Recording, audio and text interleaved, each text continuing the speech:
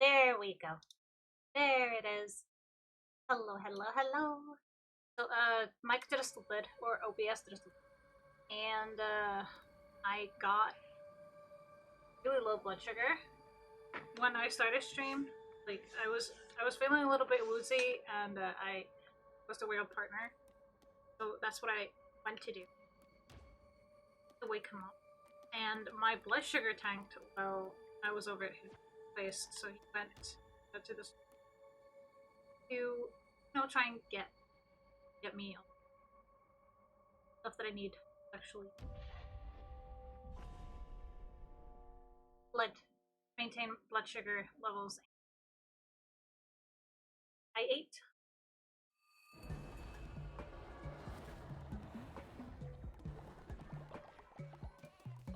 So we good for now.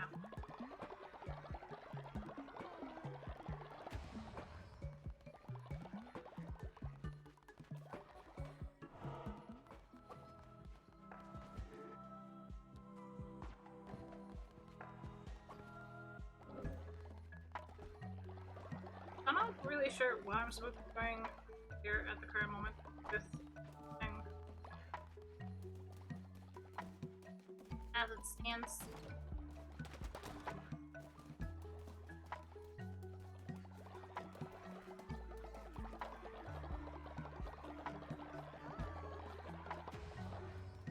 Because you guys just keep doing stuff.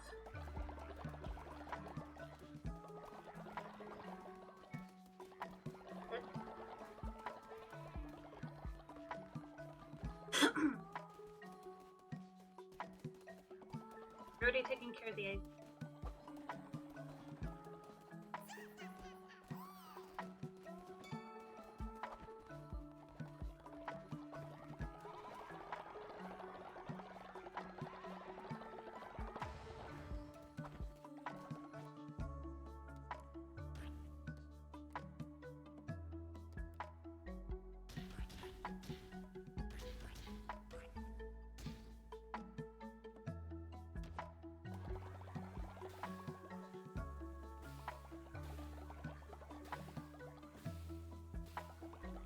Gotta feed you guys. I haven't been playing this so long.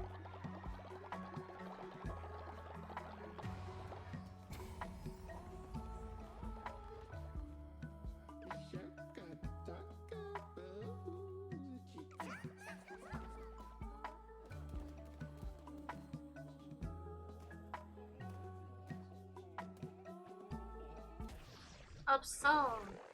Look here.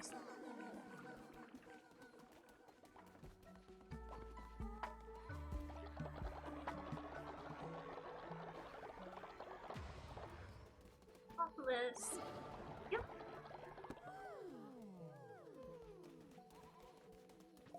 Oh. How did that happen? Okay. So view of your sin and then come on. There we go.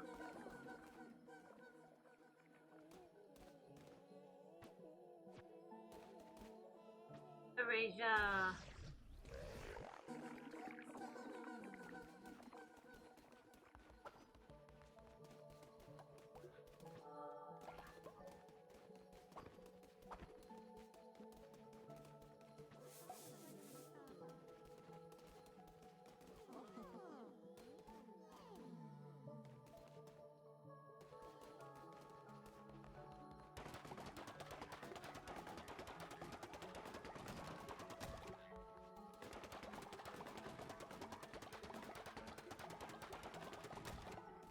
That is a lot of lumber. Both of you.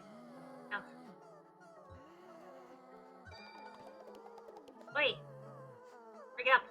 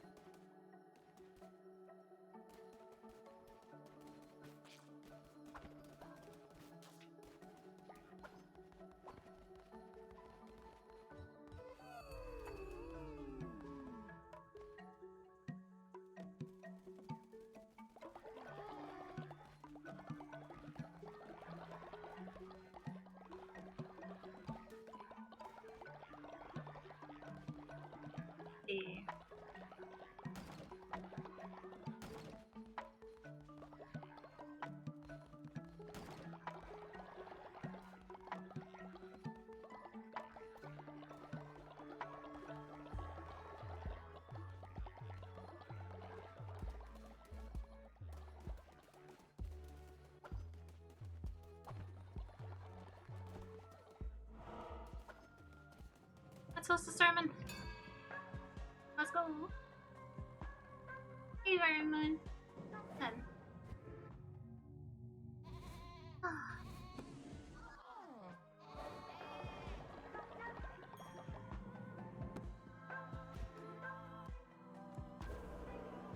See about some rituals.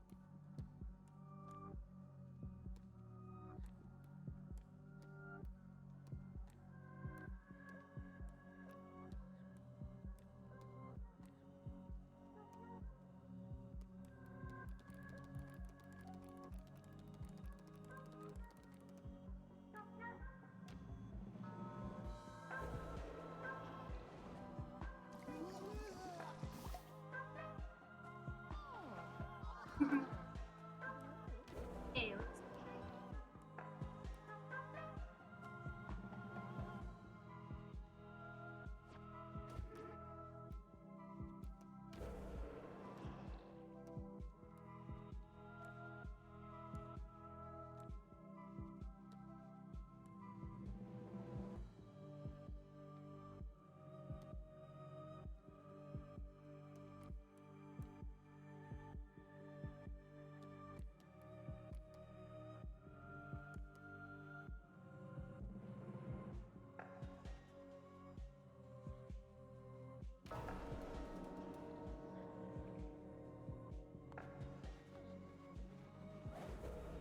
take this.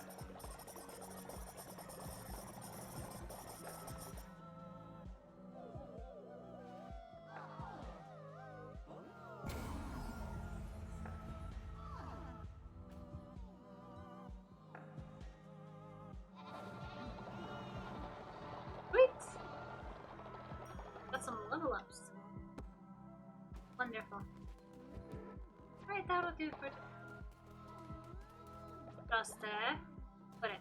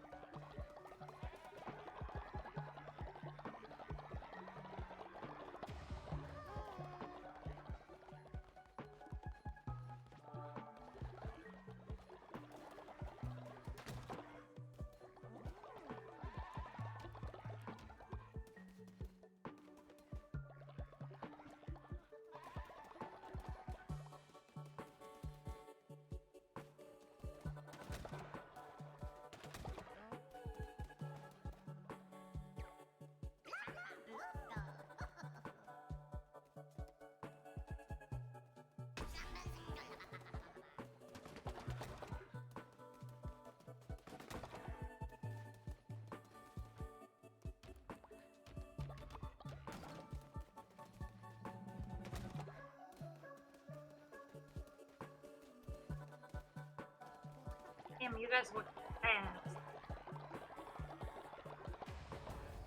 Hey, go fast.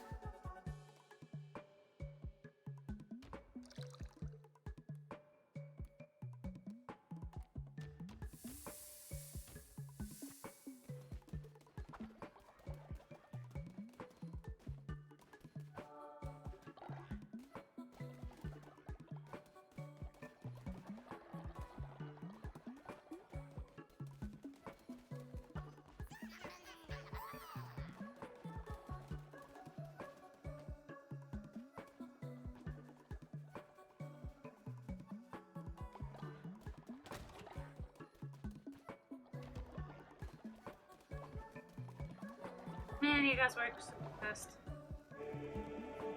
Sheesh. I've always always a space. Think about the extra space. I'm doing well today.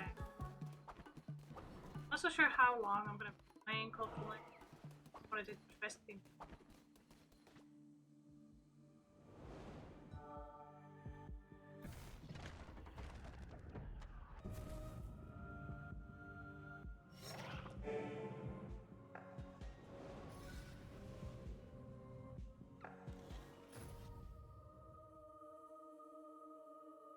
Got like I'm doing alright. I was playing level 0 extraction. Fun. That's nice. That's really cool.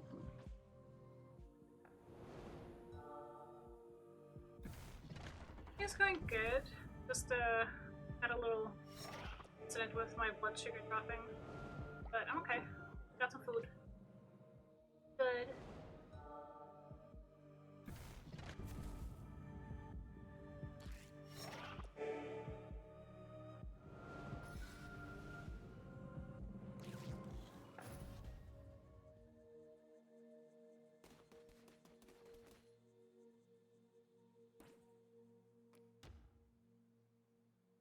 So I'm gonna save and I'm going to quit because I would like to play a different since I'm feeling more up for other games.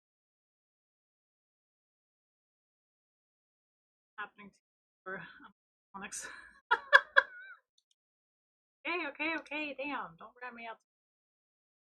Let's see.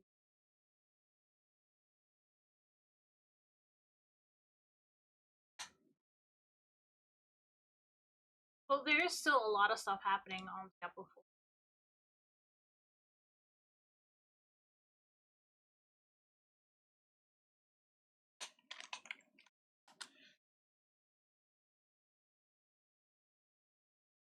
Told you, the sexiest man alive.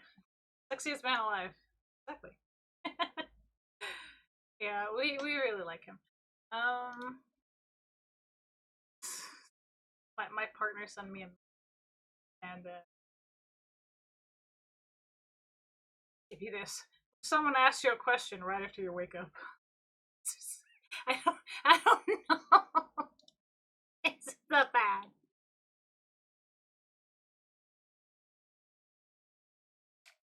Enable help files, please.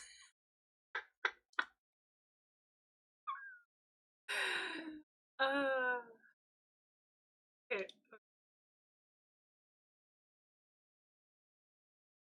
So it's not like I have trouble figuring out what games I want to play. It's just I do not know what to play sometimes because I'm like, I got too many choices. Well, fuck my life. Still be dead. I'm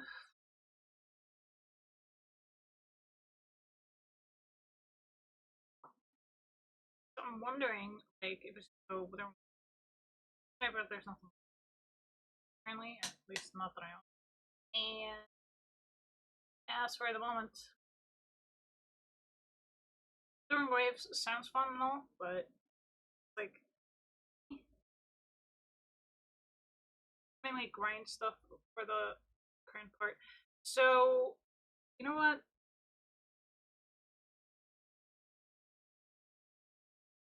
I'm leaning towards Diablo 4.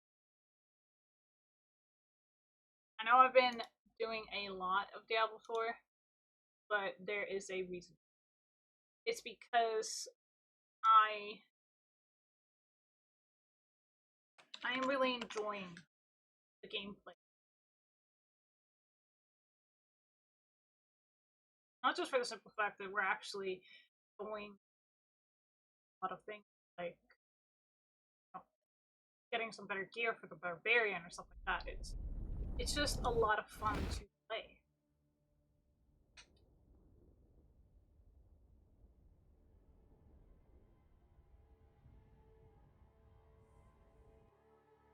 So what I'm going to do is that I'm going to go to my necromancer and I want to complete the 100%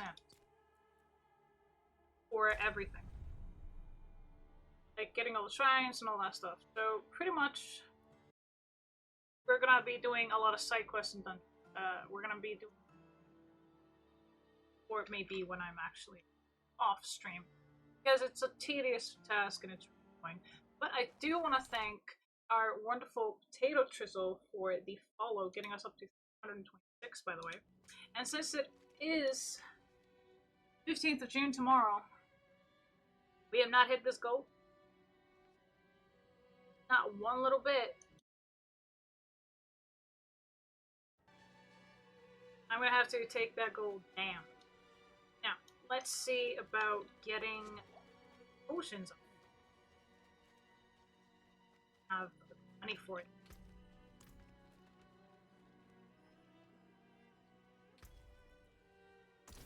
Sweet. Okay, that is up to max right now, full upgrade potions. Abso-freaking-lutely. So what we're trying to do is we're trying to complete all of these. So right now we're trying to get Skoskalin, and we're gonna be area. We're gonna try and get some side quests done to get to 100%.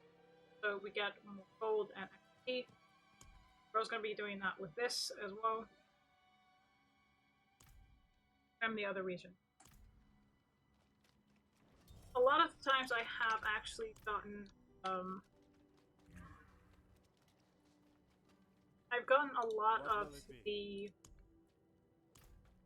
altars in certain areas, but others I have not. So this one I got all, this one I got all, this one I got all. Two of them I am like not even happy. So, but that comes at a later point. So we're gonna go to Skoskalin, which is here. I'm gonna be doing dungeons.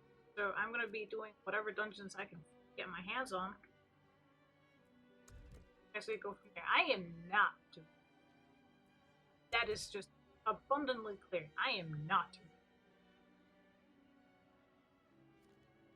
that. There's just no absolute way I am doing it. But what I will be doing is the dungeons here, but I would like to try my hands at getting the nightmare dungeons for them, but to do that I need to go to the quests and my end sigil. So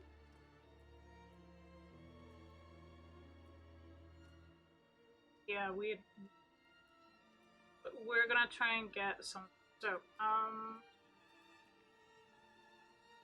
just gonna make sure that it's only World Tier 4. If I have World Tier 3, I'm gonna dismantle. I'm gonna dismantle one and the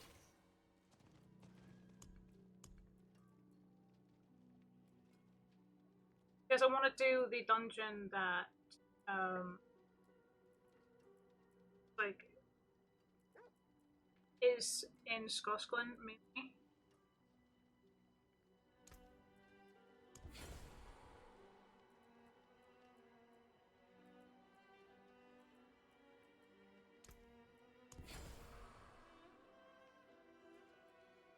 So let's see where this one takes. Is it? Right, we haven't done that one, but I'm not gonna be playing through it. But we're gonna do this dungeon anyway. So what we're trying to do with the dungeon is we're gonna try and get some XP for our glyphs. We level those up because I haven't gotten them to 15 yet. Which is one of the things that I absolutely need to do.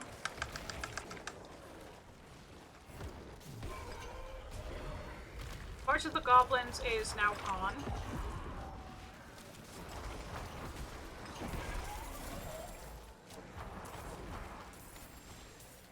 Meaning there's not goblins that drop treasure bags anymore.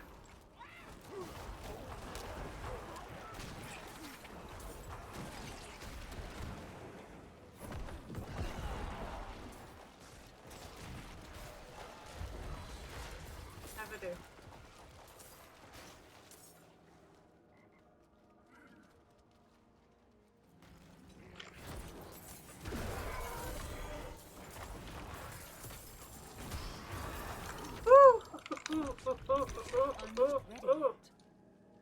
Okay.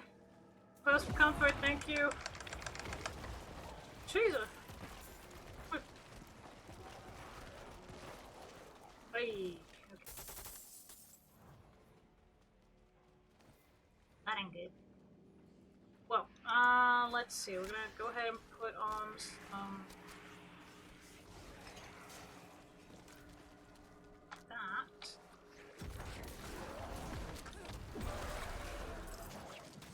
Let's see. Oh my goodness, we're everything.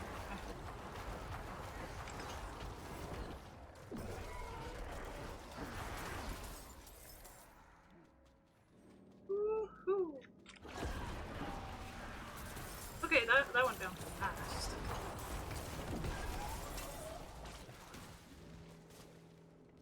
Oh, Necromancer OP is Fook.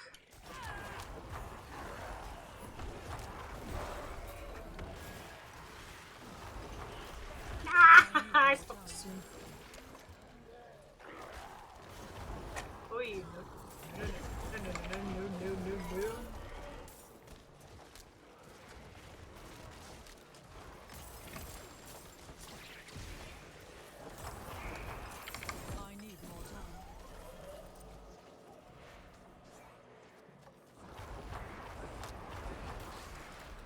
Yeah, Necromancer ain't OP at all, I promise.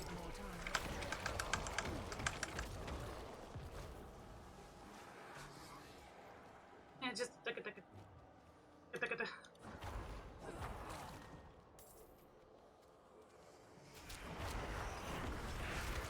Woo!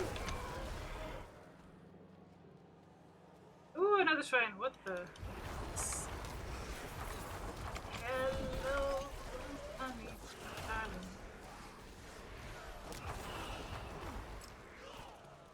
Hello, my night time. Whee! We're running around everywhere.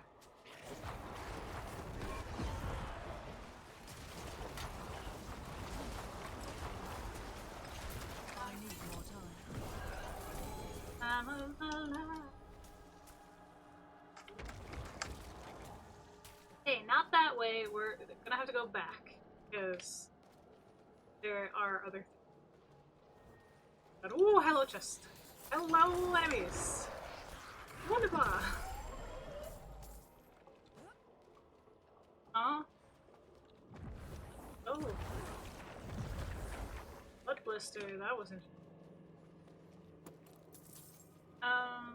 Wait, what? Hi! You're this way. Ha! Ooh. I'm booking down now. Hello, fellas.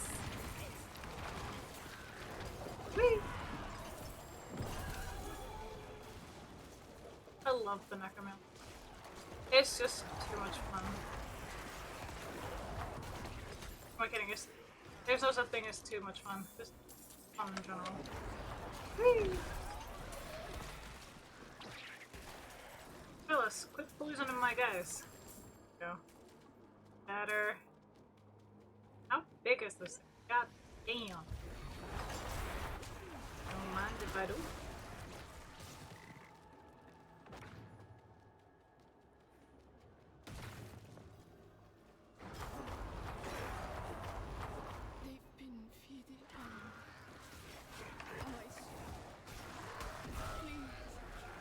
Take it back from me. Let it in.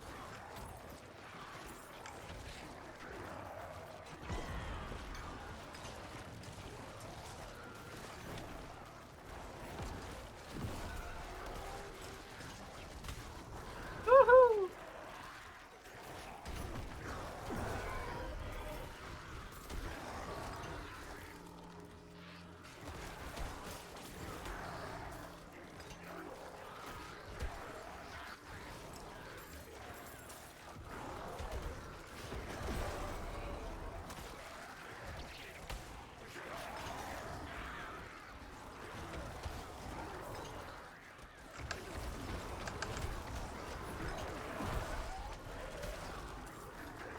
You know what? I don't even know half the stuff that's going on right now, but Such power.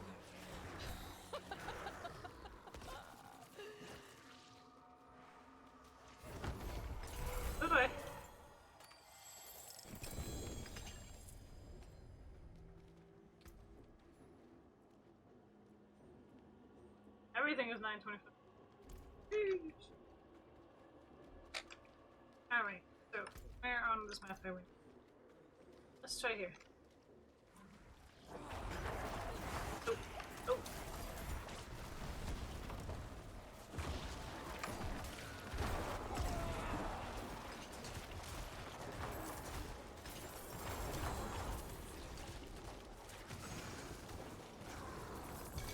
Hey.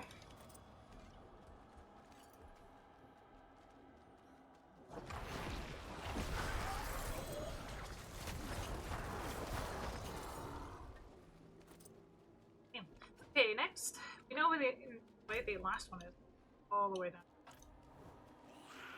Wait, what? Hello. Eat my golem, eat. Take care of the blister.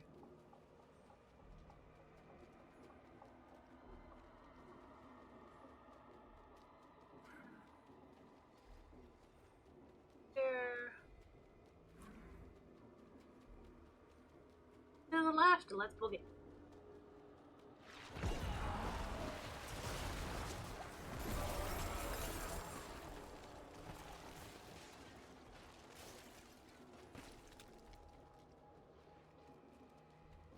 Okay, so now we need to get way over.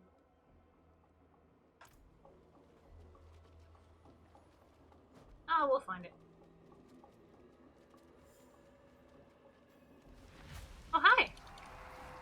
Okay, so this is the correct spot. No, oh, it's this. Oh, it's right. Oh, this should be easy. There we go. Sweet! Take all of that. Much sweetheart. Alright, let's upgrade control to 15. Let's go. Alright, next one is control. That to high level as I can. But it. Now, let's see.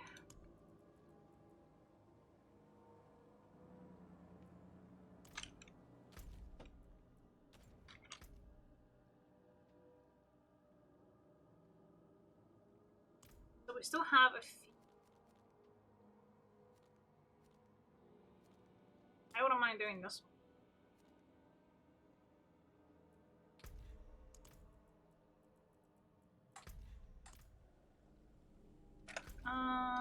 Let's see. I do actually need to go back and get rid of the stuff in currently at the stand. Now I'm gonna go ahead and check out the necromancer I have, so I can actually go over some paranormal. Got like two. If I'm not mistaken. I press A, we got two. So let's go to Paragon level. So currently we're on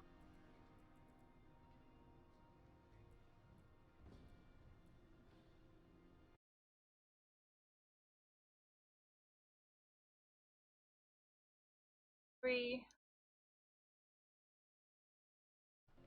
So we're currently on 5. I'll be getting this one, and then here. This.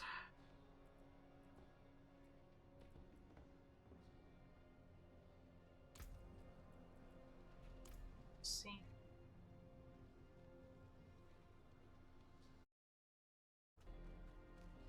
Hello.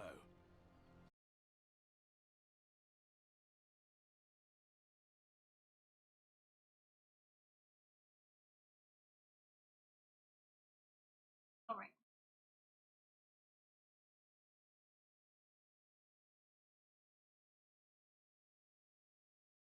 That again.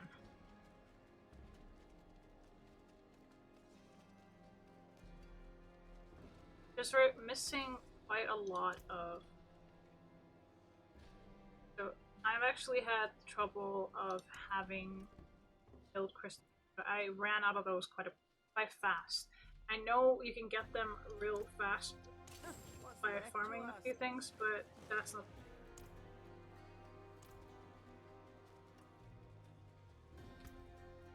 Okay, let's see. Go over.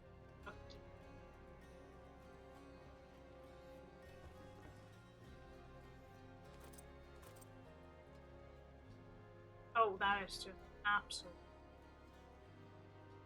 Lucky hit chance of fire resistance.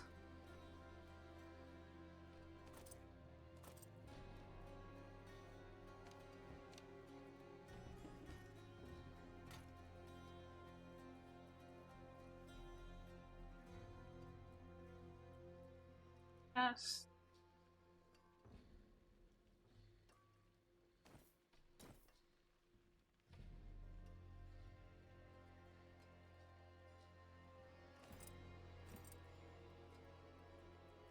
Anyway. Movement speed, during step.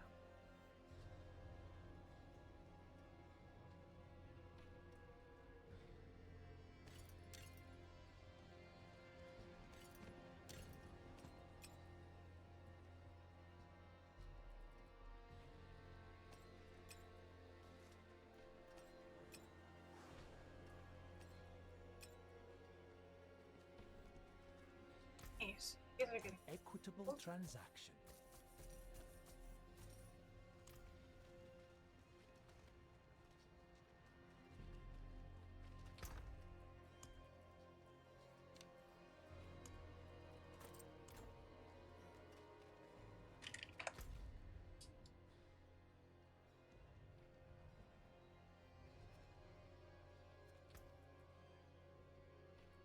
and more like but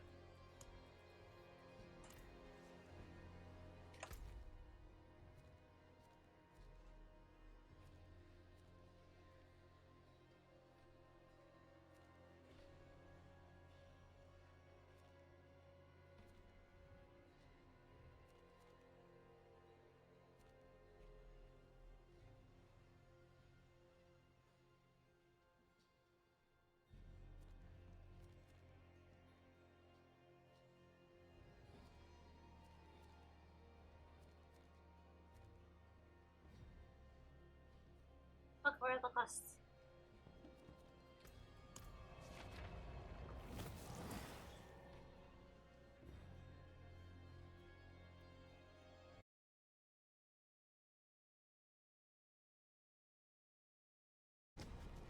Did do some side quests.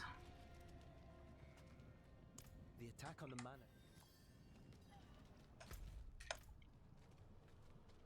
There's actually what am I doing? I run faster than my when I want to mount.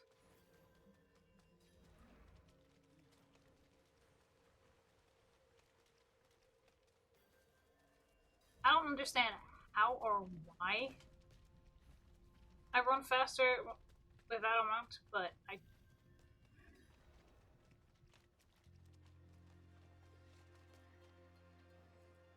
Poor man.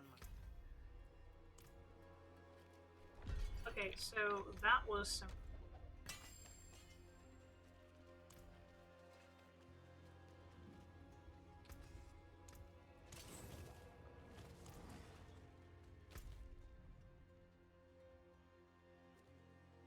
I need to go to places and see where there are any sort of quests, but otherwise we're just gonna go to every dungeon.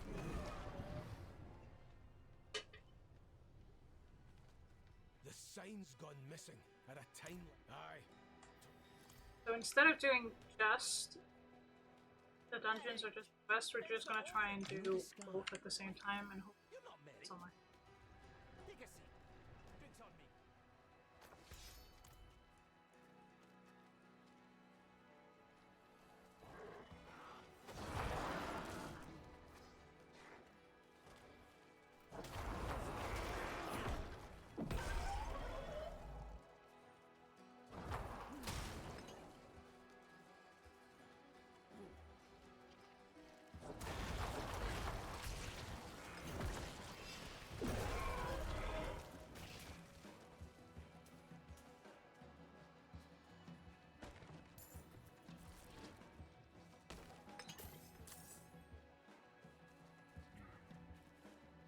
Wouldn't be doing this alone if you didn't. This here trophy?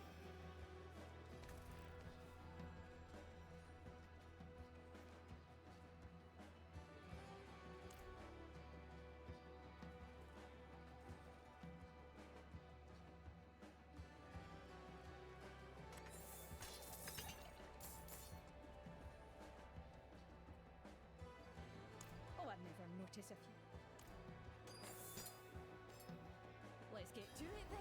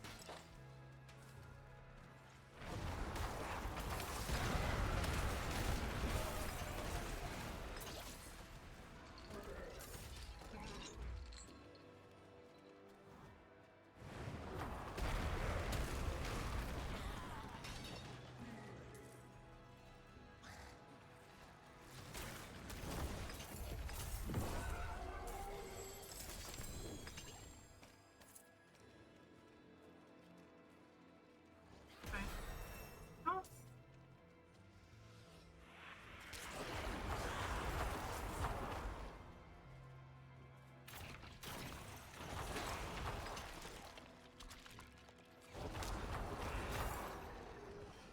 Might as well just run.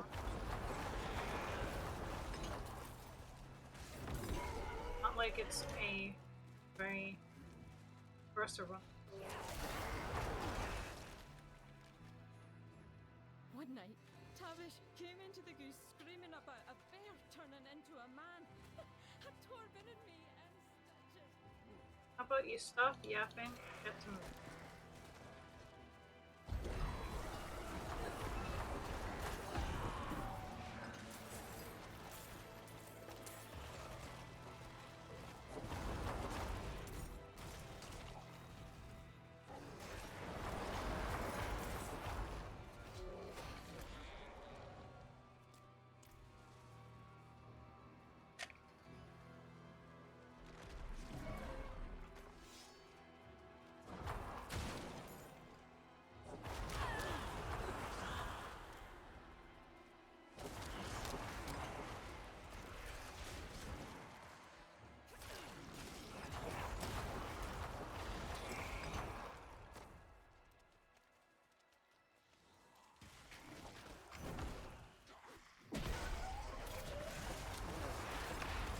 I'm not ready yet.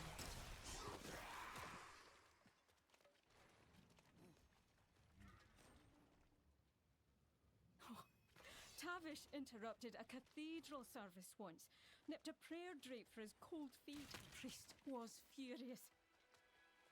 Tavish needs to fix it. That's not too far.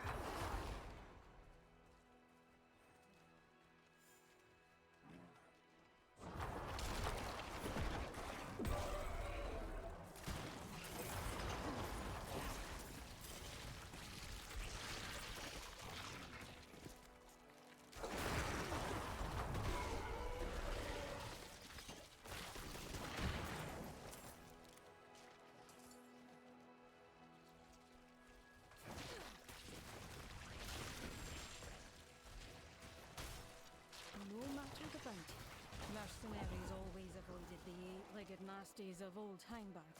But Tavish was no coward. He swore he'd climb the old crane and show them who's high and mighty around here.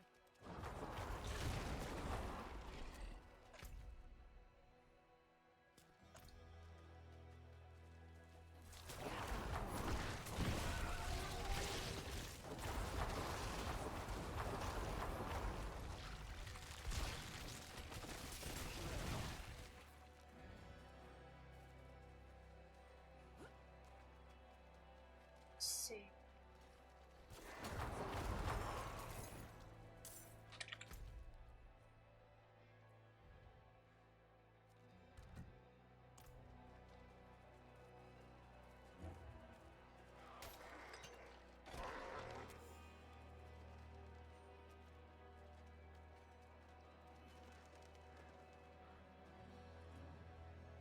deeds are done to... I didn't do this for you.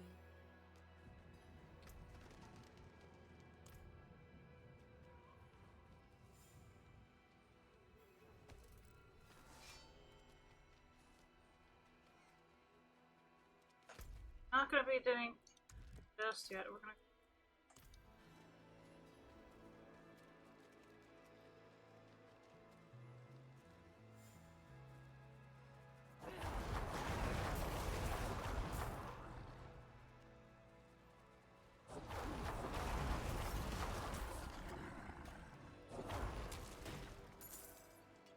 I'm gonna go in there.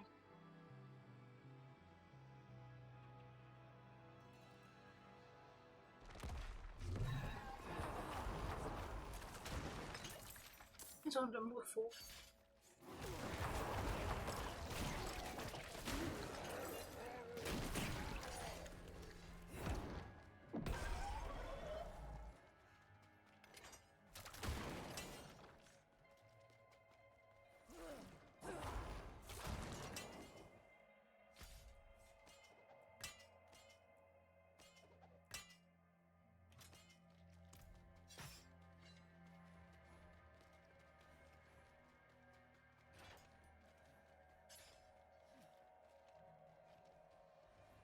Okay.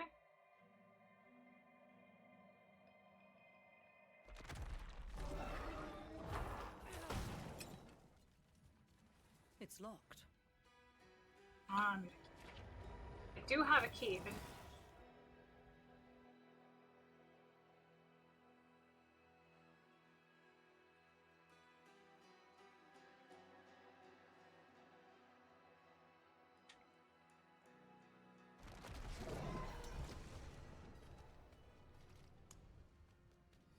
Partner was places.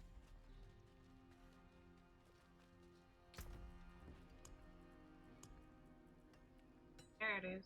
There they are. What's left, you ask?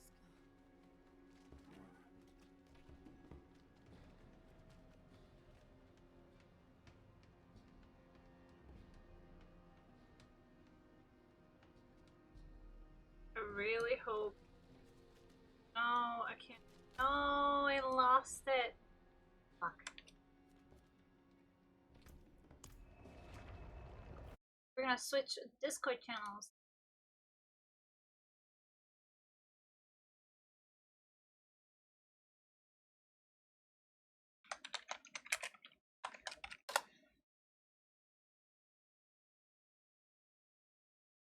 Papa.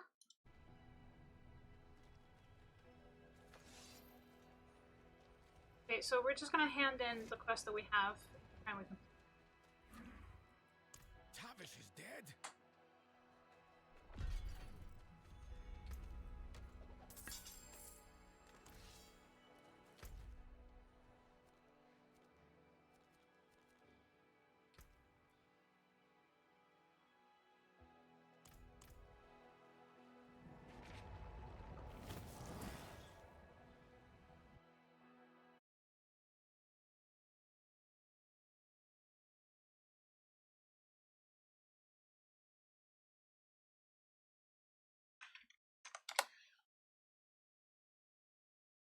Okay.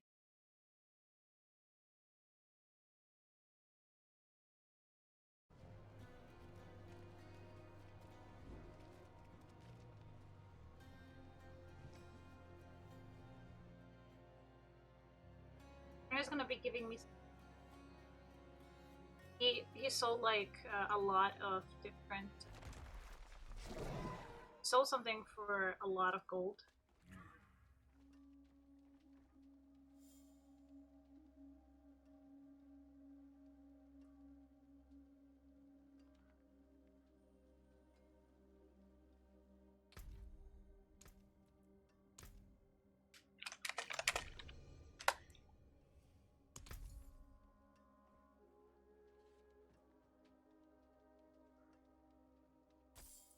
Oh my goodness. What?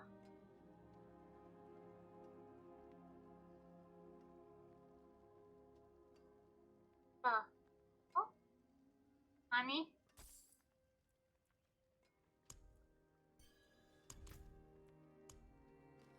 Oh my goodness, now we have a lot more gold to go on.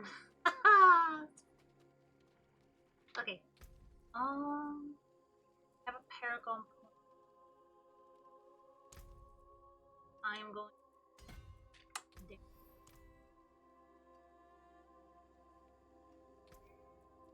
Going to party. I would like to do stuff that I was doing. Yeah. Actually.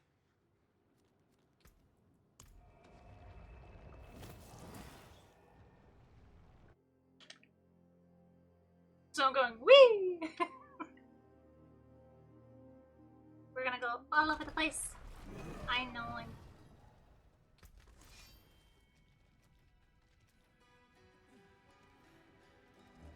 That's me. Destruction. Yes! Unzip. Hopefully we can find that chest again.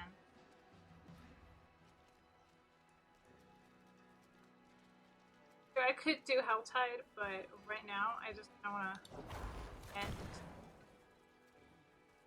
and get the reputation for Scrolls Clan, and then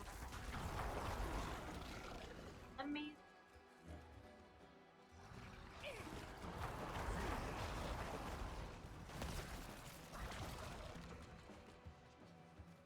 Like, sure, it's tempting to ask for help with reputation farming, but for me, I want to do it myself.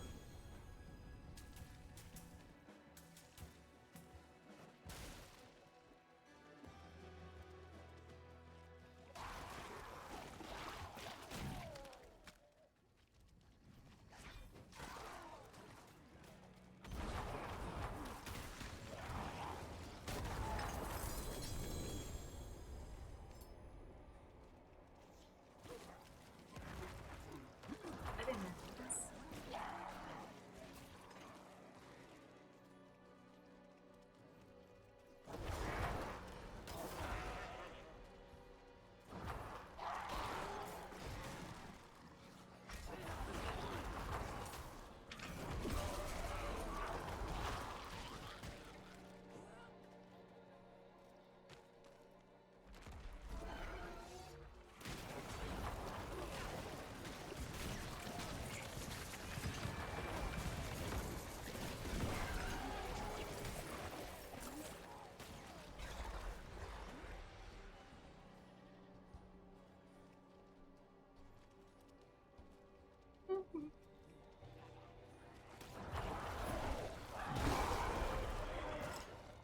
Cool. For me, not for them.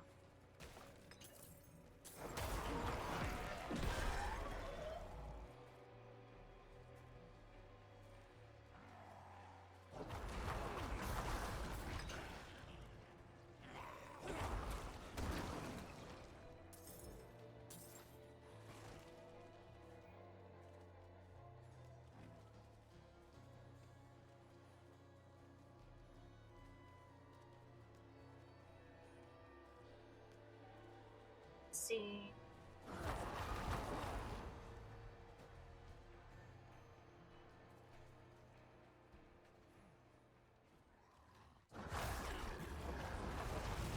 Did I get to a safe place first? Honey? They told me that they were in HVC though.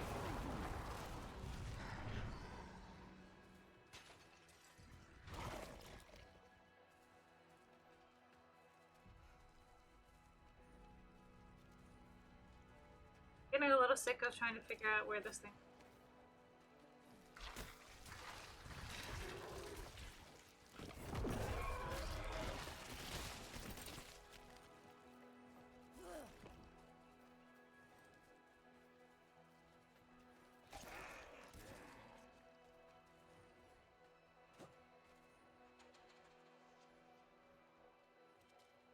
Here.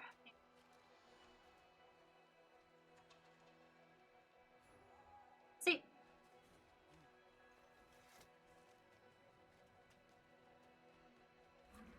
Hey, here's your giant demon. Oi! You got one! This will show that smug.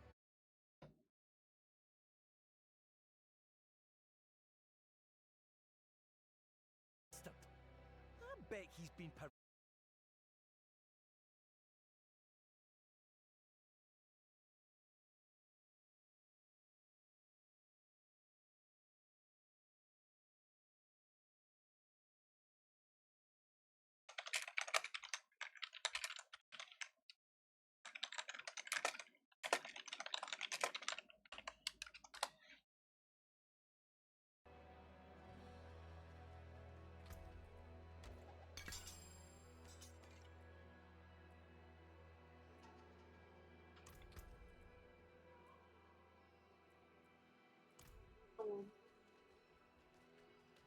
Anything else?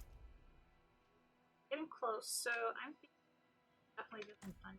But Saragar and actually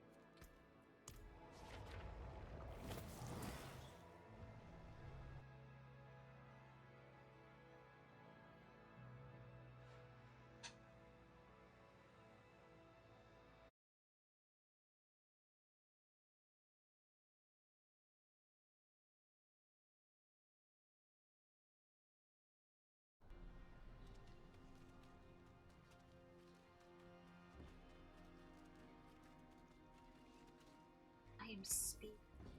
Much thanks, friend.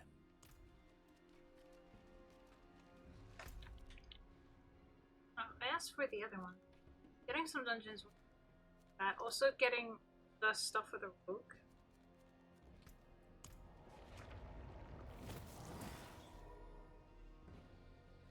Oh, for those of you who don't know, I put up some badges for you guys. I did say they were going to be for the, but I just wanted to put them up a little bit sooner. You have something.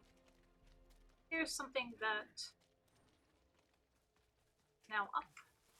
That is, I don't know. I just wanted to put them up before I forgot. Look at this. That was it. Before we go to the dungeon, I'm gonna go ahead and do the quest line because, like, birds one stone.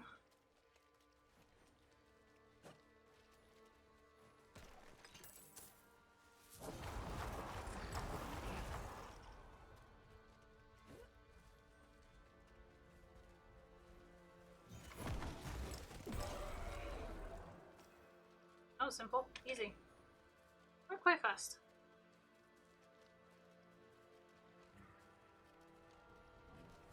There's a lot of fun stuff to do, but obviously I will be doing more dungeons.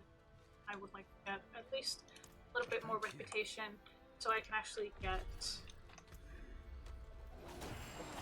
free things. You know, actual benefits like more Paragon stuff or more Paragon things and extra gold XP.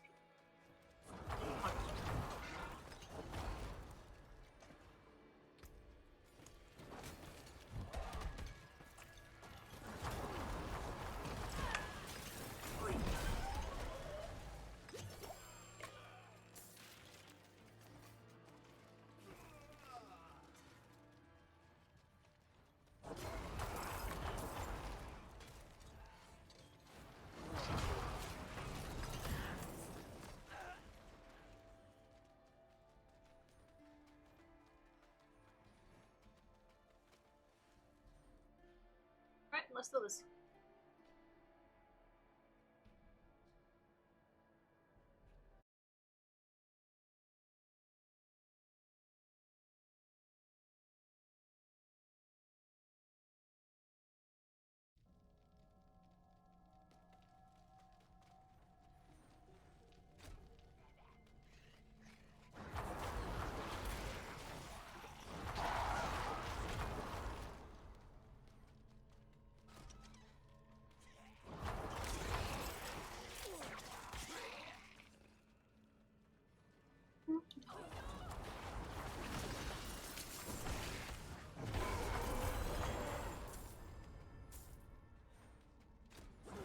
Obviously, stuff hurts.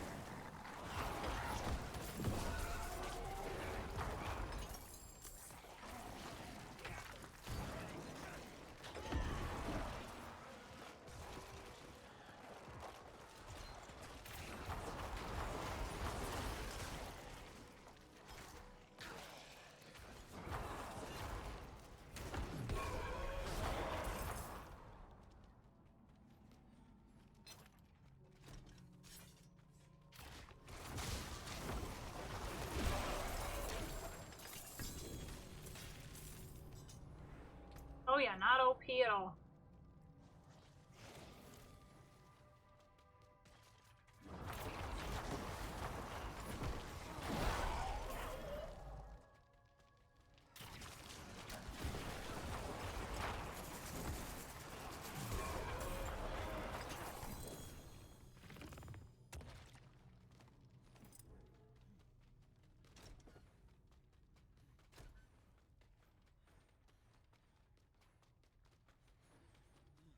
Find my out of this man.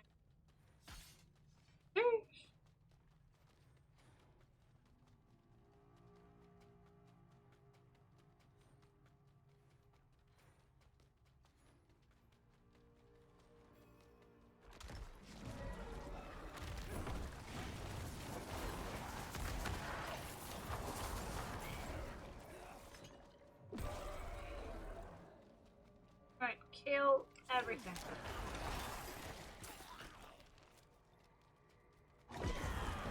No prisoners!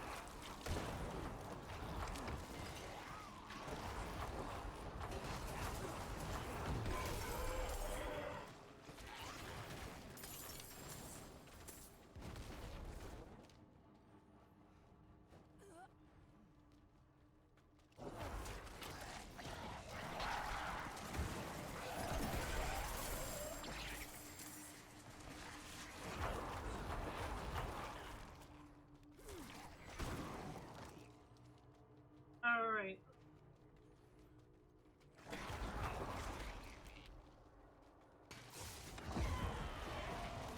Feed. Feed.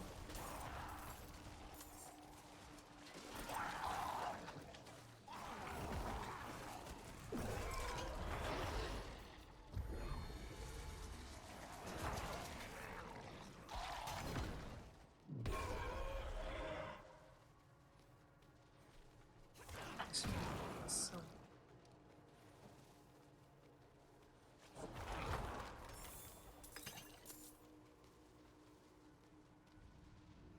well, time to clean house. Okay, we got 15 more enemies. Let's go. Let's do it.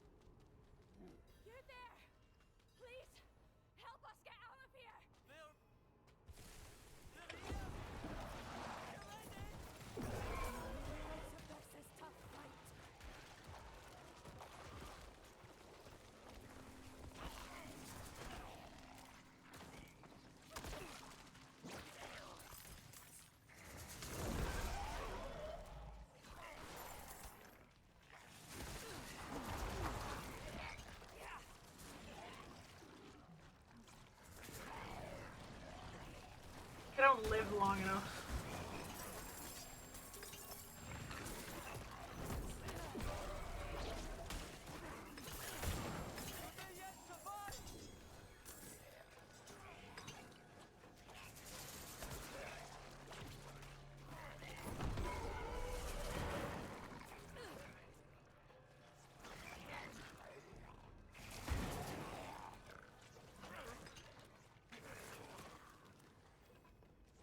Take this, my friend.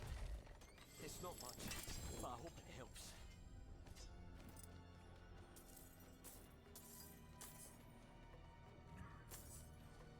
Take all that gold. Please, thank you. That's. Oh yeah, that's fine. Oh hi. Okay, that was it. Sweet. And we got that dungeon. Wunderbar. Oh, we need this.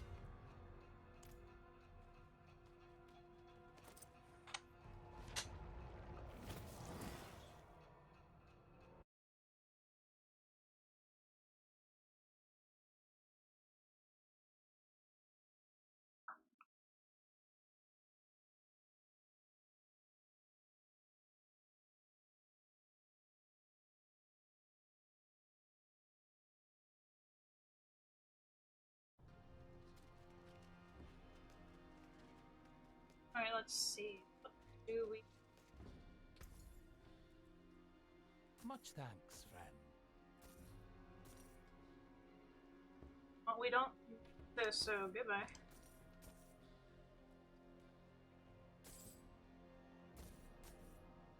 Nope. An equitable transaction.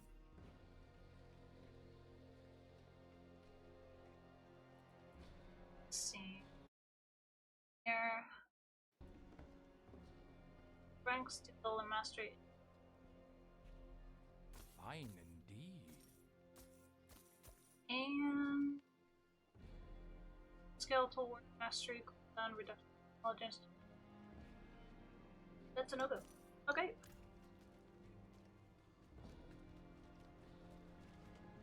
How are we doing so far? Alright, getting close. So now we just need about 3 more dungeons. We don't have to complete all of it to get to the 100%, but I'm gonna try and get it as close as possible. So what I want to do is go over the kind of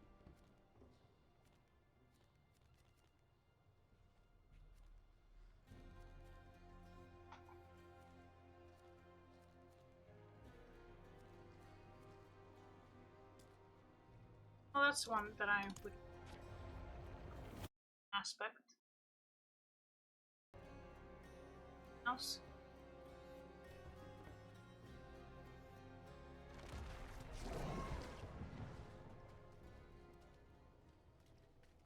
Okay, there are some quests here.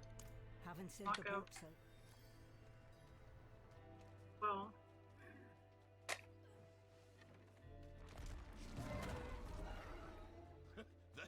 The whale was on us. It was my best mate. because if they are on the way around the area, then not so bad to do. Because we can actually do these quests, one dungeon, vegetation farming, or those ones.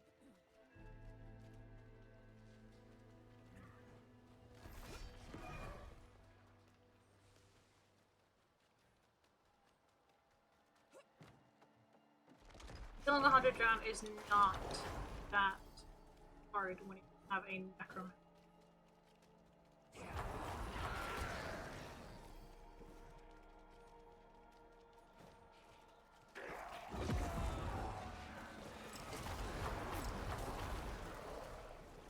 It is quite simple.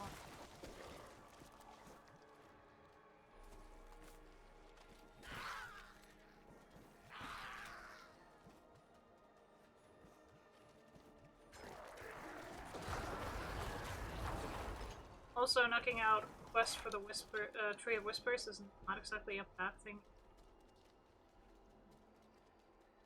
So we're kind of just doing. Sure, I could be doing seasonal stuff, but I've already done most of it. I'm just trying to level character to 100. Sure, there are easier ways to do that, but currently, patient farming, I just thought we'd actually take God in the Dark and just go.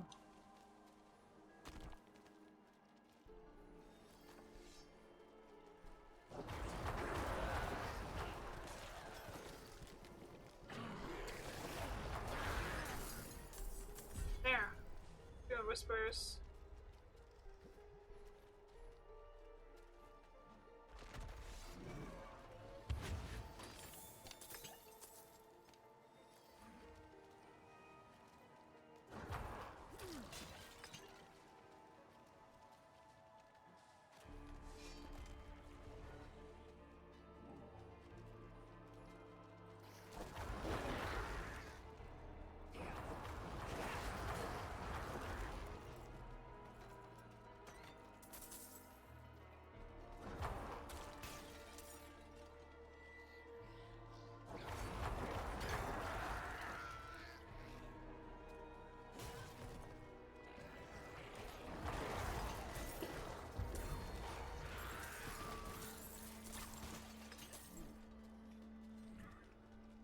We're done with 100 rounds.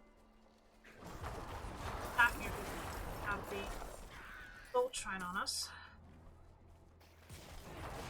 Trying to get as much gold as possible. Yes.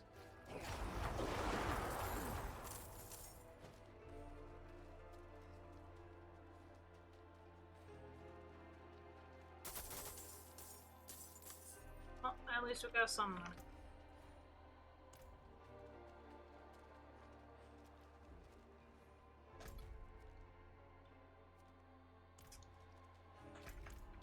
We're just gonna go ahead and back. Okay.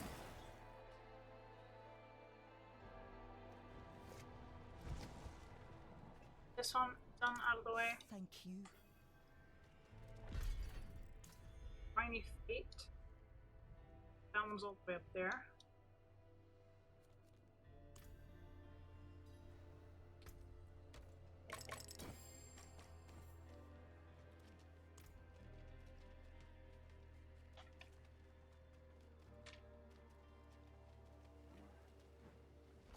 We're still gonna do that quest because then I only have to do.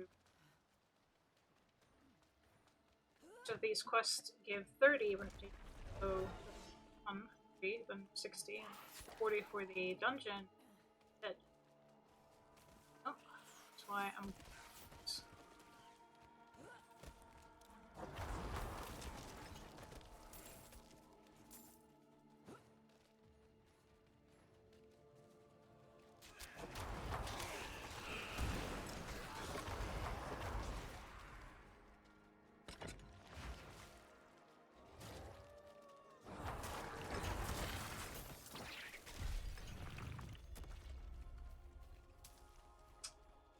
Almost done.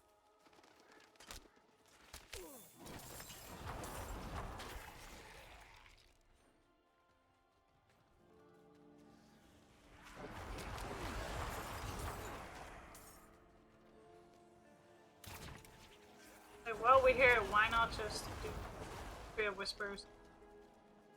If we actually get something. There's some get more stuff anyway.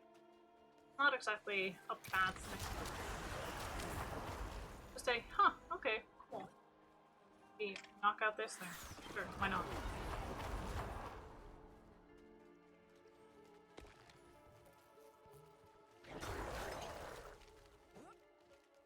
Might have to go back for that one, but not in.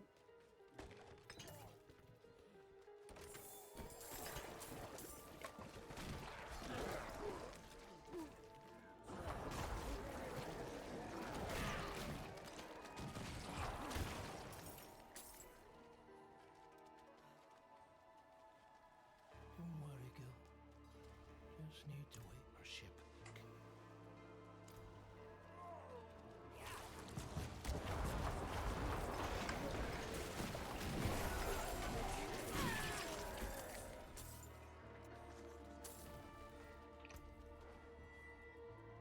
It's gonna dismount.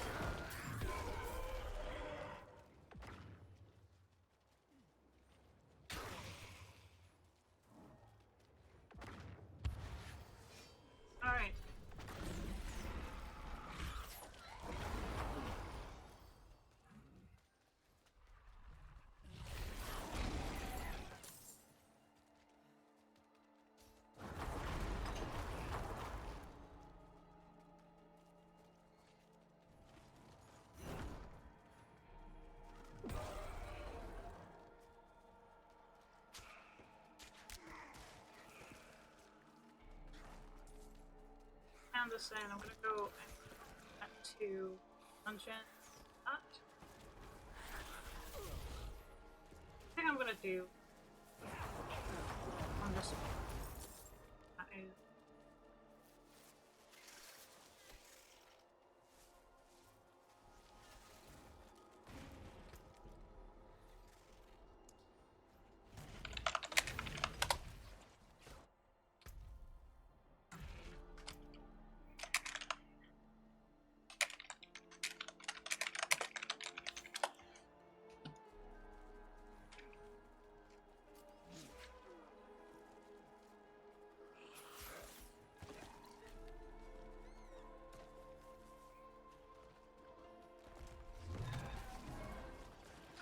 Oh, they're in the private. Okay.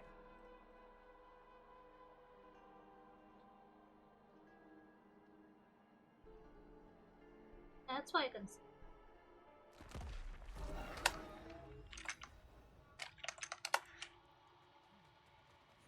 They want to have like their own voice time or whatever. I'm gonna stop. No point.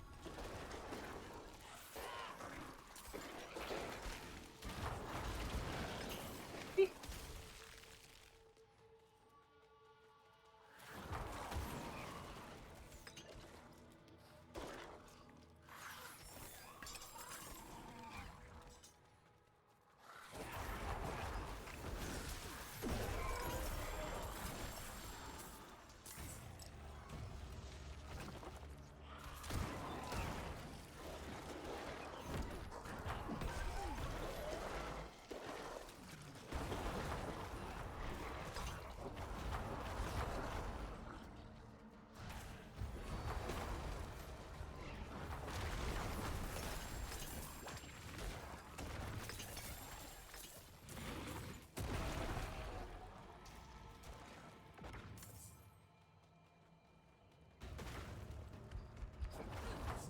Hello, Butcher.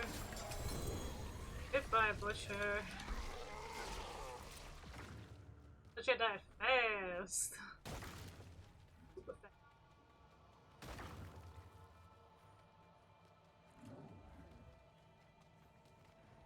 Wouldn't have made it without you. We got separated. My friends were cut down. I won't last on my own. Can't take any more.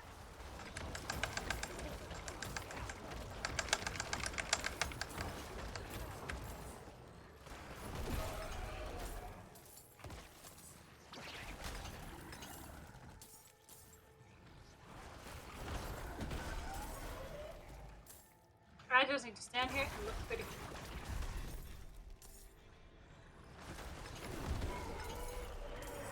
Slay 5,000 werewolves.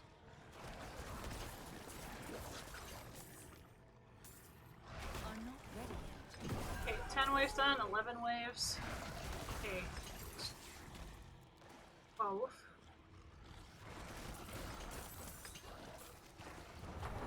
13.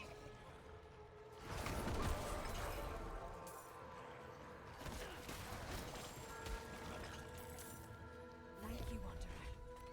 Without you, I'd be dead. I know shit, Sherlock. You would be very dead without. Goblin! I do not care that they don't drop any like treasure anymore. It's just goblin dropped stuff. That's it. They still drop and good stuff.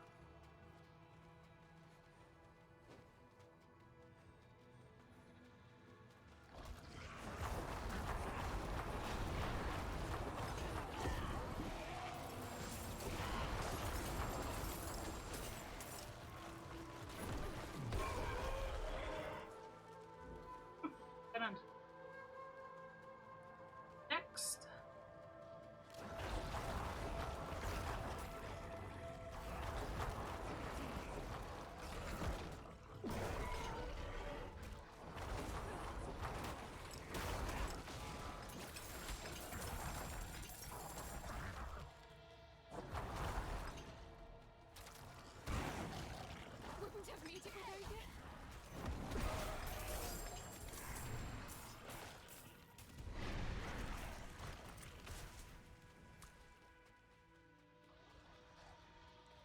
clear this whole thing. I don't go into a dungeon and not clear the entire thing. Okay. This is not how I do it. I clear the whole thing, or I don't do this at all.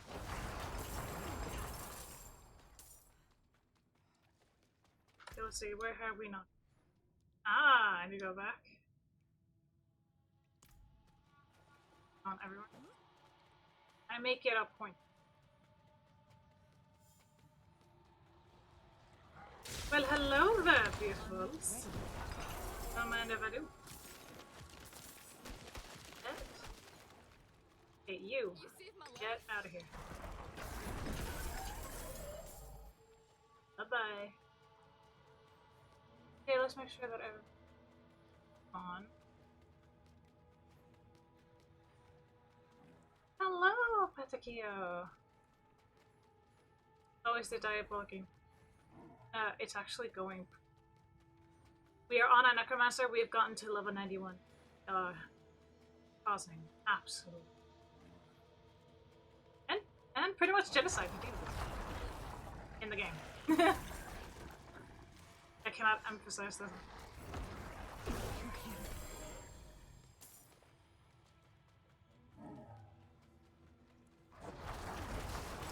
Yes. I kind of like it, if I'm being honest. It's kind of like, oh, that's so cool.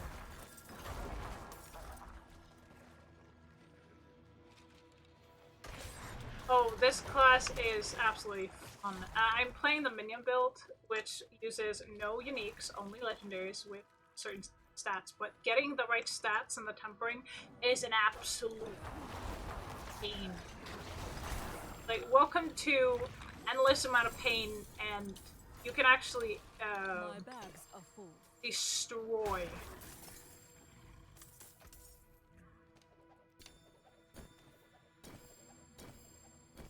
your legendaries by having the wrong temper or the wrong stat. It's awful, but it is worth it. It really is. It's just a pain. Currently, I should not be picking up any of these, but I've just been picking everything up.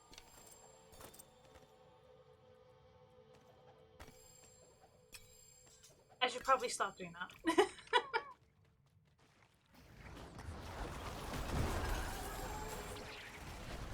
We are going to get a new class for Diablo 4 that is going to be called the Spiritborn. It has to do with Akarat's tomb, and we're going to the Aztecs.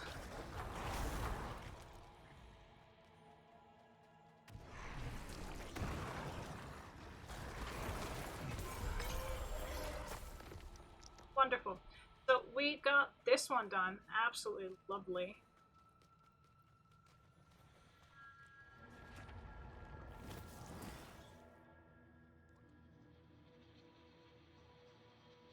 Hope you're doing well, Patagio.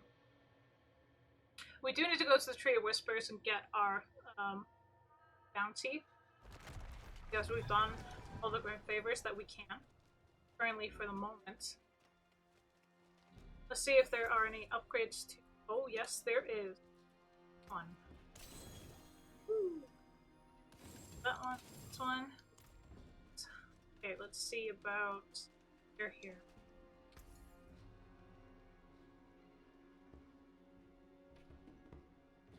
Much thanks, friend. First them up, so no.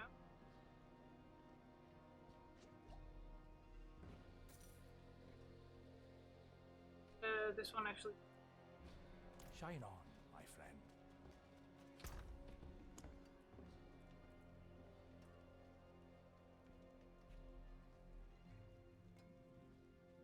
Someone needs to get sold.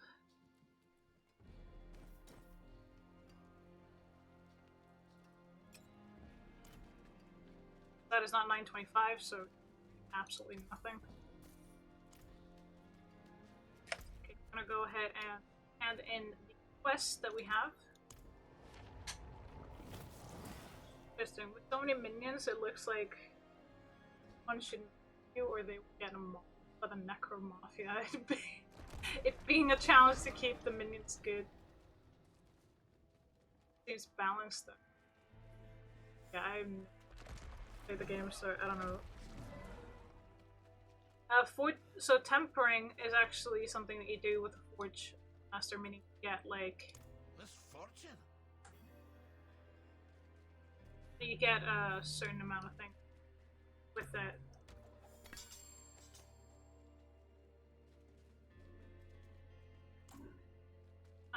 Let's see how. Really? We're 5 away? Are you kidding? That should have been it. It's the area thing.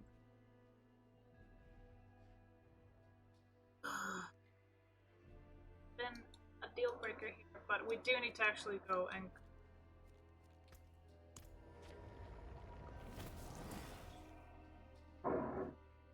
Get out of the shower and now eat breakfast. As well. I'm doing better, yes. I had my blood sugar drop, so I had to send my partner to the store and get me some food because I was actually kind of like, honey, sorry, but I'm gonna have to actually ask you. Always back. Okay, we got another paragon level. My goodness. Okay, 925. Selling.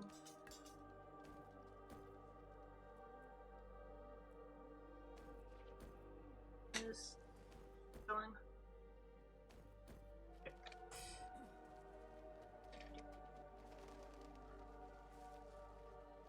I'm still gonna check if I can upgrade any of my. Nope. Okay, no aspects to be upgraded from any of those, so. Yes. Bless and thank you. Blood sugar problems? Okay, though, that.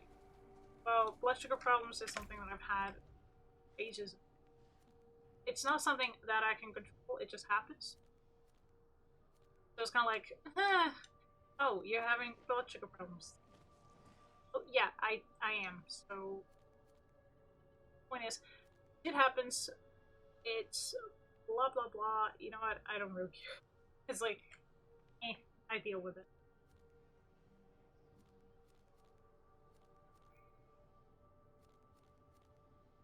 Trying to find a dungeon that I actually want. It's not always easy.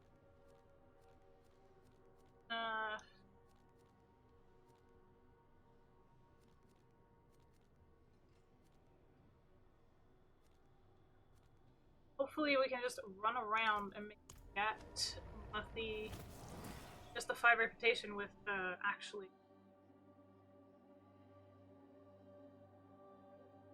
exploring. You only need 5 more reputation. And I feel like it's kind of a waste to dungeon and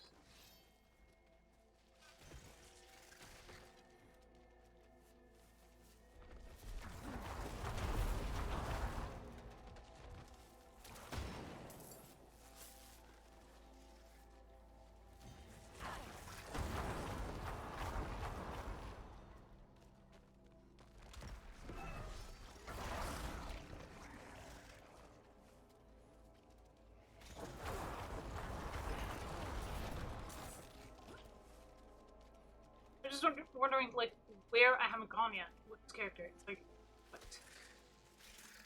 I feel like I've been everywhere.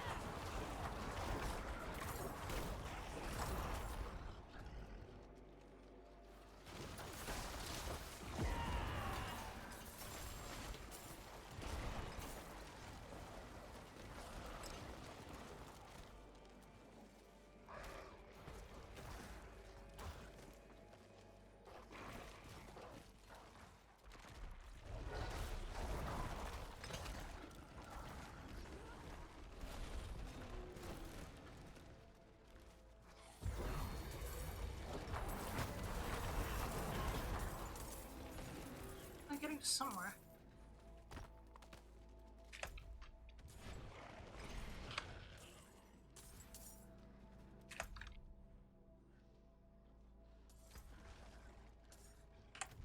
Where have I not been? Oh. Probably want to be.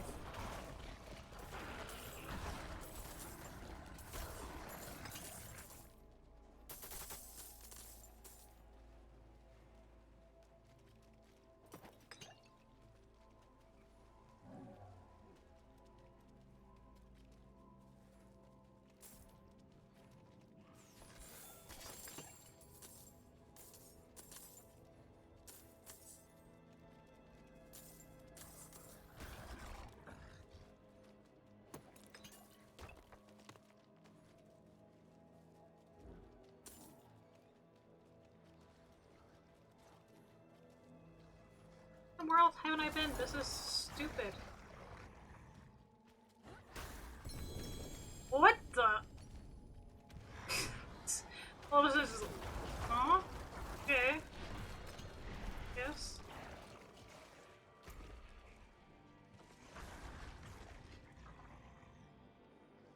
So annoying.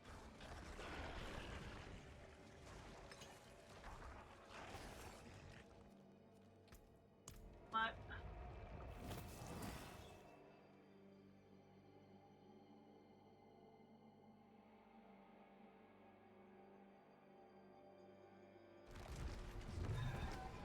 The demons think to frighten us with their little storm, but we know better. The rains belong to us. Gold will actually.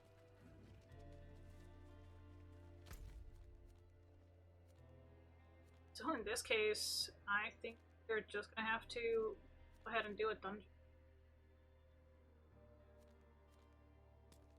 Okay, let's take them.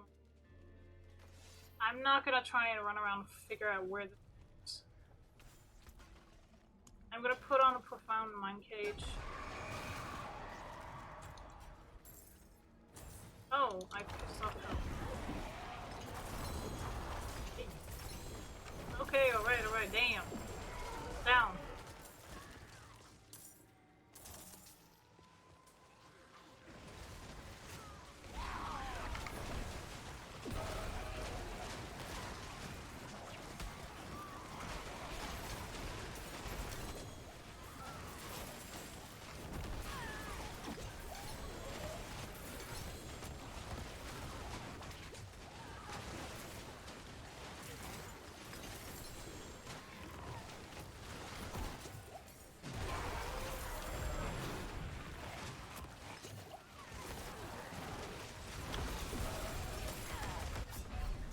Oh, this was a bad idea.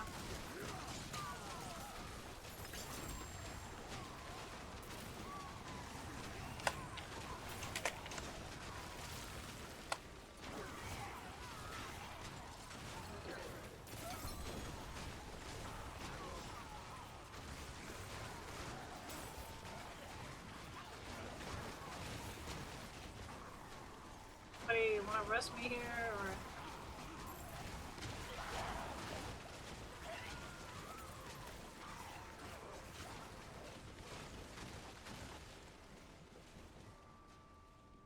Dude.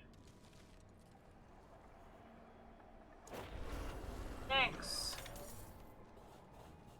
You arrest me a hell of a lot sooner.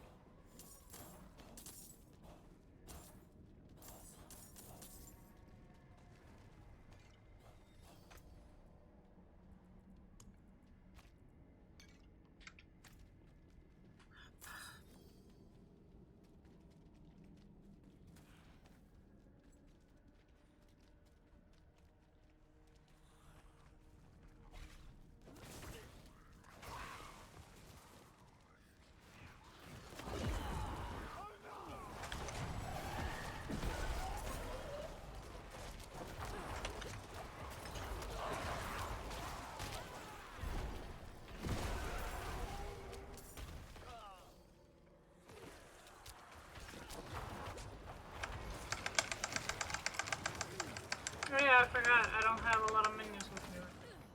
Because I died. I was thinking, get some.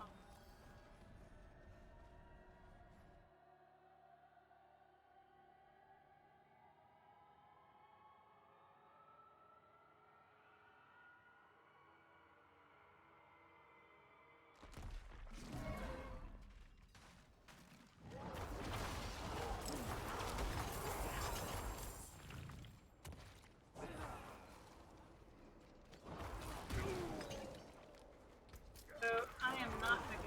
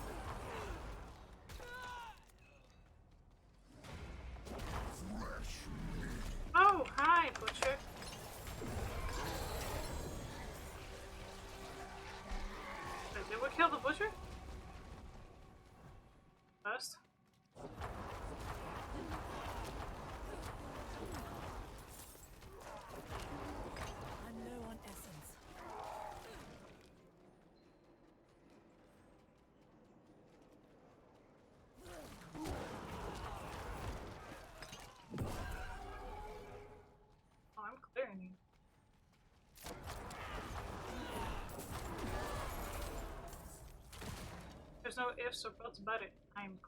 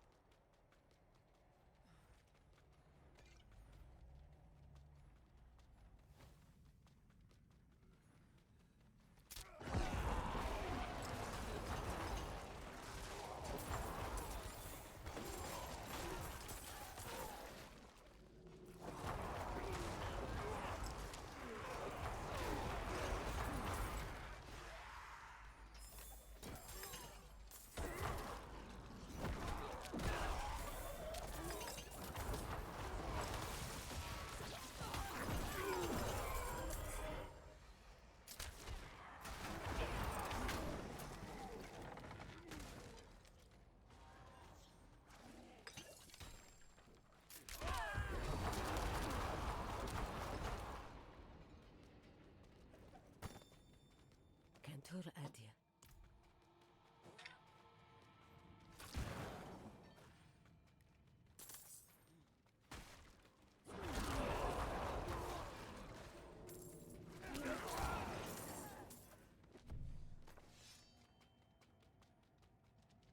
wasn't bad enough that I was super fast on my own. I'm even faster with it.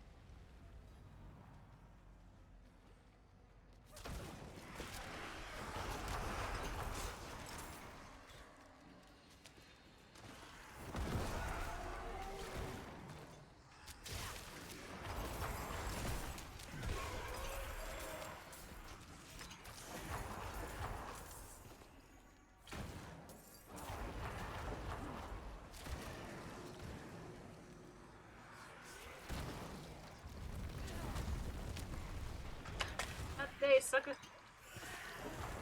I'm not ready yet.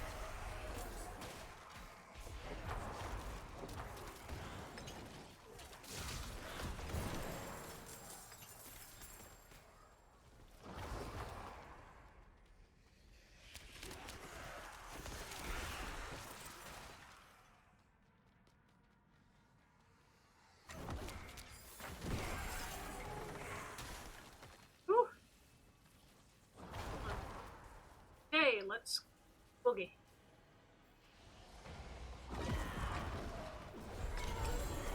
Goodbye. Wunderbar. That's done. Next one is this one, but we're gonna save that one.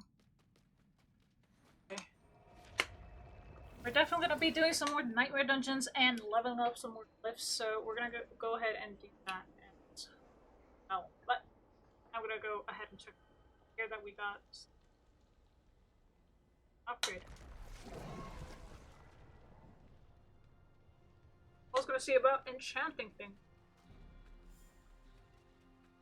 Another I thing. forge more than horseshoes and nails. Okay, currently, What do you need?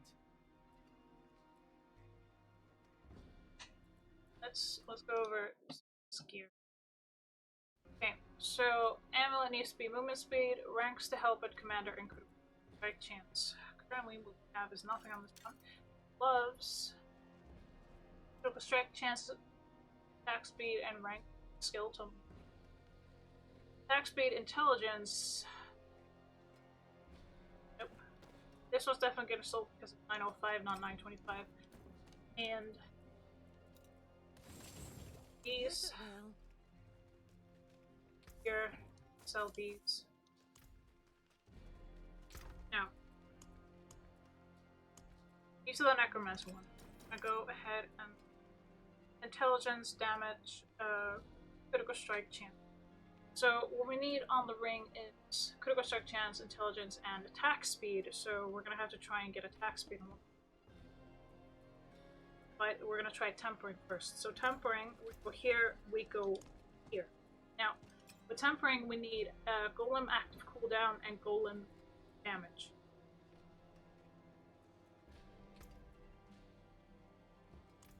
go this one. See if that works. Nope.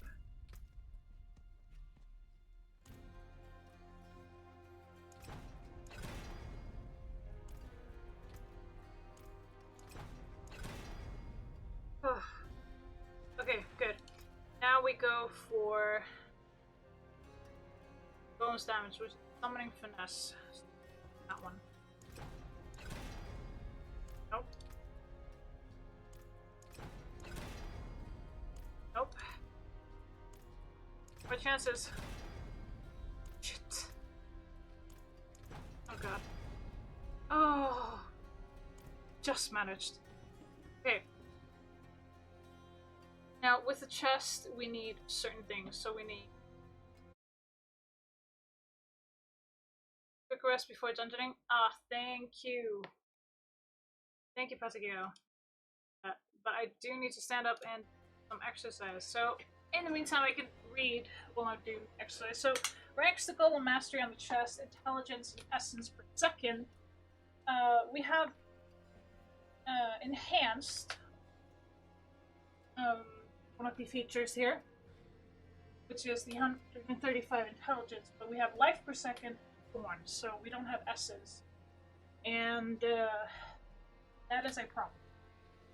So we're gonna not think about the chest and leave it. So there's that. Thanks for the care package, but the first care package of the day means I need to do squats. Just good. Thank you for that. Checking my posture. Get kind of warm. Whew. There. Alright, so.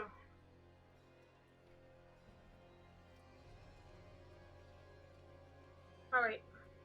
So we're gonna go ahead and put this away.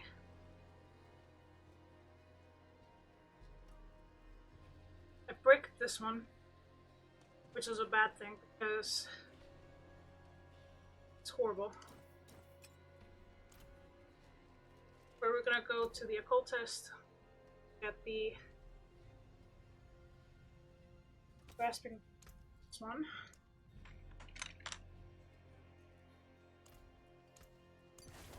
And now we're gonna try and enchant. Now, this is gonna suck. It's gonna suck very much because we're actually going to have.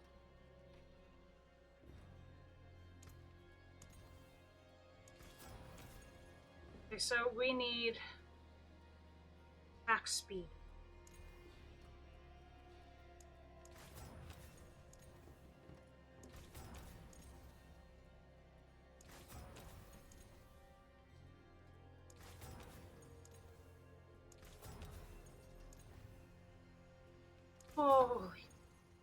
Oh my goodness, that is amazing. Okay, we're gonna put a socket on this as well. Right on. We're gonna have to go to the jeweler. Brighter soul. This lovely lady.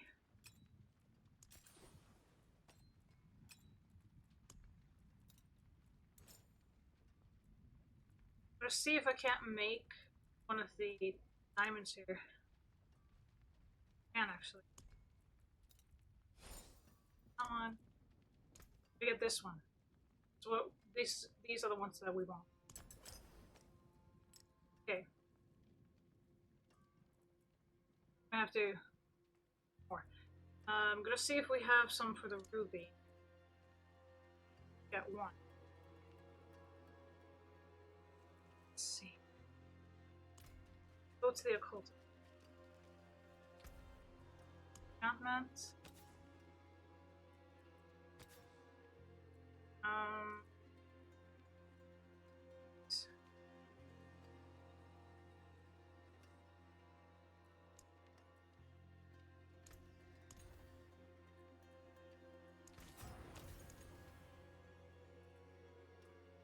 Thanks to Skeletal Warrior Mastery.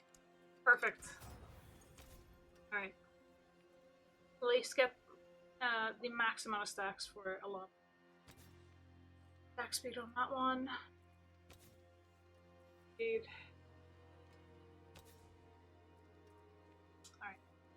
about this one?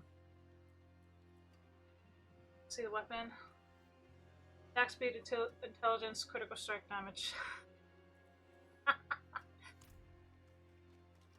Okay, masterwork. Now we need these. Okay, we get masterwork one. The one that we have stats on. Let's see. That would be this ring. It has the golem active, intelligence, attack speed, critical strike. It has everything. Getting that masterwork, absolutely. Alright. I sell the other ring to this guy. We still have a lot of gold to actually work with, but that is just perfectly fine. Alright, Paragon level. Paragon. This way, and then this way, and this way. Okay. Now we need this way. Hang on. This way now.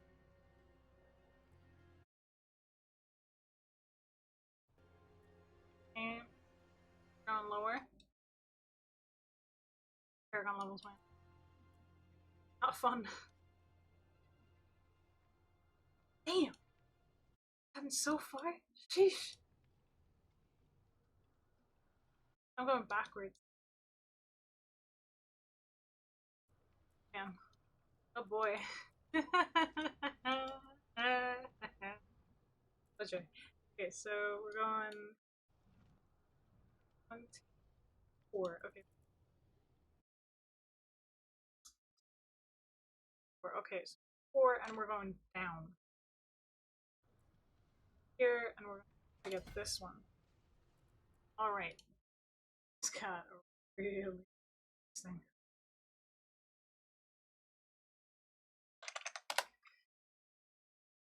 Oh.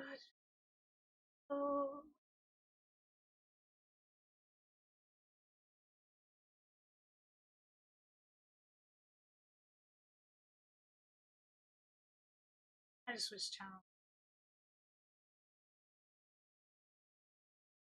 Let's see.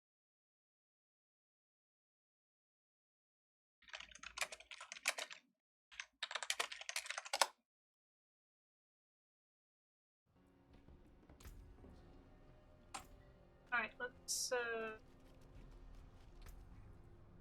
Alright, so we need to get some dungeons.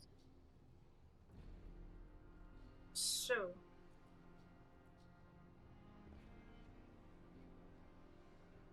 let's do one that actually is fairly easy-ish. Just to get like some sort of traction. Things that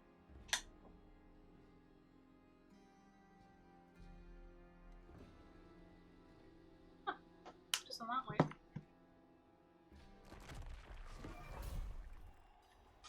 Just the clouds that make it seem darker. Okay, so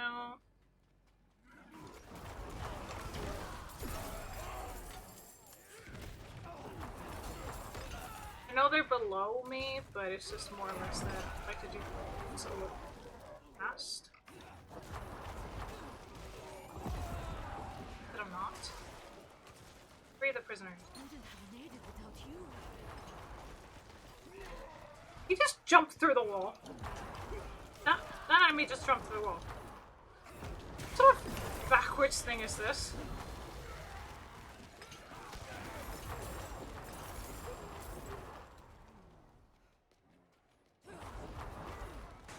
No, me, the prisoners!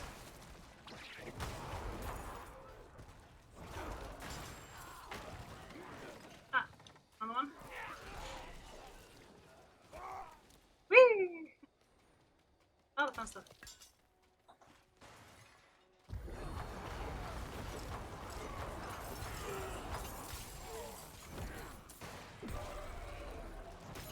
My savior.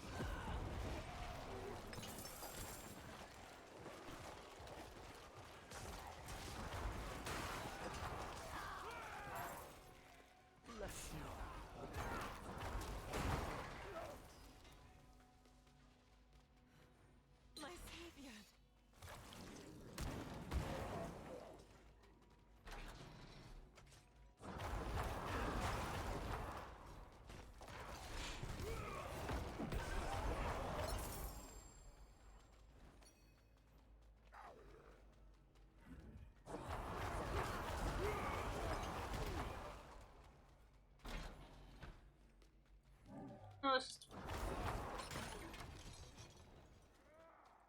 I feel like I made a mistake doing it before.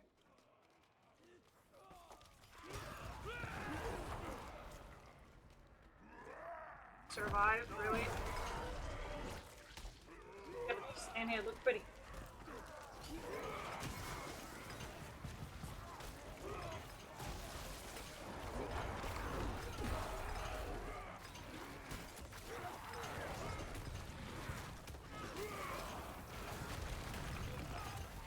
This got chaotic very, very fast, but I am worried.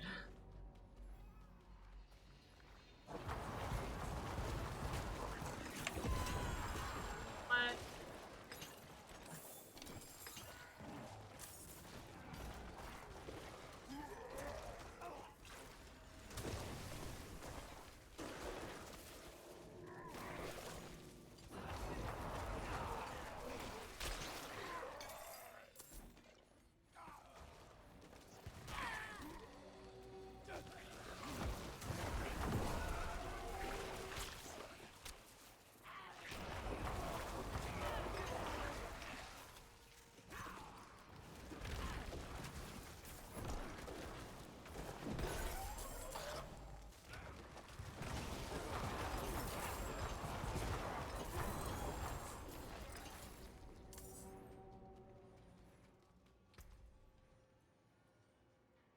Yeah, these are also kind of pills. Funny.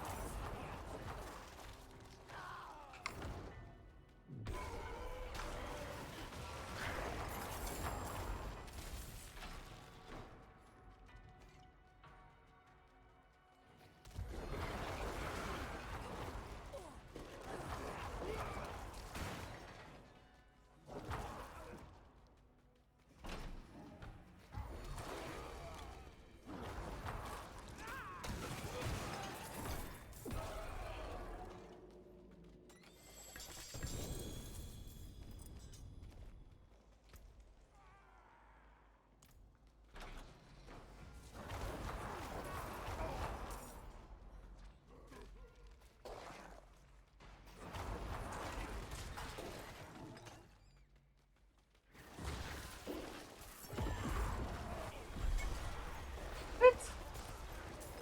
Oh, that was fast.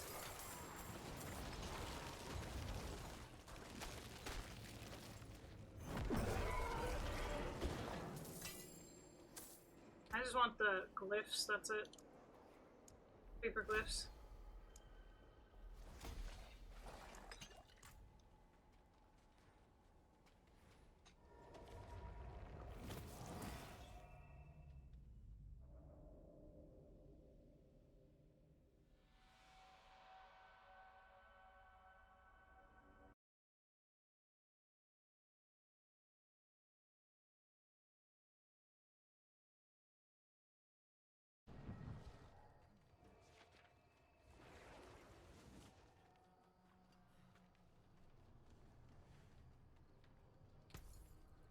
This I can I sell. can actually upgrade an aspect, so...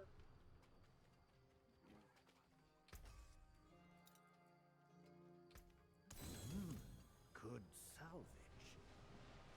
Okay, let's see about the... Just gotta dismantle the ones that are low level. Low R level.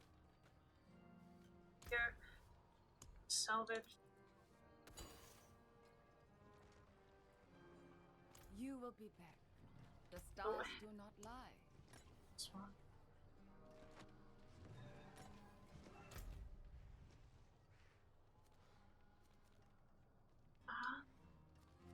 Yes, I have it.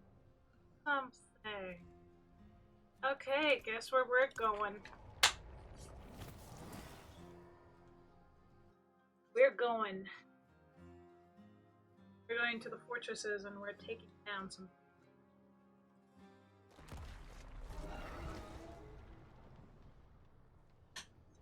Excuse me? Stretch my legs a little bit.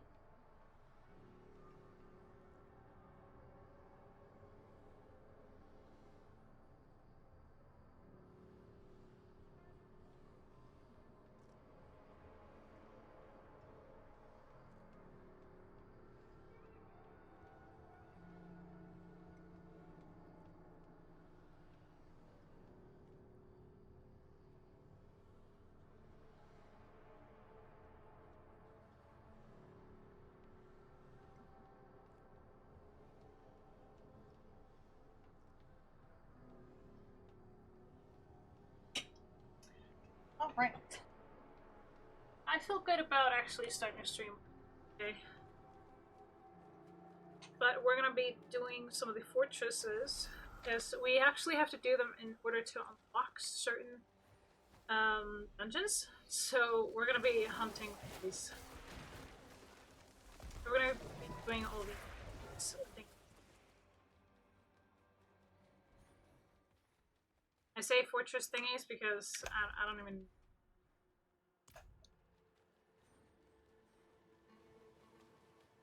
Like, you know what? Let's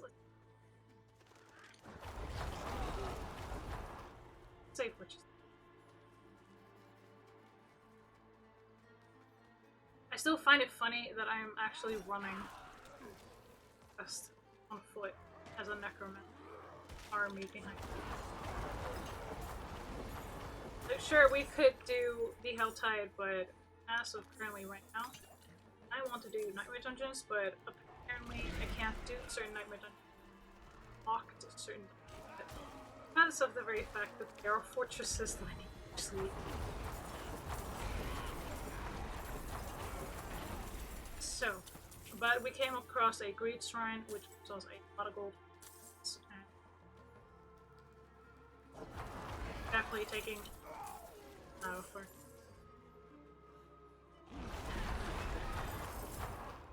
Absolutely. Goblin! You got him, folks. No way he was gonna go away. Absolutely not. 925 boots. Good, that's getting sold. As yeah. Sorry, we're gonna go to the ruins. Stronghold. Strongholds is what we actually do. Because we haven't done all of them, so we might as well go ahead and get these done. Because I got to go. I got to know.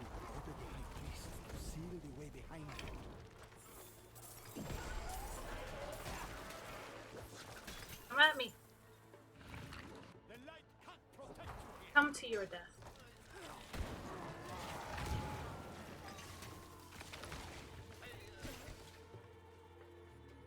This jewel looks like part of a key. There must be more pieces.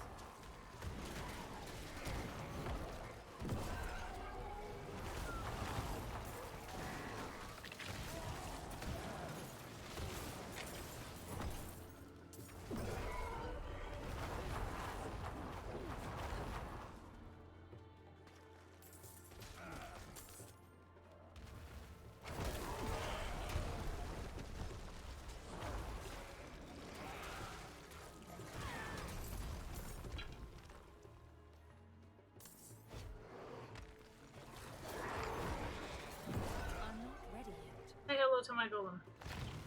Rain shoot. Delay. There we go. Come on, open up.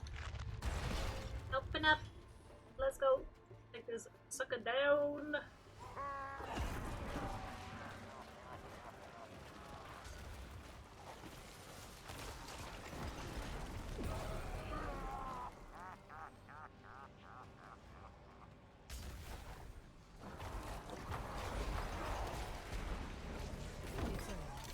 Goodbye.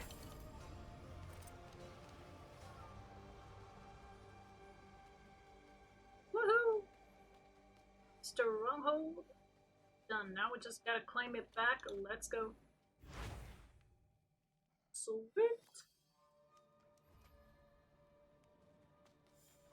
got it.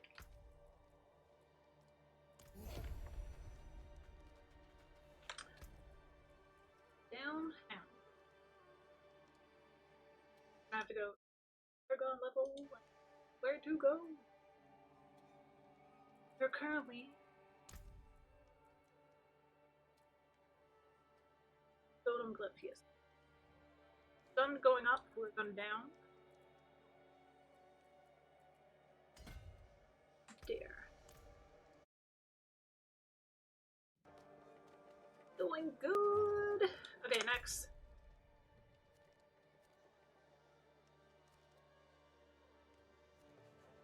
So as you can see, we haven't gotten all the shrines here. So if I do this, we have only gotten 12 out of 31, but we're gonna do the Ultra Sleep. Definitely wanting to do the strongholds. So, as in, we want to take this out. We want to, like, actually get these done, because then we have access to more dungeons. Or Nightmare Dungeons. So that is the reason why we're doing this currently. So this is just more or less going, hey, we're gonna get more options for us to do. Entertain! Not.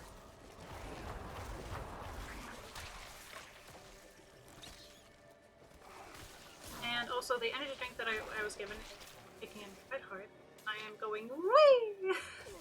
Hey, me and caffeine and sugar go, yes, yes, yes. Every time my friends see me super happy on caffeine, they're like, please no. Yes. Oh, yes.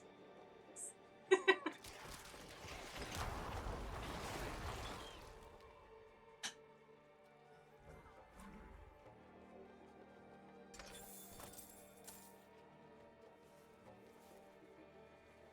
So every time it's like, prepare for thy doom. This is not gonna end well for you. And I'm just sitting there going, yay! Fun things. They just have that concerned look on their face. This Save place me. reeks of rotten You're on flesh. your own, sucker.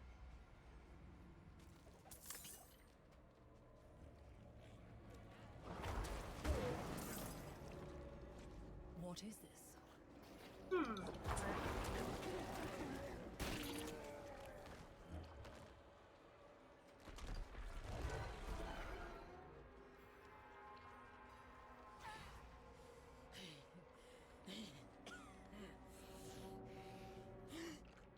An antelope. I am so close. Be gone!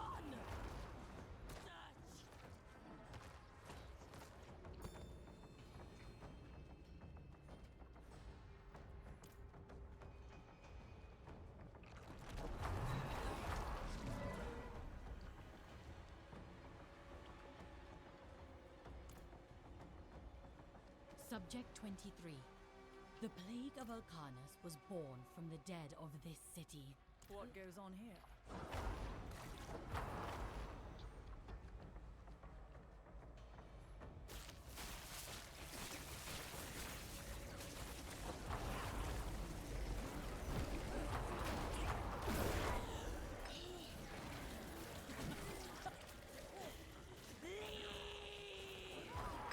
She came back against the balance. I must destroy every shred of her.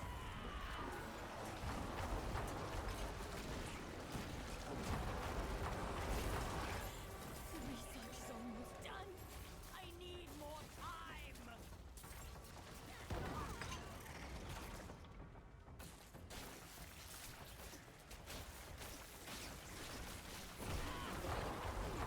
You see, I could end suffering. Cure death.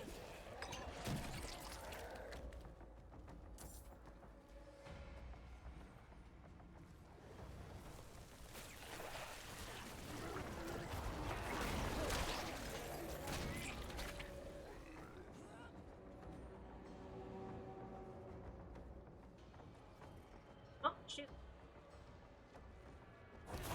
Why? I'm Fine. It is done.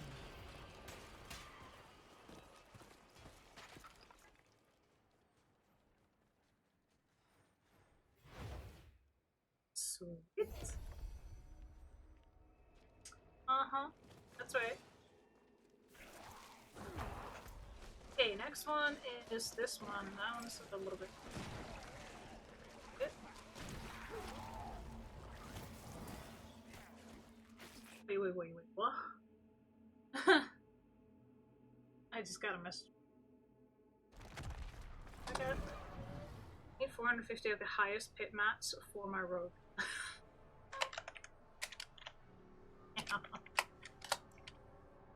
Oh, my pure. And lovely. Oh, hopefully I can actually just dismantle. Yeah, we're gonna try and sew. Look, all you. Well, I would. Yay! Okay.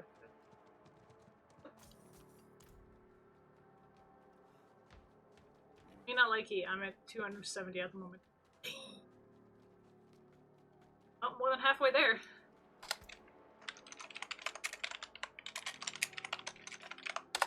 So my partner's on the end game with like all of his characters. We're like are pretty much on 100, and he's just trying to get the best gear, the best stats, and everything. And I'm just standing here going, "Man, yeah, you're a lot faster than me at this. I am lagging behind."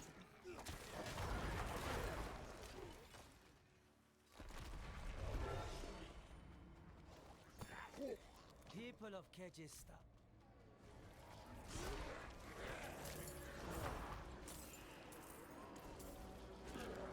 We're investigating.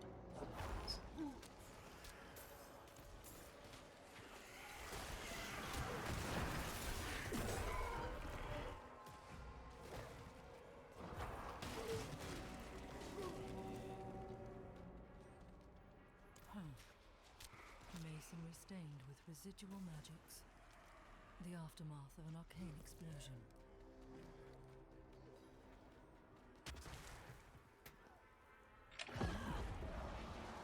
Our walls are breaking! This is madness! We will not survive! We'll sacrifice ourselves before our home!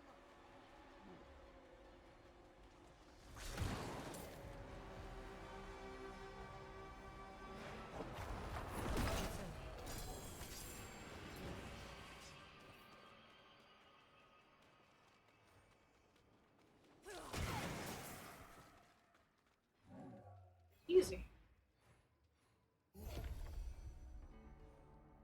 Sweet. All right. Let's see if we can't use this now to get to the. Shall we?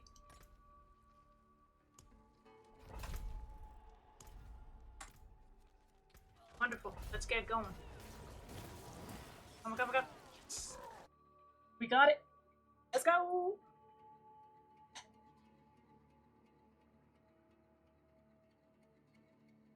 Hey, why is the bonk button not working? No, okay, there it is. Hey, Scorpion, how you doing? We're feeling better. We're not so snappy. We're having fun. Hi.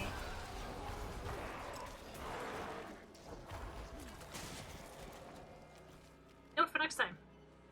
Caffeine before stream. I need to buy coffee to get paid. So next stream next week is going to be on Monday, Tuesday, and Friday. No. I'm sorry about that, though. I didn't mean to be so sorry. My bad.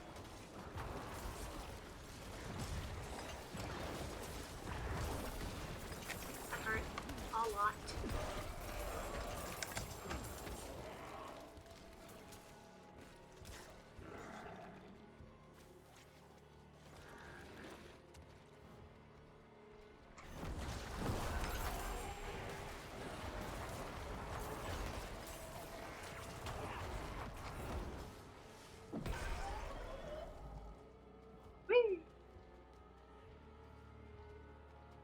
sorry. Oh, no. Actually, my bad. What I'm supposed to say.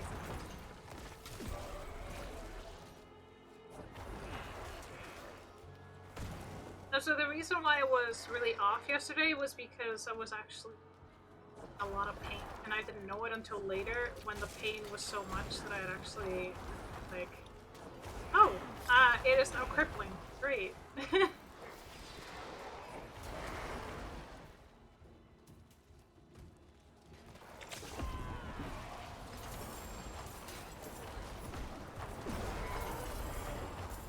So that was fun.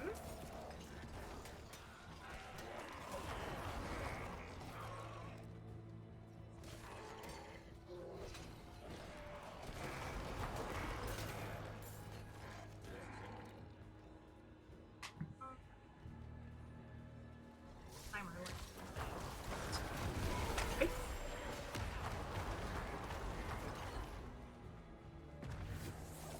Oh boy. I need more time. I almost died there. Well, I took a lot of damage, so... Okay, healing my little... here. Run away from the blob! Ah! Shit, no. More time. Okay, close. Too close for comfort, I took all the hits. Okay. Here. Oh. Go from. It's just randomly spawning enemies somewhere. Is that it? Okay, let's go! Let's do this. Oh, okay. Activate levers.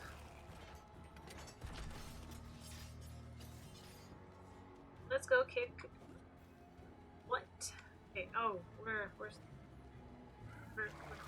fine, okay, cool. Let's see where to go. Oh my goodness. Oh my goodness. Everything's exploding.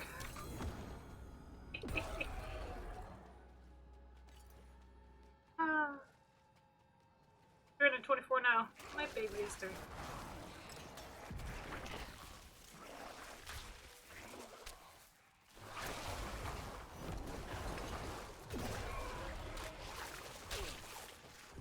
He feels like he's not doing very well, but I feel like he's doing absolutely.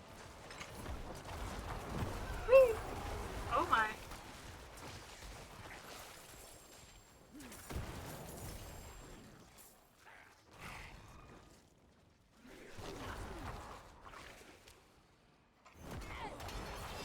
Whee!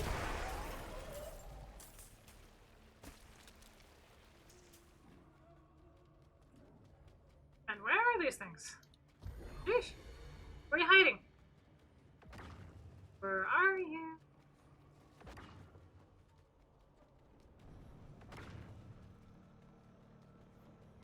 There we go. That's more like it. This. You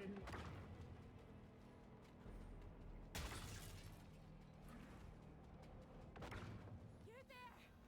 Please, help us! You're here! You ready? The only way out of this is to fight.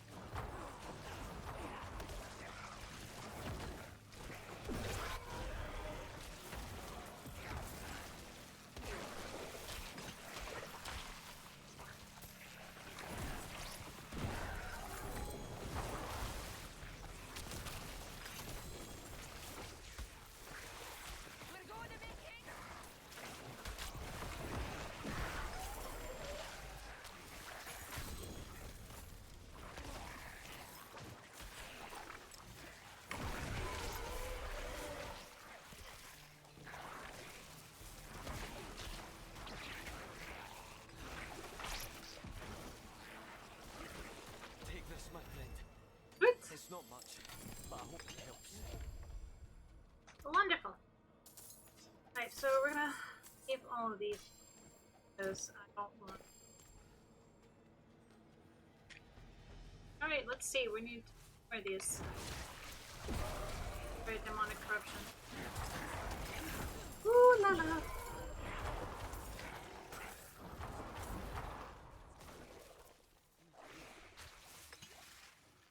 Okay, obviously not this way. Okay, moving on.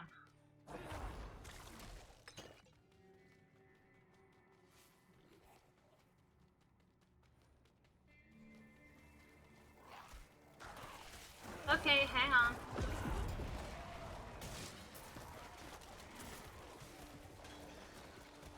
The ravens. Now I can go ahead and put on the hand.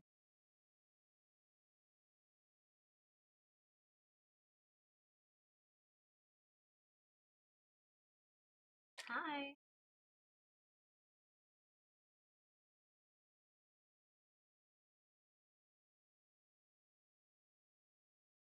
Alright.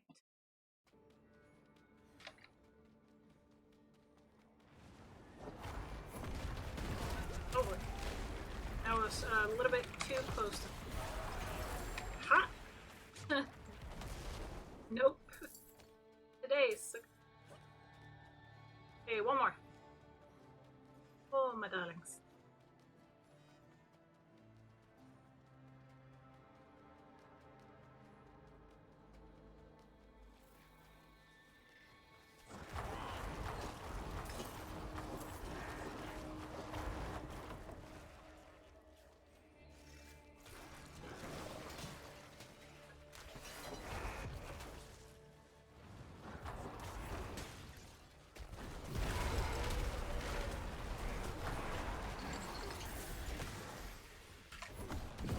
Okay.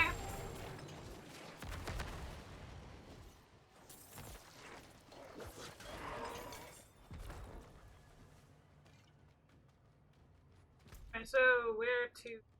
Back there? Sheesh. Okay, let's go. No time to waste. We must get a move on.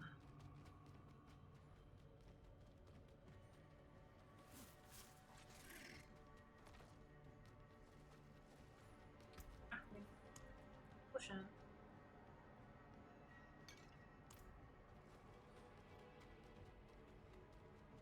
Okay, let's go.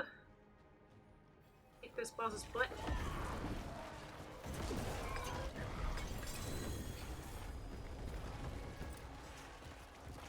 Wonderful. Okay, so we're leveling up. No?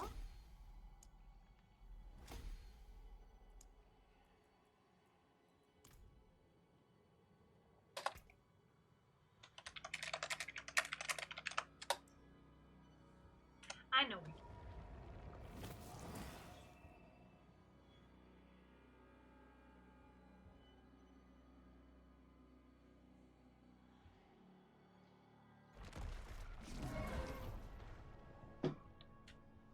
I really don't care about all title dungeons.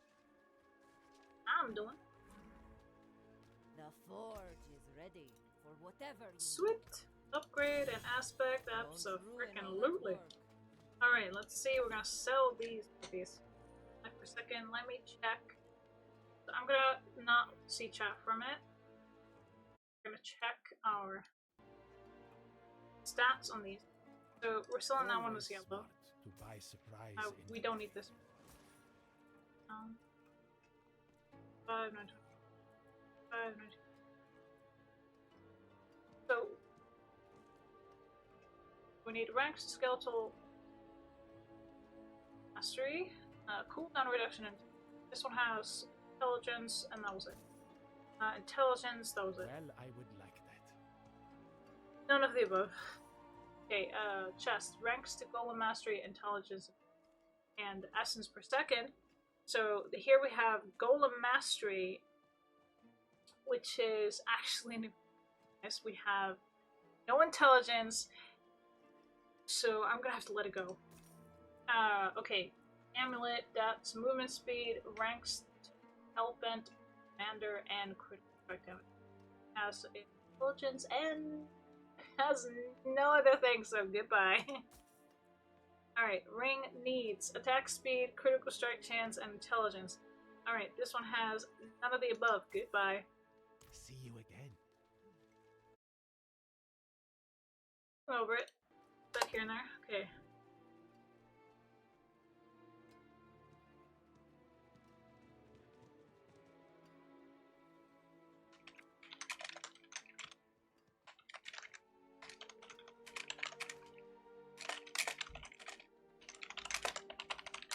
I'm not liking the looks of the clouds, so my partner wanting to go work is Meow gonna do her nails too? Well, I could, but then I would have to not play on my keyboard. So I would actually have to like watch a video or something while I do that, because if I don't, then I am pretty much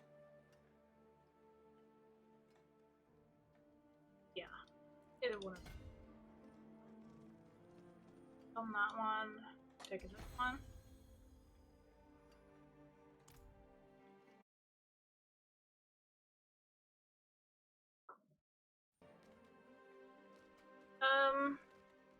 Okay, I can, but I would have to actually watch a video in time.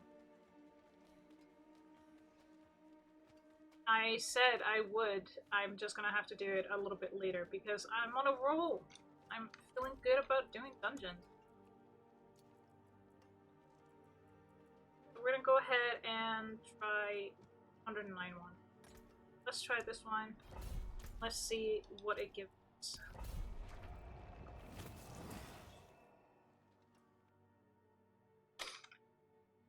So I will be painting my nails as well as some video watching after I do at least. Let's see. So what I want to do is I want to take a look at my glyphs. So what I'm trying to get is tutorial. We're trying to get that to 15. Currently it's on level 11, so I want to get this to 15, and then I can paint my nails and we can deal. Deal? Yes?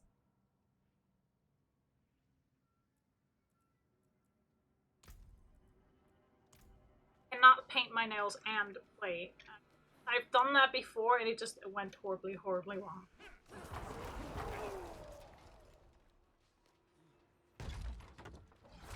Oh boy.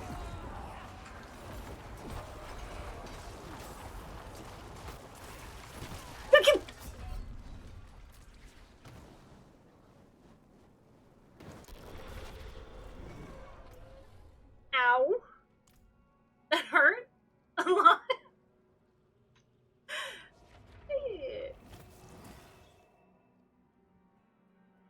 I think that's the cue of me just going to watch videos.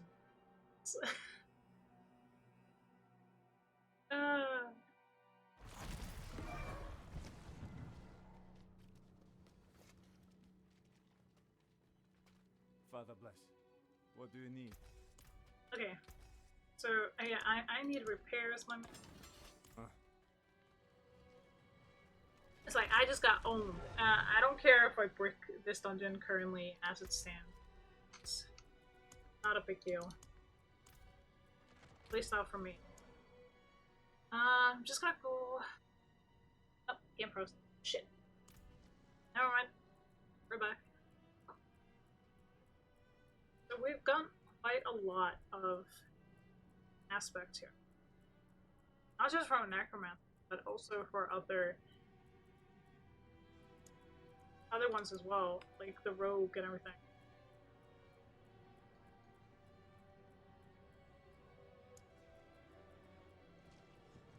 But okay, I know you're up there, but damn.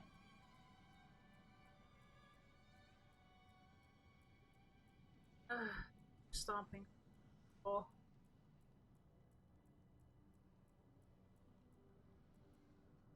get like 72% of the aspects for this season. Okay, so in the meantime, I'm gonna have to exit Diablo because if I'm idle for too long, it's just gonna kick me out of the game anyway. So we're going to put on just chatting and watch some videos while I do some. But so my question for right now is, what do you want?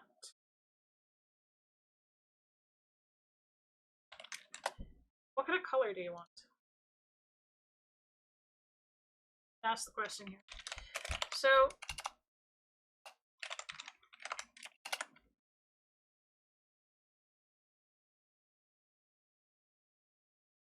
I do have a few. I'm just gonna have to like find them, but I'm also gonna run to the bathroom and I'll be right back.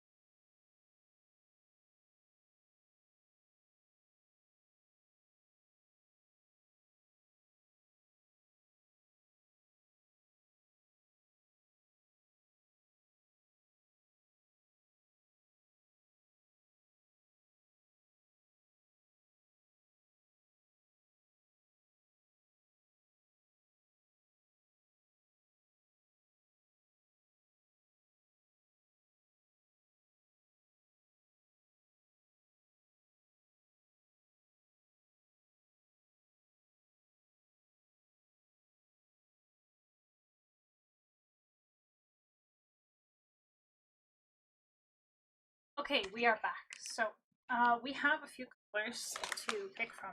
I don't have a lot, but I do have a very dark purple. Have pastel blue. We got black. Have very red, like a blood bright red. Have gray, and we have very dark blue. So which of the colors would you like? That is the question.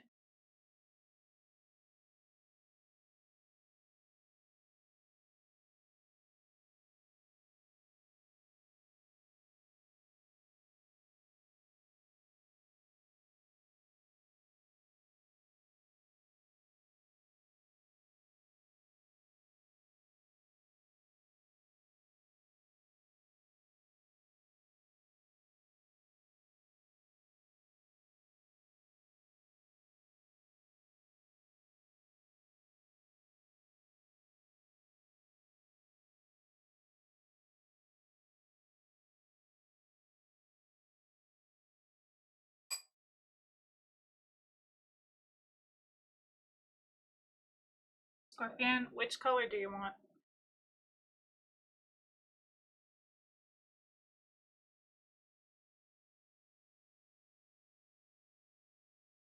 don't have a lot of nail polish, but I do have a few.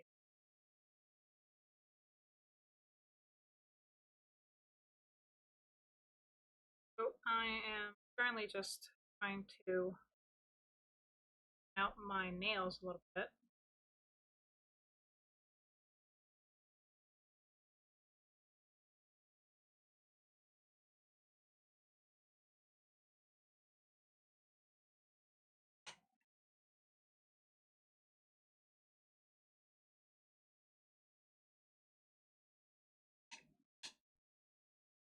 Alright, let's see.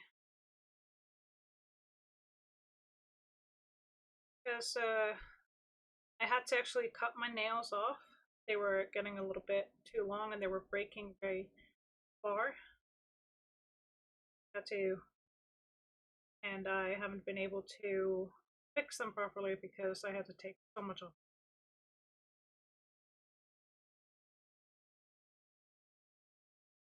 So just fixing the end a little bit.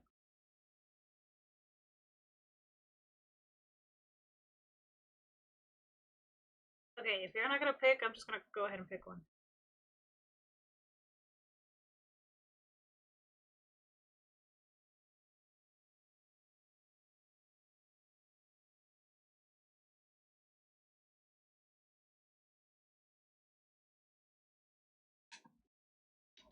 I'm gonna go with dark blue. Alright, let's see. Go ahead and find a video.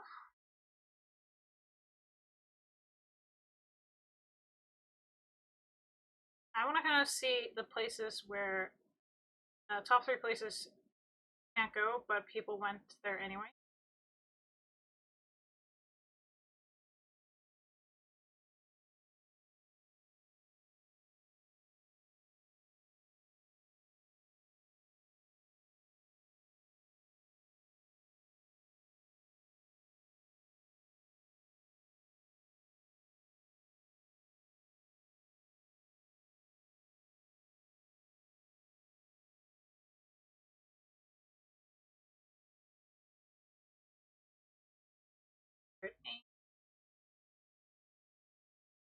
I'm gonna continue with the places you can't go. Alright. Okay. People who went in this one haven't watched it. We watched part 2 and part 1. So we're gonna go ahead and watch part 3. Goodbye, Theo. Today I'm going to share with you 3 progressively more insane stories about people who went to forbidden locations around the world and what happened to them. Spoiler alert, it didn't end well. But before I get into today's stories, if you're a fan of the strange, dark, and mysterious delivered in story format, then you've come to the right channel because that's all I do, and I upload 3, 4, even 5 times every week. So if that's of interest to you, please invite the like button to go roller skating with you, but before you get to the rink, loosen all of their wheels. Also, please subscribe to this channel and turn on all notifications so you don't miss any of my weekly uploads. All right, let's get into today's stories.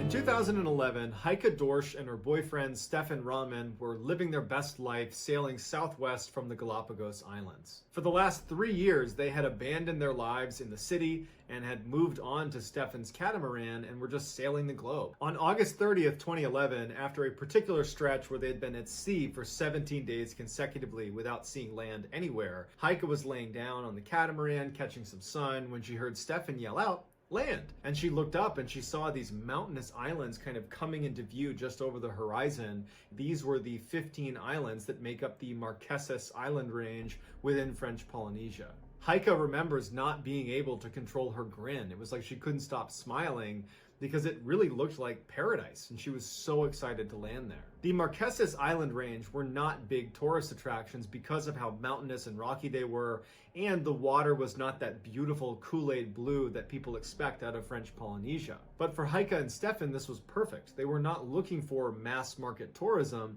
they were looking for authentic cultural contact. And it would turn out that the Marquesas Island Range was perfect for this because the locals just weren't used to seeing tourists. And so before long, the locals were embracing Heike and Stefan and bringing them down to the beach for their cookouts and going spearfishing with them. And even one night, they were invited into a local's home where they got to be a part of a big family dinner. After 6 weeks, Heike and Stefan had explored the majority of the Marquesas Island Range, but there was still one of the 15 islands that they had not yet explored called Nuku Haiba. And so on the day before they planned to leave the island range, they decided to go check it out. When they dropped anchor in the bay that sat just outside of this island, there were no boats, there were no fishermen, there were no people, there was nothing. It was like a deserted island. And so they make their way on the beach and they see there's this trail that goes inland. Being explorers, they couldn't help themselves but walk down the trail to see what's down there. After 15 minutes of walking down this jungle path, they come to a clearing, and in this clearing is this very strange looking village that's made up of all these shacks. They can't tell if people live there or have lived there recently, because to them, it just looks totally abandoned. And as they're kind of looking around, they notice way down the path beyond these shacks is one man standing in the middle of the road. He's this really big guy with his shirt off, standing next to a horse, and he's just looking directly at them. He's not waving to them, he's not signaling to them, he's just watching them. And it kind of creeped them out at first, but they decided that the polite thing to do would be to go over and talk to him, because this is probably his village and they were the trespassers. So they go over to this guy and they introduce themselves, and he says that his name is Arihano and that he lives in this village. Through broken French, they're able to have a semi-normal conversation, which seemed like pleasantries. And at some point, Stefan, just off the cuff, asked this guy if he'd be willing to be his guide on a hunt. He wanted to go hunting for goats, which is something that everybody did on the Marquesas Island, and Stefan really wanted to be a part of that. And Arihano says, sure, I'll be your guide. Heike was a little bit caught off guard, but wasn't surprised because Stefan had been talking endlessly about how he wanted to go on a goat hunt before they left the Marquesas Island Range, but she didn't feel like doing this, so she said, you two go, I'll meet you over at the boat. So Heike turns around and starts walking down the jungle path back towards their boat, and she turns around one more time and she sees Stefan and Arihano walking into the jungle down another path, and they disappear. Heike spent the next several hours just laying out on the beach, waiting for Stefan to return. But after quite a while, and she hadn't heard anything, she started to get a little bit worried. And as she's starting to get worried, she hears someone yelling out on the water. And from around the corner, Arihano comes around on his boat, and he's waving to her, and he's yelling for her in French that there's been an accident, that Stefan's been hurt, and she needs to come with him. Without another thought, Heike runs into the water, jumps into Arihano's dinghy, and the two of them drive back around the corner to wherever Arihano and Stefan had been. They land at this little tiny beach that's right up against a jungle, and immediately Heike jumps out, runs right into the jungle, and she's yelling for Stefan, and there's no sign of him. He's not yelling back. She has no idea where to look, and she kept turning around and asking Arihano, where is he? What happened to him? And Arihano just wasn't really giving her a good answer. He was just being quiet. Frustrated, Heike walks even farther into the jungle. She's yelling even louder, and still there's nothing. And so she turns around to confront Arihano and be like, where is Stefan? What's going on? And as soon as she does, she's met with a gun right in her face. Heike immediately grabbed the barrel and tried to fight it away from him, and she could tell that he tried to fire the gun, but the safety was on, and so nothing fired. They kind of struggled with the gun, and at some point he got on top of her and just restrained her and tied her up to a tree. And then he just walked away into the jungle without saying anything. And so Heike is expecting at any moment for him to return and kill her. And she even said that she wished he had just shot her then and there, because the anxiety of waiting for whatever was going to happen was way worse. While Arihano was gone, Heike struggled to try to get the ropes off of her and the rope around her neck off of her, but she couldn't do it. And as she's sitting there struggling, Arihano would return and he would beat her up a little bit before ultimately turning around and leaving once again. Arihano would come back a couple hours later after it had gotten dark, and she's still there struggling to get these ropes off of her, and he would hit her a couple times before leaving again. But when he hit her, he actually managed to loosen some of her restraints, and as soon as he did walk off into the jungle that second time, she was able to get the restraints off of her wrist and her neck. Now, she had no idea where Arihano was, but as soon as she took one step, she saw a flashlight maybe a couple hundred meters away flip towards her, and she knew it was Arihano. He had heard her move. And so Heike just starts running full speed. She's stepping on thorns. She's getting slashed by all the undergrowth. She doesn't care. She is running for her life. And because it was a full moon, she could actually see the water because the beach was right next to where she was being held. And so she just ran for the water. And when she got onto the beach, she could see there was another boat out in the water near where theirs had been anchored. And when she looks at the beach, she can see that Arihano must have turned around because she can see a flashlight kind of bobbing its way farther and farther deeper into the jungle. Using the couple's satellite phone, Heike was able to alert authorities, who launched a search for Stefan, and initially they couldn't find him and they couldn't find Arihano. But 3 days into the search, they made a grisly discovery.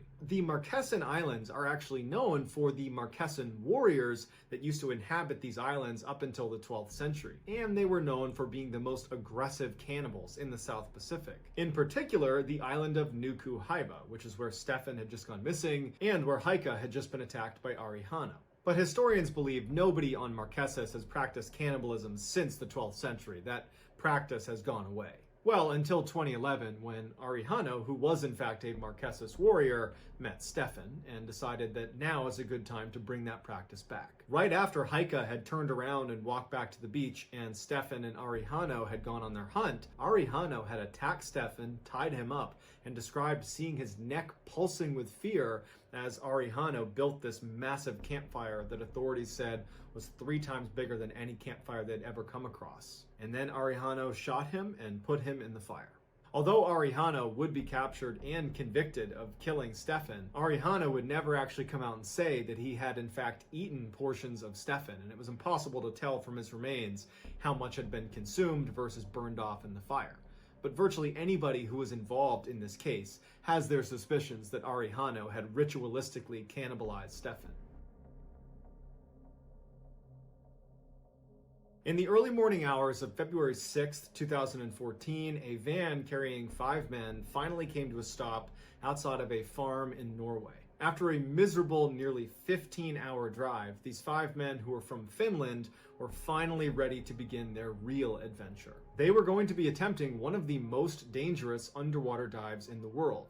It is called the Traverse, and it is a 2-kilometer subsurface dive from one entrance of the Plura Cave to the other. The entrance they were going to start in was inside of the frozen pond next to this farm. 2 of the 5 men had actually done this so-called traverse before because they were the ones that discovered these 2 entrances were actually connected. But no amount of experience was going to limit the amount of physical risk they would have to take in order to complete this dive. The dive was so long, over 2 kilometers, that you actually needed a specialized underwater scooter that could propel you through the tunnel because you wouldn't be able to swim fast enough before you ran out of air. Which also meant if your scooter broke down in the middle of this pitch black underwater cave, you were screwed. The majority of the dive was going to be through this really tight tunnel where all along the ground were these limestone rocks that kind of poked up, where if you weren't careful, if you dragged your dry suit along them, you could tear it open.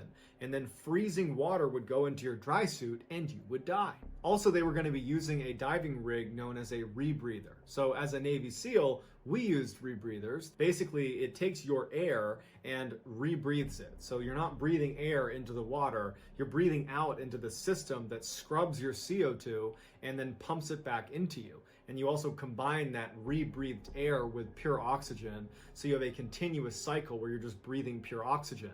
It makes for a really cool dive because you're looking around and there's no bubbles, but it's also very dangerous and your body doesn't really adjust well to having pure oxygen pumped into it. In fact, you can be poisoned from pure oxygen, and when you're diving at depth with a rebreather, on the way up, you can't just rocket to the surface. There are these things called decompression stops along the way up, where depending on how long you were at a certain depth, you need to wait at certain stops along the way back up to the surface and let your body decompress. If you don't do that and you just rush to the surface, you can get something called the bends, which is decompression sickness, and it can be fatal. Not to mention, there's a couple other nasty side effects of using a rebreather, like if you get water inside of your breathing loop, it can actually get into the CO2 absorbent that sits inside of your rig, and that can cause this acidic mixture to go back into your mouth.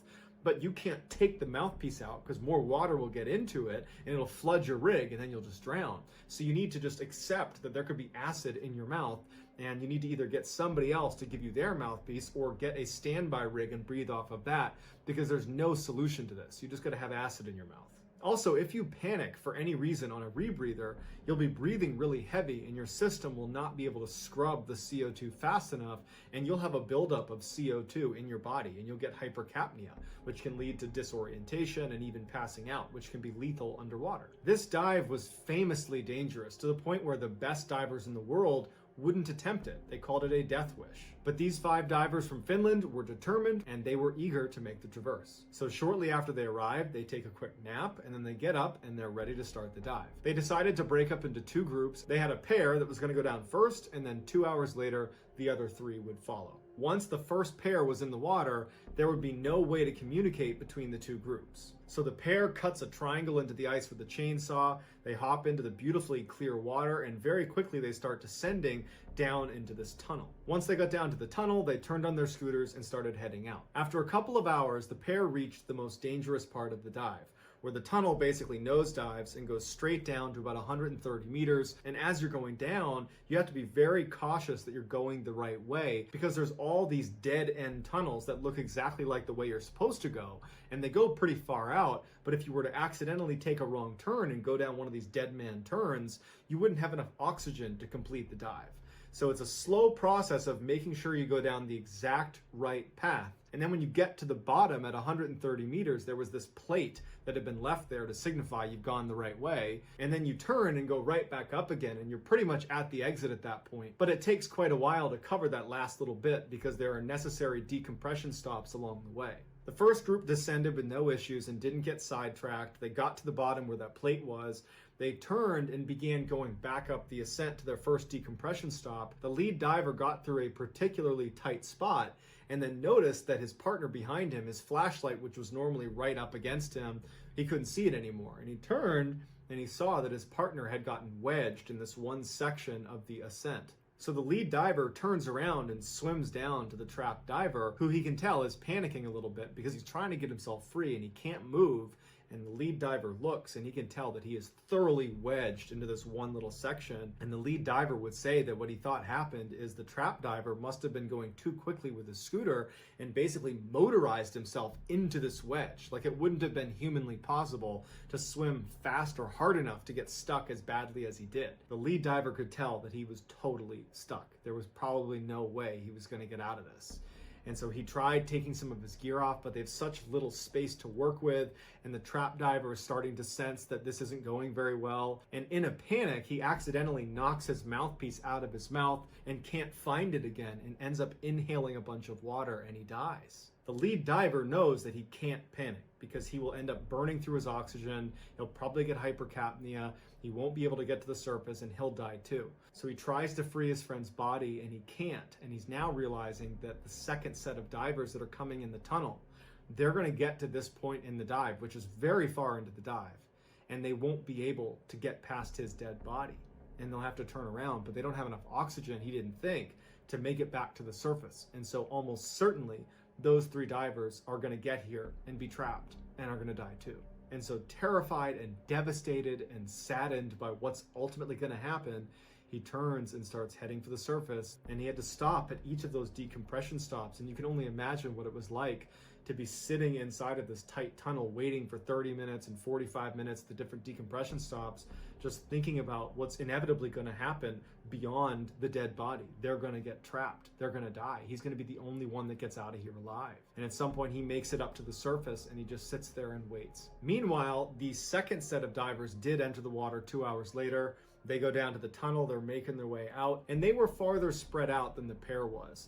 And so the first diver, the lead diver of the second group, he reached the dead body first before the other 2 had even seen it or knew about it, and he began to panic. And as the second and third diver come up and realize what's happening, they see the lead diver lose his mouthpiece, and in a panic, he's moving around like this, and he inhales water and also drowns.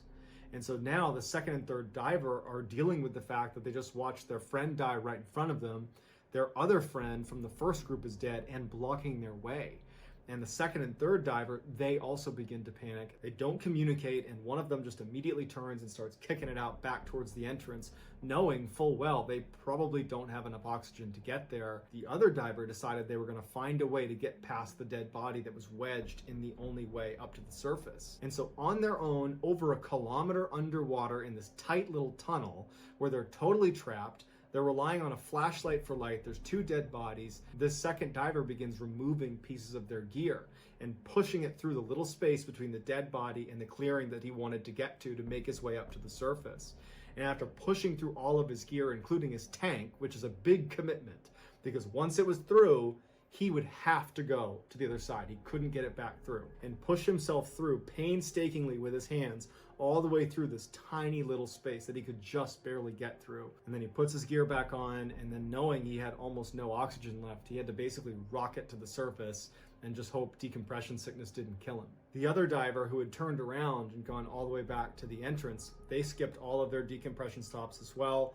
They got to the entrance just barely, but when they got there, the entrance was frozen over, and they had to punch their way through the ice, which they were able to do, and they too got on surface once again.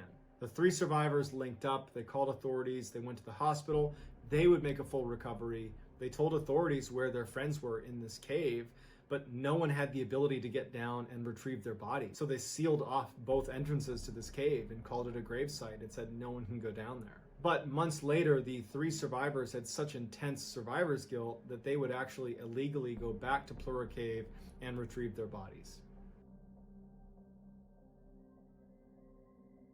In the 1930s, notorious dictator Joseph Stalin began deporting people that he viewed as threats to the regime. Now, at first, that was just political opponents, and he rounded up thousands of those. But over time, Stalin just started rounding up anybody he didn't like. And so as more and more people were deported, Stalin needed a place to put them. The option he settled on was sending these people to Siberia, because it was thousands of miles away from civilization, and the way he saw it is they wouldn't be a threat to the regime anymore because they'd be too busy just trying to survive. Eventually, millions of people were deported to Siberia to fend for themselves, and many people died in the process. But the worst fate of anybody deported to Siberia has to be the roughly 7,000 people that were sent to Nazino Island off the western side of Siberia. In May of 1933, the first 5,000 deportees that would be sent to Nazino Island arrived on its shores. Now, they had been packed inside of barges. Many of them were weak or sick, and so disease quickly spread, and just by the time they arrived, 27 people had already died just in transit. As the survivors disembark onto this snowy island, they see immediately that there's nothing on it. It's this tiny little island. There's no shelter, there's no food, there's no tools, there's no way to make shelter. They're just totally stranded. Their Soviet guards had promised them a ration of flour, but for the first 4 days, they refused to give it to them, and another 295 people died. And to make matters worse, after a couple of days, another almost 2,000 people were shipped out to this island. And so by the time the guards actually took their boats into shore to give the flour to these people, they were starving to death, and they rushed the boats to try to steal the flour, and the guards began shooting at them, took the flour, and went back out to the water. The next day, they came back in to try to give them the flour, and the same thing happened. And so they went back out to the water, and they orchestrated this plan where for every 150 prisoners, there would be a brigadier. And that brigadier would be in charge of coming out and getting the flour and then bringing it back to those 150. But the brigadiers were all criminals, and they would come out, take the flour, and then not distribute it. And so no one got any flour, so no one could eat anything. And the people who did get flour rations mixed it with water, and then they would eat that raw, and it gave them dysentery, and then they died. Totally desperate, these deportees began constructing these crude rafts and began trying to cross the river to the other side, but many of them broke apart and they would drown in the freezing waters. And if they didn't drown, the guards would see them crossing and would take shots at them. And so if they didn't drown or get shot and they did make it to the other side, they'd be in the Siberian wasteland with no supplies, and they would die there too. And so Nazino Island completely devolved into chaos. Almost immediately, cannibalism became a thing, and there were these roving gangs of people that were the strongest and fittest of the island who would just go around and murder the weak and eat them. And the guards that were watching this did nothing to stop it, and frankly couldn't if they wanted to, because you've now reached the absolute extremes of human survival. One local woman who would make an annual trip to Nazino Island before there were people being deported there made her annual trip and was shocked to see all these people on this island that normally had no one there. And she said from her boat, she watched this group of people run up on this woman, drag her to a tree, they tied her to the tree, and then began cutting off pieces of her while she was alive and eating it right in front of her. And then after the group had left, the woman who was tied to the tree was still alive, and what looked like her partner, her boyfriend, her husband comes over, tries to untie her, he tries to save her, but there's nothing he can do, and she dies in his arms. Another local who managed to save a woman from Nazino Island, she got her into her house and she sat her down, and she noticed that the backs of her legs were all bandaged up. And she asked her what was going on with the backs of her legs, and she undid her dressing, and her calf muscles on her legs were gone. Someone had cut them off and eaten them. Of the nearly 7,000 people that were sent to Nazino Island, only 2,000 remained at the end of the first month they were there. And in fact, when word got out to Stalin that this island had become Cannibal Island, he actually shut it down and moved the remaining 2,000 deportees to another labor camp where unfortunately many of them died as well. And sadly, those few thousand people only represent a fraction of the massive number of people that died during Stalin's many purges. So that's going to do it, guys. I hope you enjoyed today's stories. Let me know in the comments what you thought, and I will pin the best comment at the top of the comment section. If you enjoyed today's stories and you haven't... Okay, that was actually insane. There. I'm gonna turn off the light. Exactly. Any favors? Ugh.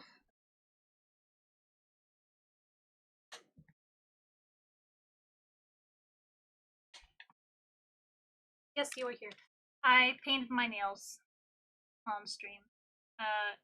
I know it's not the best setup, and also my nails are short. At me, but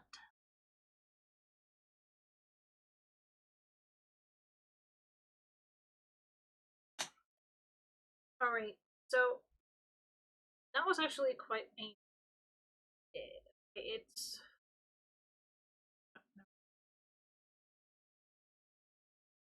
three places you can't go.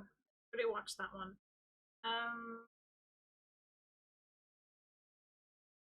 These are like older videos. These are like from years ago. These are quite old. If you enjoyed today's stories, yeah, nothing better than cannibalism.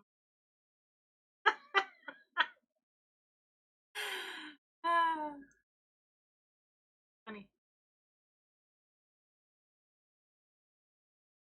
Today I'm going to share with you 3 progressively more insane stories about people who went to forbidden locations and what happened to them. Spoiler alert, it didn't end well. But before I get into today's stories, if you're a fan of the strange, dark, and mysterious delivered in story format, then you've come to the right channel, because that's all I do, and I upload 3, 4, even 5 times every week. So if that's of interest to you, please tear out the last chapter in every one of the Like Button's books. Also, please subscribe to this channel and turn on all notifications so you don't miss any of my weekly uploads. All right, let's get into today's stories.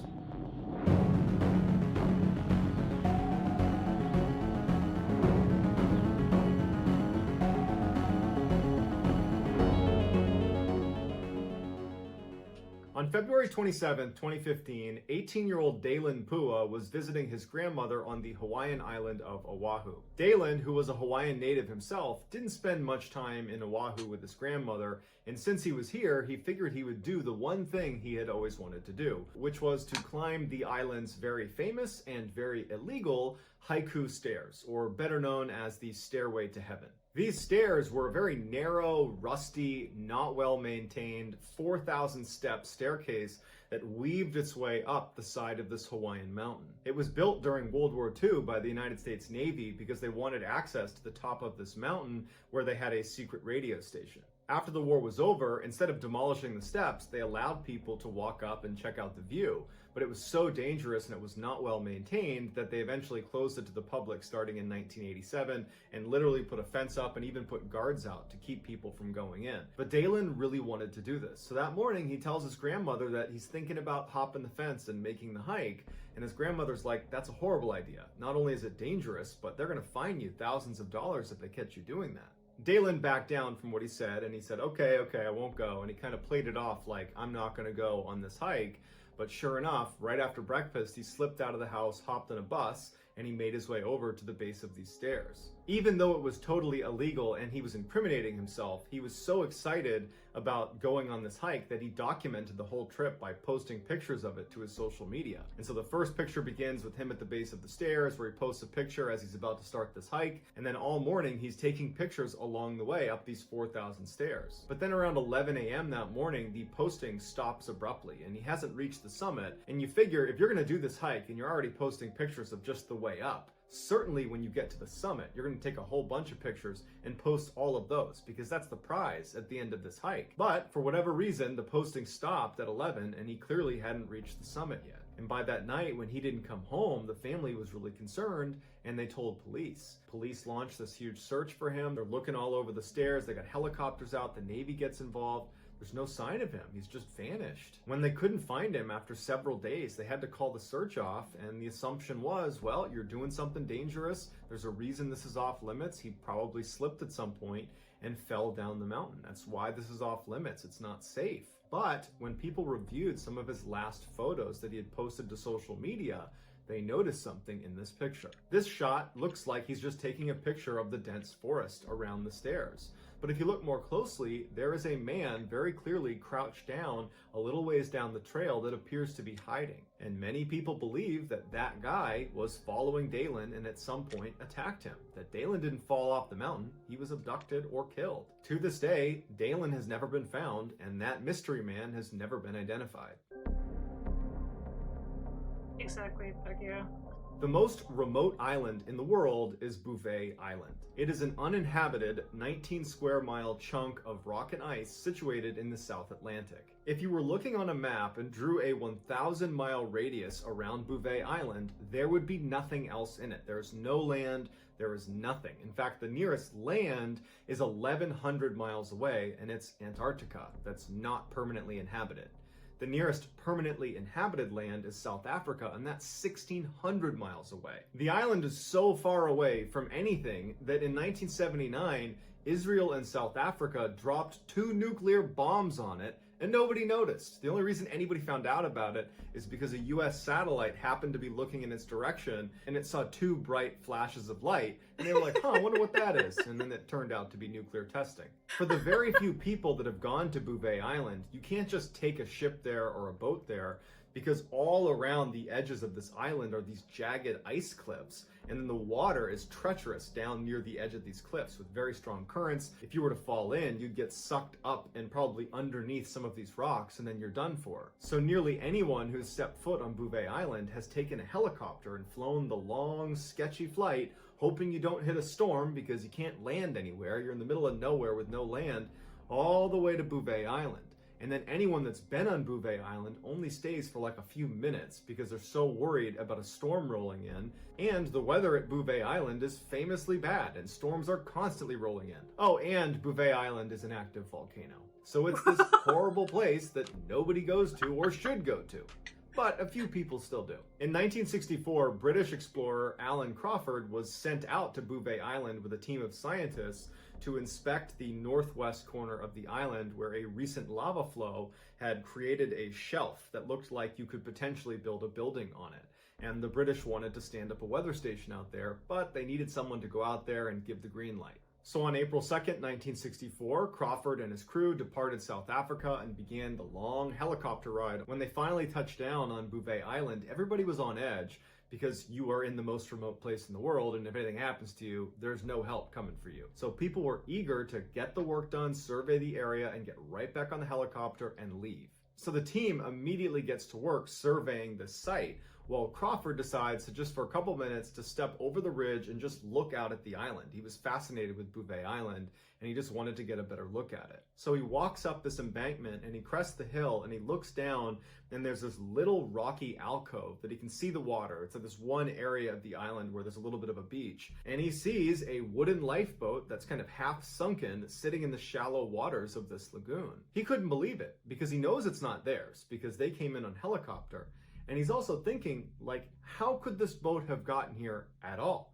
The nearest land is 1,100 miles away. So he starts walking down towards the boat, and he sees on the beach 2 wooden oars that he assumes go with the boat. Next to them is a flattened copper tank that's used to catch water, and then next to that was a wooden barrel, which also would have been used to store water. He starts looking around the beach for other signs of human life, and there are none. There's no tent, there's no clothes, there's no human remains. He finally gets down to the beach and actually wades out the little ways into the water to actually inspect this lifeboat. And he starts looking for identifying marks or numbers on the boat that might give away where it's from, but there's no significant marking on the boat. It was in pretty good shape, but there was just nothing to give away where it was from. Because Crawford knew they had very little time before they were going to leave the island, he ran back on shore and he looked around on the beach some more. He walked up the hill a ways to get a look down the island to see if there's any sign of human life on this island, but there's none.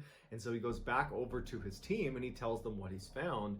But his team is so focused on getting this survey done and getting the heck out of here that they don't really care about this lifeboat. And they say, you know what, it probably washed up from some shipwreck or something. There's probably some explanation for it. Let's just get this done and get out of here. Crawford feels a little bit frustrated because he's fascinated by what he's just found and he wishes they were too. So he just walks back over the hill and he takes his camera out and he takes a picture of the lifeboat. After that, he hopped in the helicopter, flew back to South Africa, and he showed this picture to his superiors, and he was hoping they would launch some sort of investigation to see who was out there. But much like his team, who didn't care when they were already at Bouvet Island, his superiors, who were thousands of miles away from Bouvet Island, just didn't care very much about some random lifeboat on some random island in the middle of nowhere. But 2 years after Crawford's expedition, another crew was sent out to Bouvet Island to survey the lagoon where this lifeboat was found, and the crew would report that they found the lagoon, but there was no boat, there was no barrel, there was no copper tank, there was no oars, there was nothing. It was as if it was never there. So while we don't know how the boat got there or how it left, or who was on the boat and where they went, what we do know is at some point, some poor soul or souls were trapped on the most isolated and wretched island in the entire world.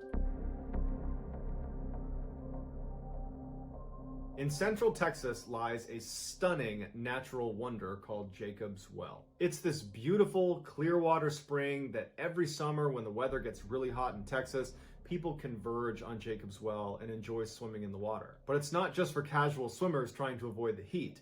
It's for daredevils that strap scuba gear on and dive down through Jacob's Well through a 10-foot wide shaft that leads to one of the most intricate and dangerous underwater cave systems in the world. Jacob's Well is broken up into 4 chambers. As you move from chamber 1 to 2 to 3 to 4, it gets harder and harder to squeeze through the narrow spaces, and each of the chambers gets smaller and they get darker because you're losing sunlight, and they just become overall much more difficult to navigate the deeper you go. Imagine you put on your scuba gear and you hop into Jacob's Well and you start swimming straight down. Now there's going to be what looks like the floor of the well, and then at the center of it is a 10-foot wide shaft that goes straight down. And if you swim down through that, you're going to reach the first chamber, which sits at about 30 feet and goes all the way down to 55 feet. In that first chamber, the sunlight still hits, so there's algae, there's wildlife, and it's where rookie scuba divers will spend their time in Jacob's Well. At the bottom of the first chamber is another shaft opening, but it's more narrow than the very first one you went through,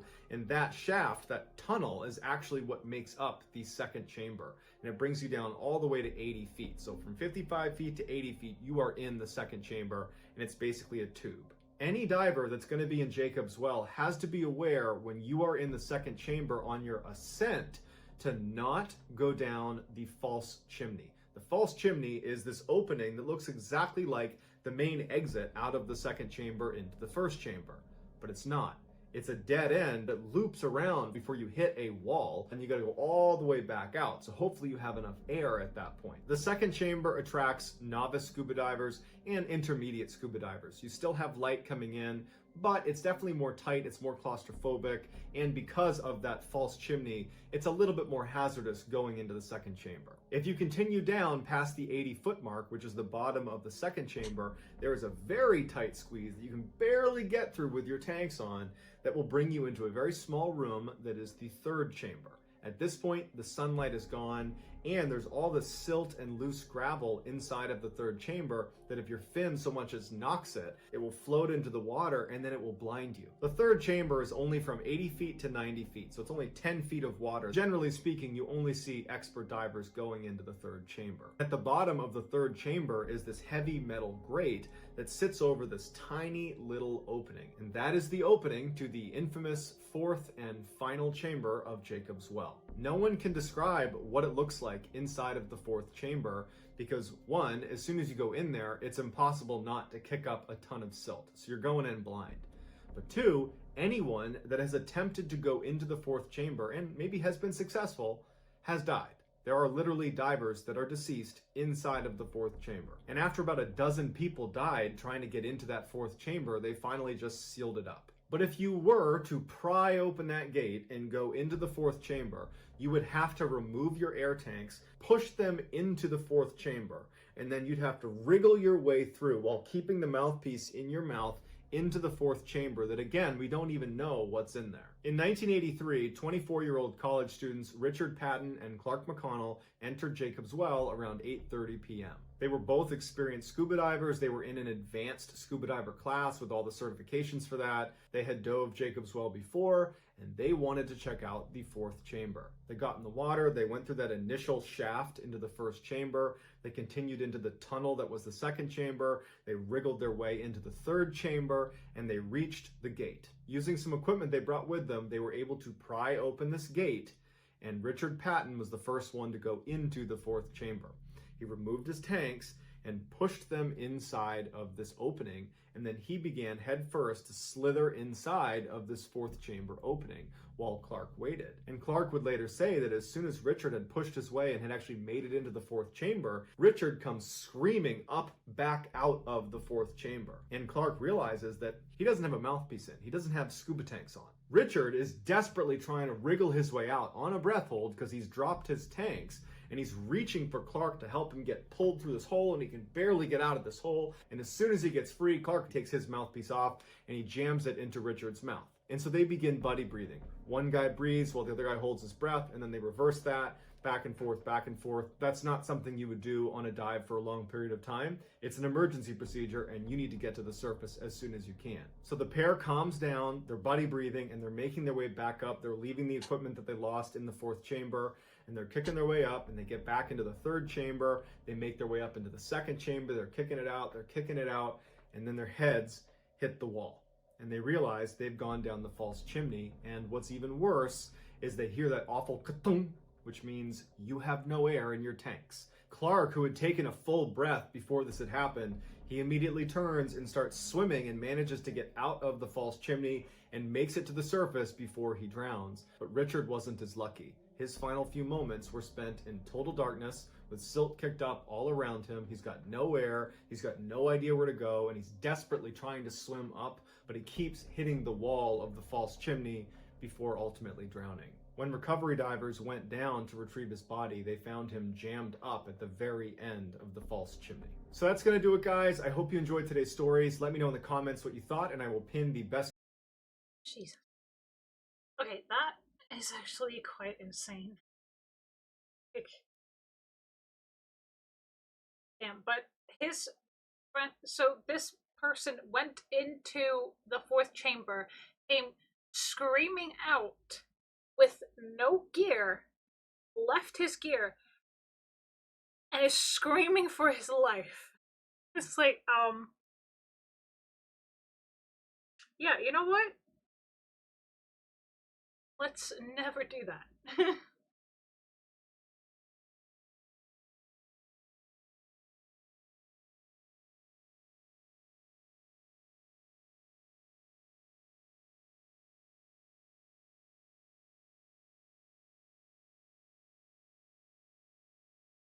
Okay, so I would like to see part 5. Let's see. There is this horrifying creature that lives on a tiny uninhabited island in the southwestern Pacific that lives underground, and at night it will come out and it will eat anything from coconuts to fish to birds to pigs to people. And in today's top story, we're going to learn about someone that accidentally wound up on this island, totally stranded, and came face to face with this nightmarish creature. But before I get into today's stories, if you're a fan of the strange, dark, and mysterious delivered in story format, then you come to the right channel, because that's all we do, and we upload 3, 4, even 5 times every week. So if that's of interest to you, on the next cold day, sneak behind the like button and slap their ears and then run away. Also, please subscribe to this channel and turn on all notifications so you don't miss any of our weekly uploads. All right, let's get into today's stories.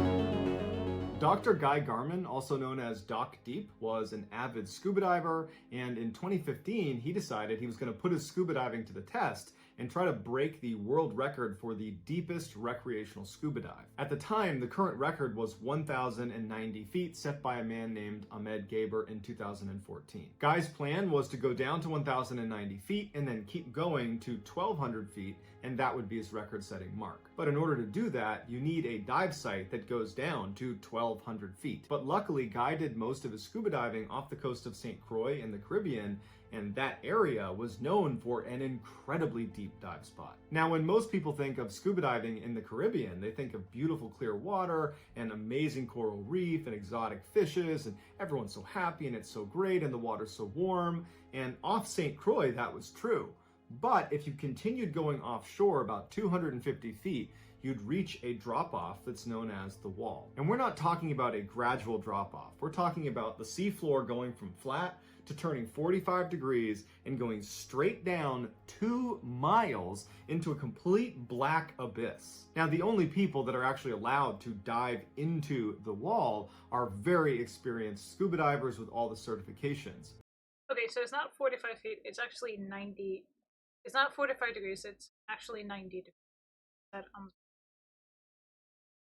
see it. So if you didn't see that, that wall is not 45 degrees down, it is 90 degrees. Straight drop. Here. So, yeah, I wanted to clarify that. But if you're a tourist and you come to St. Croix, you can still scuba dive off the coast, where it is beautiful and shallow and warm and there's reefs and fish, but you're allowed to swim out to the edge of the wall. And people report getting out there and standing on the edge of this cliff, looking in the water with their mask and not being prepared for how intimidating it is. I mean, you're standing on one side where behind you is like this tropical paradise, and in front of you is this seemingly endless void where we don't even know what's down there. I mean, we've only explored 10% of the ocean.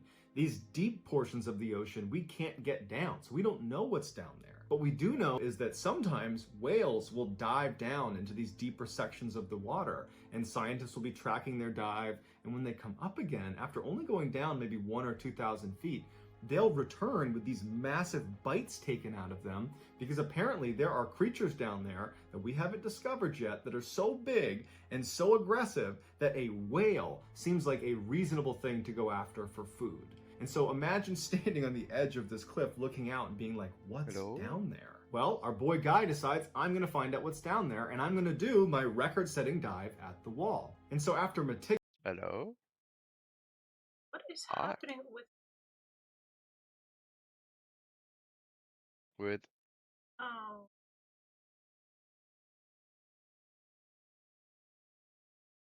Oh. Okay. I don't, I'm streaming, and now I don't have my PNG. Ooh. Okay. So I'm just gonna switch over to my channel. Okay. Alright, you have fun. You too. I totally forgot that I was... Scott Dragon was like... Okay. Alright, let's get back to the video. Meticulous planning and hiring a support team that's going to be there to help him do this dive, he, his wife, and his son fly to St. Croix and they get ready to do this dive. Guy had arranged for a line to be lowered right at the edge of the wall that was weighted down by an anchor that was going to go down all the way to 1,300 feet. And they would put a metal placard at the 1,200 foot mark on the actual line so that when Guy went down, he would reach that placard at 1,200 feet. That's the record-setting mark. He would use a grease pen to mark the placard to indicate, I made it, this is legitimate, and then he would go back up, and that's how the dive was going to go. And so in the early morning of August 15th, 2015, Guy, along with his big support team, they head out to the edge of the wall. Guy gets into the water along with his son, who's going to go down with him for the first 200 feet, and he looks up at the support boat and he gives him the okay. He's ready to start the dive, and then he and his son give the signal. They're ready to go down, and they start their descent into the void. As they're sinking lower and lower and lower in the water column, it's getting darker and darker until it's completely and totally pitch black. They reach the 200-foot mark. They come to a stop as was planned, and Guy's son Kip would give his father a squeeze for good luck because they can't communicate, and then Kip would go back up, and Guy on his own continues down to the 1,200-foot mark. Once Guy was on his own, a timer started because it's very important to track how long he's down at depth, and his team was expecting him to be back up at the 350-foot mark in 38 minutes from when his son left. But 38 minutes came and went, and he was not at the 350-foot mark. But even though this is a big problem, Guy had a whole bunch of extra air canisters with him, and so if he ran into any sort of problem, he would be able to continue to breathe air and fix the problem before coming up. It would just mean longer decompression stops along the way up. And since he was tethered to the guideline, they knew he couldn't drift away. And so they just had to wait and hope that he ran into some problem and that he would fix it eventually and then he would come back up again. But he never did. They couldn't really send a rescue mission down to get him because Guy was going so deep. He was the only one that was able to get down there. No one else was qualified or would be able to do it or had the right equipment for it. He was totally on his own down there. It would take 3 days before they were able to get the right equipment that was able to pull this lineup out of the water, and attached at the end of it was Guy, and he was deceased. He had drowned. But the really scary thing about what happened to Guy is when he went down into that abyss, he had all these extra air canisters attached to him. And so presumably he went down the line, probably all the way down to the record-breaking mark, and then he got trapped somehow. And as he's trapped on this line in total darkness, surrounded by who knows what down there, probably for several hours, he just cycled through his backup air canisters wondering, am I going to run out of air and drown? Or am I going to get attacked by some animal down here? There is this tiny little stream that winds its way through a forest in Yorkshire, England called the Bolton Strid. It's not very wide, you could jump over it. It doesn't appear to be very deep, it looks like maybe a foot or two, and it's not moving very fast, but that's all an illusion. There are signs up all over the place that say do not go near the Bolton Strid, it kills people. Because just beneath the surface of this seemingly tame water body is a natural booby trap that has a 100% mortality rate, meaning every single person that has ever stepped foot in the Bolton Strid has died. In 1998, Barry and Lynn Colletwer were walking along the Bolton Strid on their second day of their honeymoon, and all of a sudden a torrential downpour starts just raining down on them, and the rocks they were on suddenly got pretty slick, and Lynn slips and falls into the Strid. Barry, being a good husband, runs over to try to save her, and he too falls into the Strid. A man named Desmond Thomas was on the other side of the Strid, and he saw Barry as he was running for his wife, and he saw him fall in, and he watched Barry's face as he was looking at him as if he was going to stay afloat at the top. Desmond said it looked like someone came up and grabbed his leg and yanked him under the water, and he didn't see him again. Lynn's body was found 6 days later in West Yorkshire, and Barry's body was found over a month later, 10 miles downstream. In another case, in 2010, an 8-year-old boy named Aaron Page was playing by the Bolton Strid for his birthday. There's an area that's totally safe, that's away from the Strid, where people have picnics and that kind of thing.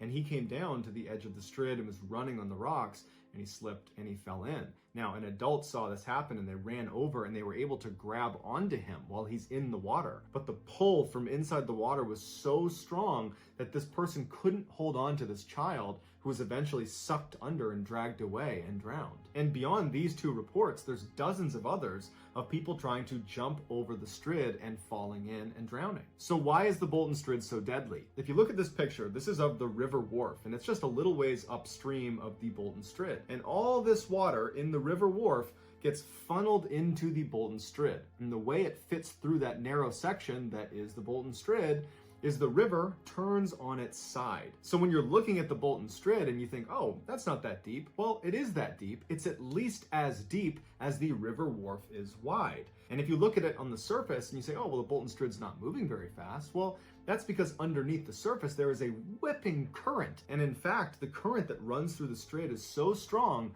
that if you were standing on one of the rocks overlooking the water, you're looking down into the Bolton Strid, well, you're not really standing on solid rock.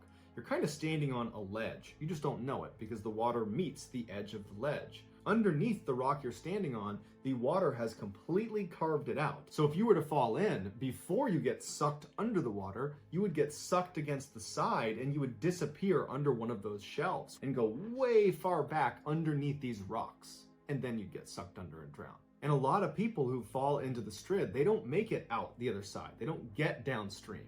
They get pulled into all these different caverns and tunnels that have been carved out by that current, and they're trapped in there forever because no one's going in to retrieve them, not even with scuba gear. Because if you get in there with scuba gear, the current will push you into these different caves and you aren't getting out again. On June 1st, 1937, Amelia Earhart took off from Oakland, California on an eastbound flight around the world. It was her second attempt to become the first pilot ever to circumnavigate the globe. She, along with her flight navigator Fred Noonan, flew to Miami and then down to South America, across the Atlantic to Africa, and then east to India and Southeast Asia. The pair reached Lae, New Guinea on June 29th. A couple days later, on July 2nd, Earhart and Noonan would depart Lae, and they would make their way to tiny Howland Island, which was their next refueling stop, but they would never arrive. What Earhart was trying to accomplish at the time was such a big deal, and so when they disappeared, it was heartbreaking, and it made international headlines, and this huge search was launched for them, but they can't find them, and after 2 weeks, they officially declared they were lost at sea and most likely dead. 3 years later, and 350 miles away from Howland Island, which was the island Earhart and Noonan were trying to get to before they vanished, a British scientist was on this tiny little uninhabited island called Niku Maroro, and they made a startling discovery. He found an incomplete skeleton next to what looked like the remains of a campfire, and their skeleton was kind of torn all over the place, like they had been ripped limb from limb. Because of Niku Maroro's proximity to Howland Island, everybody speculated that this has got to be the body of either Amelia Earhart or Noonan. The bones were sent to 2 doctors in Fiji, and they unfortunately said, no, this isn't Earhart or Noonan, this is somebody else. So those bones were ultimately disposed of because no one could claim them or knew who they were, and everybody just kind of forgot about it until 2017 when a forensic anthropologist decided to manually re-examine the measurements of the bones that were taken off of Niku Maroro Island and compare them to real measurements of Amelia Earhart. And they discovered that clearly those doctors in Fiji had made a mistake because the measurements of these bones match Amelia Earhart almost exactly. So researchers go back to Niku Maroro Island and they go to the area where these bones were found near that campfire, and they look around and they find a couple 1930s era bottles, glass bottles, and one of them is a freckle cream, and Amelia Earhart had lots of freckles and she liked to use freckle cream to cover them up. She was kind of famous for doing that. And so they found that freckle cream on this island near bones that look like they belong to Amelia Earhart. So while some scientists are putting their energy into confirming that yes, those bones were Amelia Earhart. We don't have the bones, but we can show you with the measurements and the freckle cream. And there's another picture that apparently shows the landing gear of her plane off of Niku Maroro Island. So there's some people that are working on that angle. And there's another group of scientists and researchers that are saying, okay, let's assume that that really was Amelia Earhart. Let's figure out what happened to her once she got to Niku Maroro Island. And the leading theory is horrifying. Although Niku Maroro Island is uninhabited by people, it is inhabited by one of the scariest creatures on the planet, the coconut crab. They're 3 feet long, they can carry at least 6 times their body weight, and they use their pincers that are as strong as a lion's jaw to rip open coconuts, which is their main source of food. But coconuts are not the only thing they eat. They'll also eat pigs, they'll eat each other, they'll even eat themselves. And they're prolific climbers because they need to get up to get to the coconuts. But in some parts of the world, they use their climbing ability to climb up and grab birds and break their wings with their pincers and then drag them into their underground burrows where they will eat them too. The few researchers and scientists that have gone out to Niku Maroro Island have said at night, thousands of these crabs will emerge from their underground burrows and they'll go looking for food. And they have a really keen sense of smell and they can smell blood. So when one of the crabs goes up and grabs a bird and starts ripping it apart, the thousands of others will come charging over and swarm the bird because they've smelled the blood, and they'll rip it to pieces and they'll all try to get in on the action. And so the theory goes, Earhart and Noonan are making their way to Howland Island. They get off track somehow and they wind up crash landing 350 miles away on Niku Maroro Island on one of the reefs. Noonan probably dies on impact, and Earhart, who's badly wounded and probably bleeding, she gets onto the island and she makes her way up to that area where that campfire was found. And for some amount of time, Earhart is able to survive off of whatever she had on her in those glass bottles, but in her weakened state and bleeding, at some point she probably attracted the coconut crabs, who one night came out and swarmed her, ripped her to pieces, and ate her. Today, Niku Maroro Island is only inhabited by the coconut crabs, and it's protected land under the Republic of Kiribati. And so if you want to go, you have to get express permission from the Republic of Kiribati, and they send someone to go with you. And there's no airport on the island, so you have to land on a separate island and then ride to Niku Maroro on a boat. But you have to pass through Cyclone Alley, which means you can only travel there at certain parts of the year, and even then it's incredibly dangerous. So that's going to do it, guys. I hope you enjoyed today's stories. Okay, so Amelia Earhart got ripped apart by... That's terrifying. What the...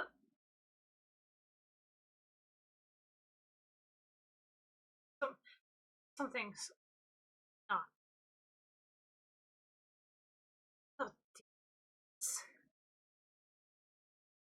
Oh,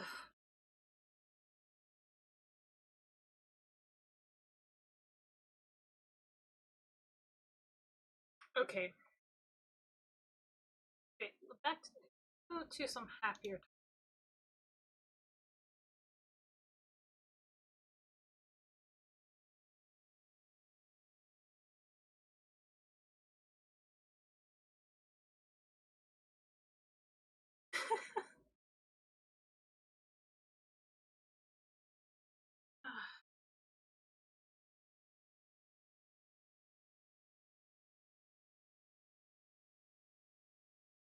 Don't want to go back to Diablo.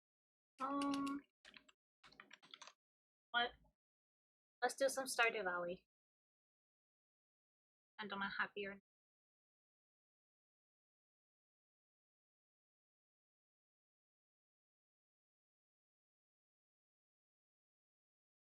Go for some lightheartedness. Apparently, it's raining.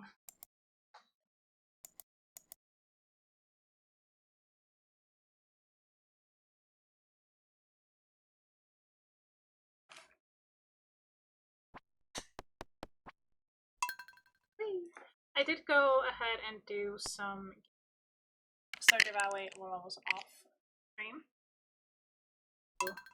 Have been doing stuff. We got our greenhouse. We managed to get that.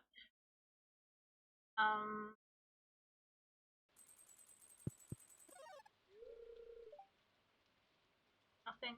Hey. No onward crops, but 22 already. Okay, I'm not so sure we're gonna be able to that one, because we only got 2 more days, and it takes like 8 days for the melon to actually.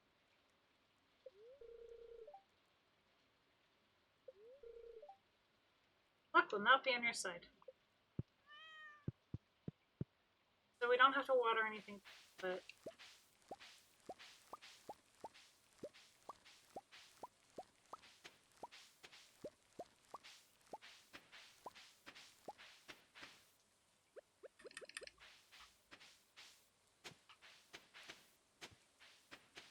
Still gonna do that. Yeah.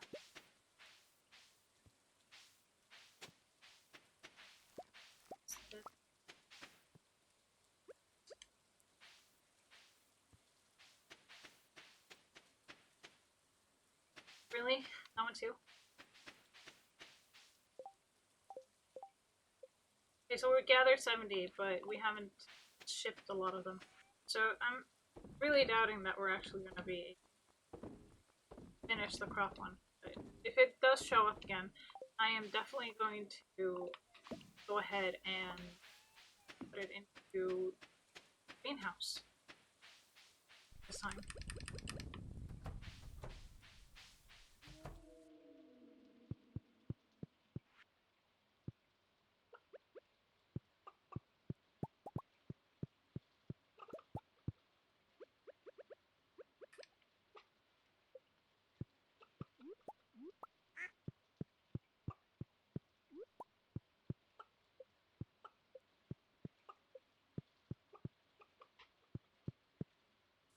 Oh, I missed one. Saw it.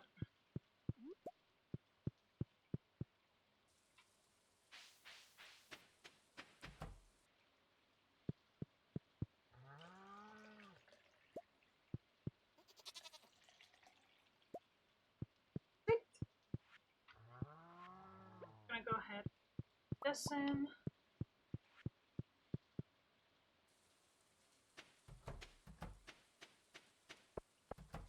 So this is our greenhouse. We haven't done anything much with it really, because I would like to get the watering mechanisms.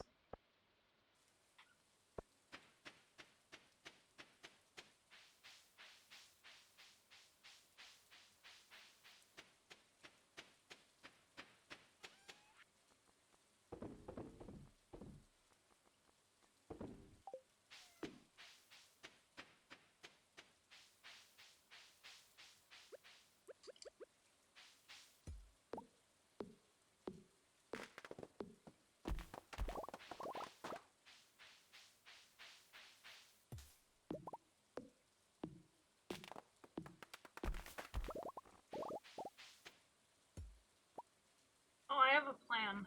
Just more or less that I need not. Let's see.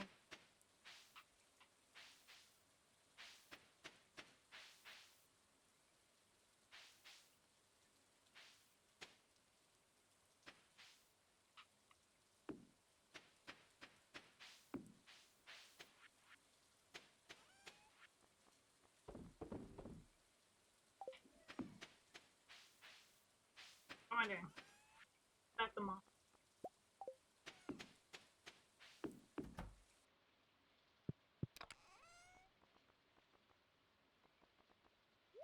Pepper.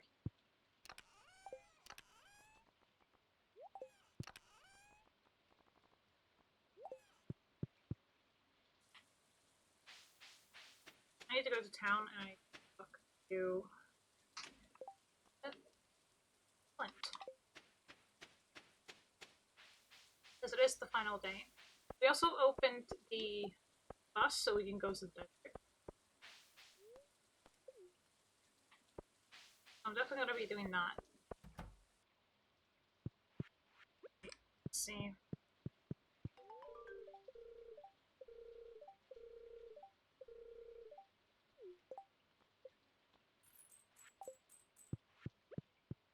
Alright.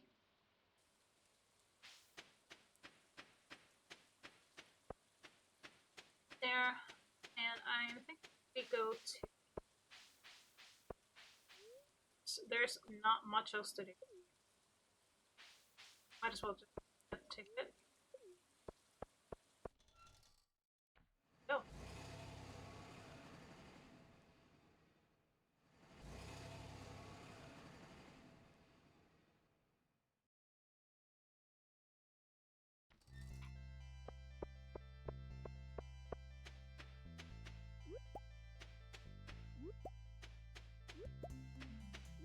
It's actually getting new really good for us. And let's see. What have we? We read this, so we can actually exchange this book to the bookseller.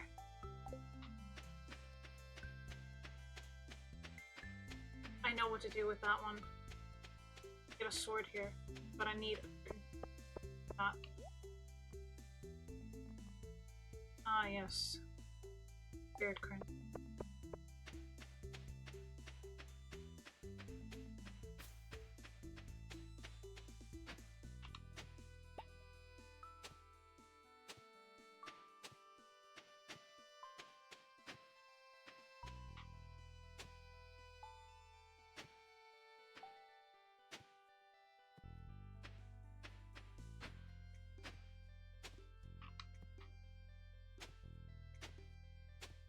Like there was something.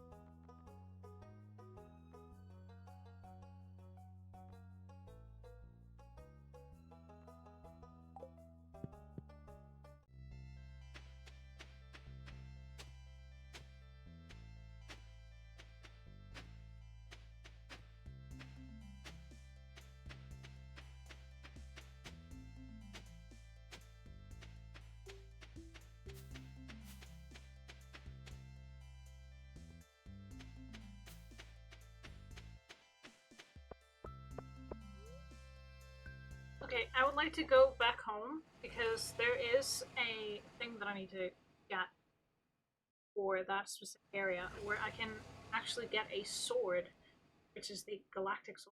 We're gonna go ahead and get it. So hopefully I can actually get it before she leaves for the day.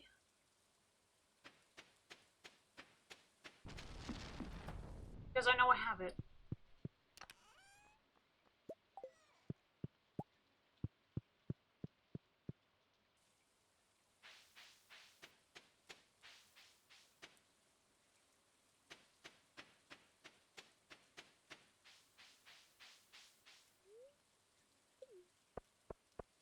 Sure, it costs 500 gold, but I'd much rather go there and get it done. I forgot even there for that current time.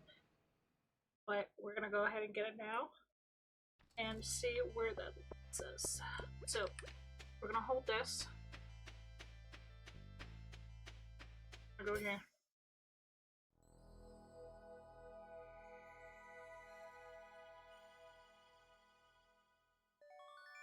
Galaxy Sword. So the Galaxy Sword is actually a lot better than what we have here. I'm gonna replace that. This one is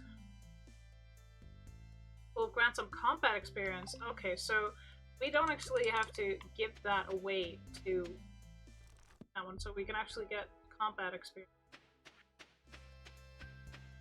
That's actually pretty good. Oh, here's something.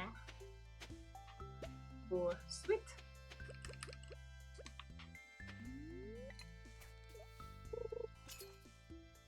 First.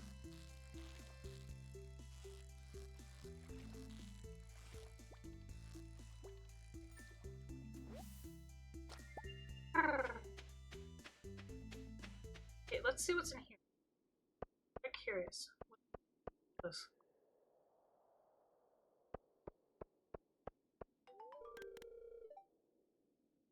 Oh, we had the skull key. Okay, cool.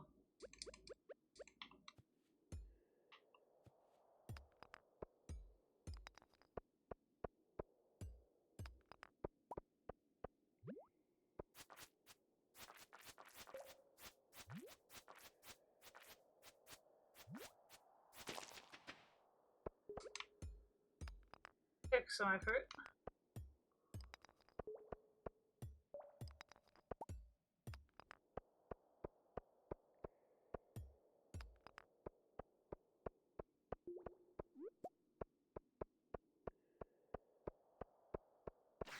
Uh-oh.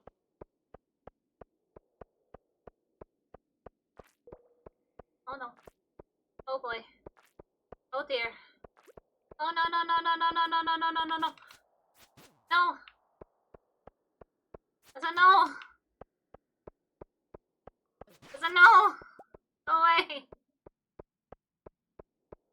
Okay, we're gonna jump in the hole. 7. Oh, 5 levels. Community band, hang on.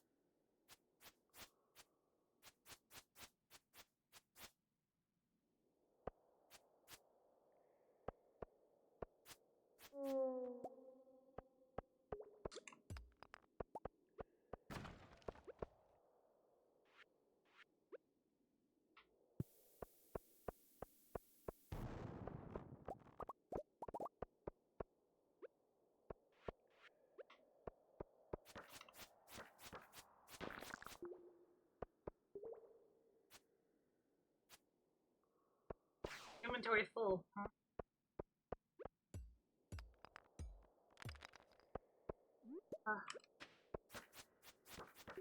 Oh god. Oh no.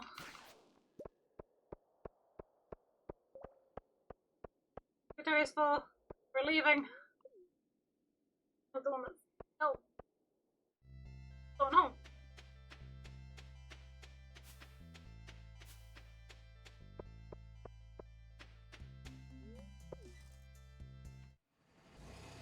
Let's see if we found where the skull key went. God.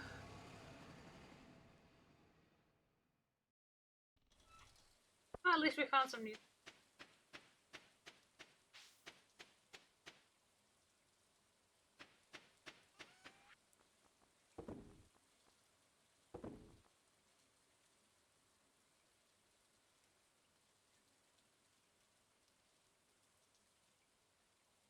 Okay, I'm gonna go to Gunther with it. I don't know. Worth it if it's not, but...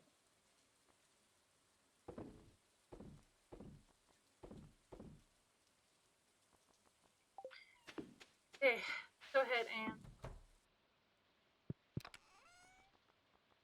We're putting this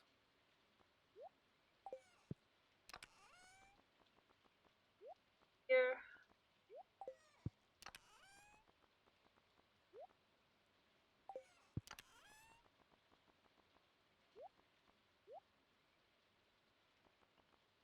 Apparently...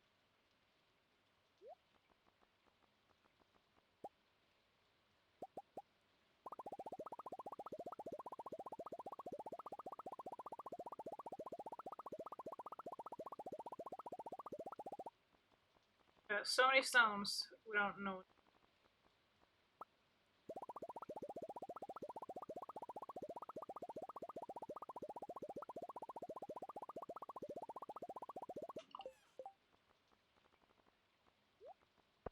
There we go. And we're just gonna... Because...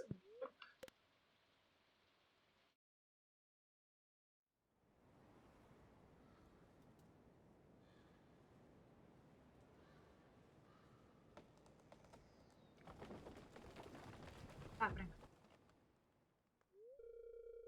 Strong wind storm during the night. Okay.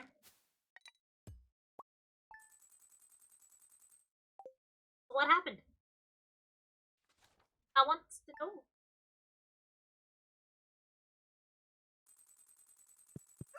Let's see. Onward to crops 55. Final day. Or not.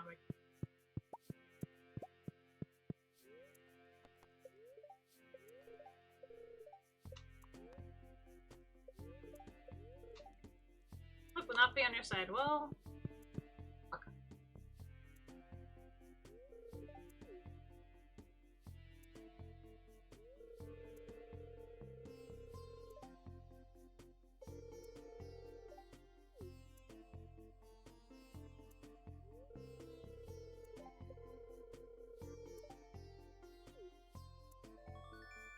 Oh.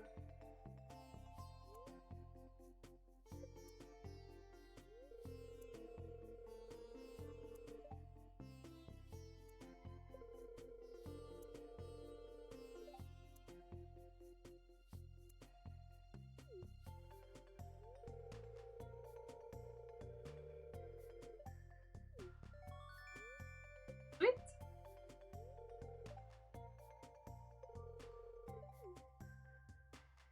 Oh, that was nice of seeing it.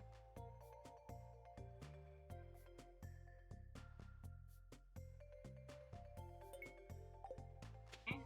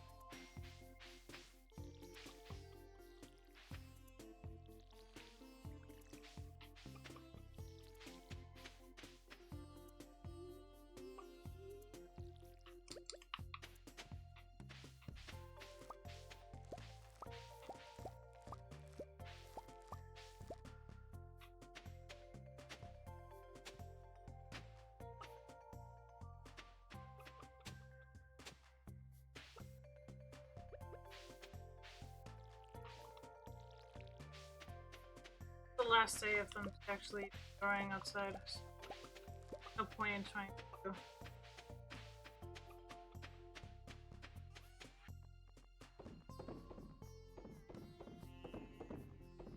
Really get them anyway. Like water crops. The next season is going to become a thing, so they're just gonna die. And actually watering it.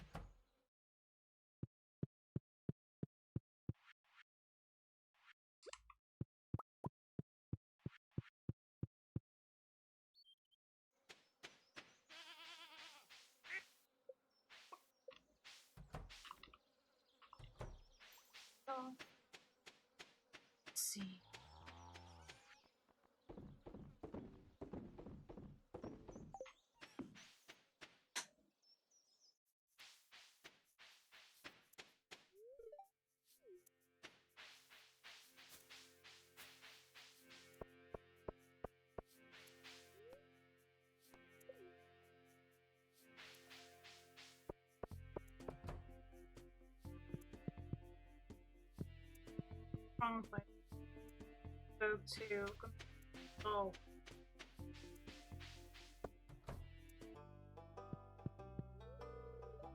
Nope. Okay, then we can sell it.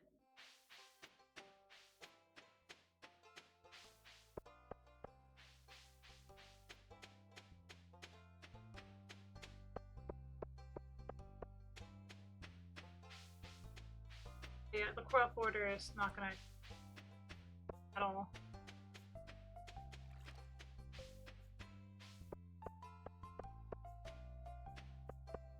Build Dutch.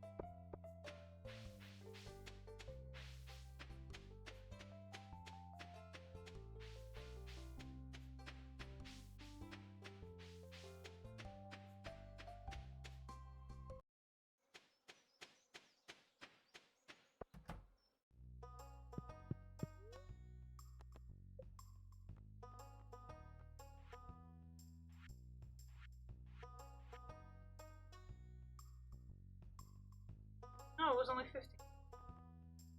Okay, cool. Alright, wait a minute. Do I want to upgrade?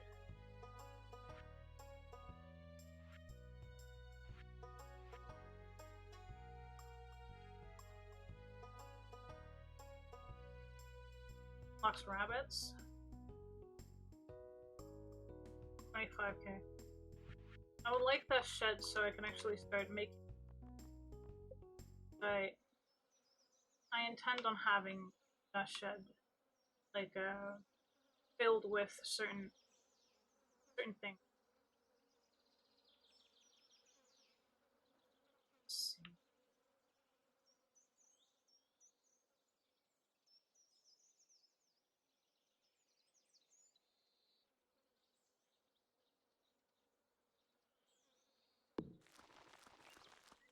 Over there.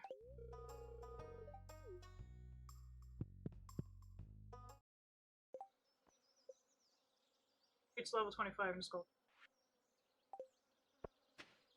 Challenge and health.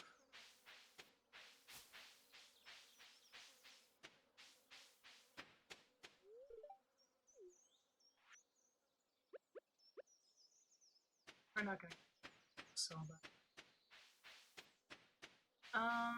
Oh, so the reason why I want the shed is because then we can fill it up and we can make cheese and other things. And after that, we're gonna try and get to 25k and upgrade upgrade barn with the cow and goat and try and get sheep and pigs. So we're gonna have to get a little bit more than 25k. We're probably gonna. I'm estimating about 40,000.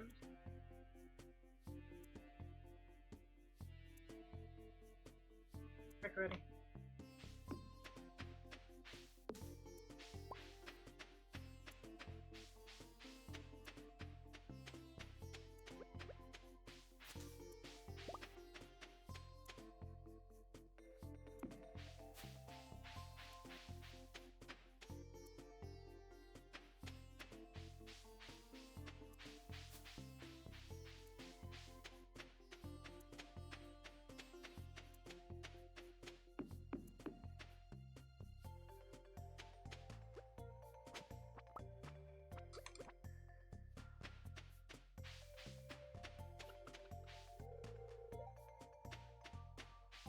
I'm gonna actually have to think about a few things. This is just gonna wither away. No point in me having. And I want to try and get some sprinklers.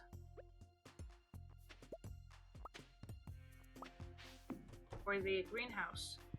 Not trying to.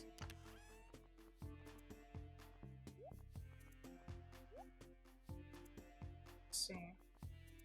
So the sprinklers that I want are the ones that we can these ones. But that's expensive. Because we only have so many.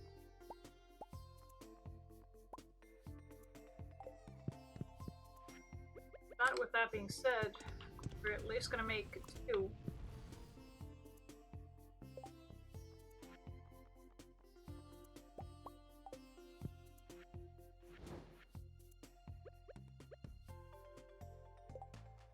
much to 24 adjacent tiles. So 24 adjacent tiles, that is not exactly a bad thing. Now I just need to like calculate where to place them so it actually waters.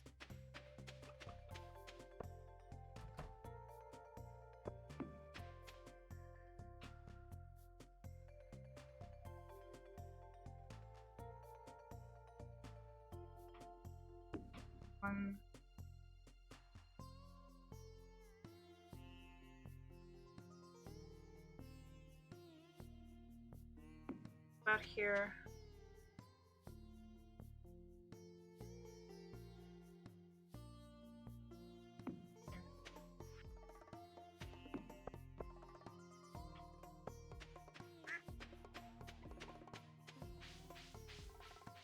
Because now we're gonna go ahead and plant a few things that we can't plant right now.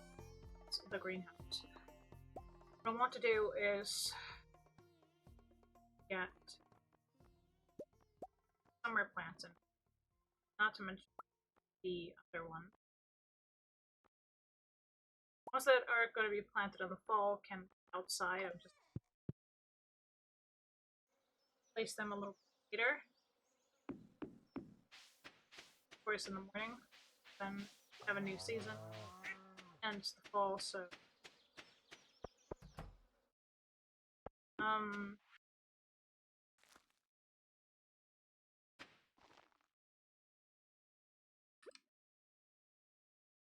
plant these on.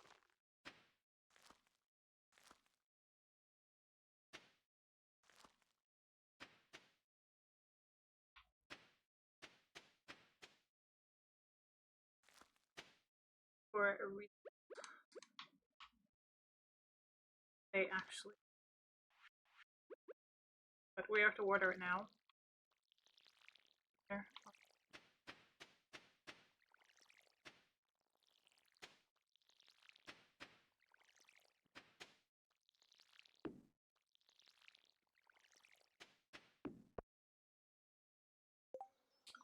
Not a lot. We're gonna do that.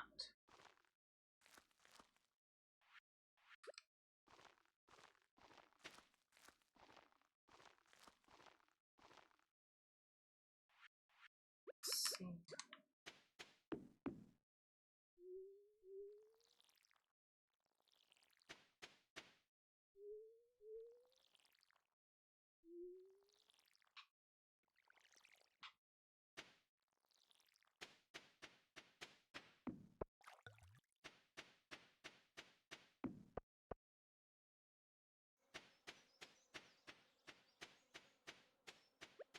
Hopefully they won't take too long.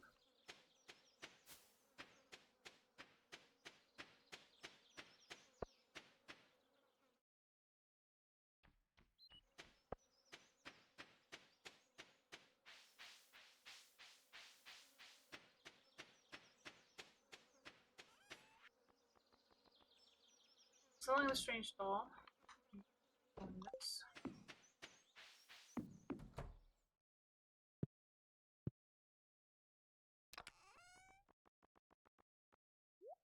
Putting this away, and in the meantime,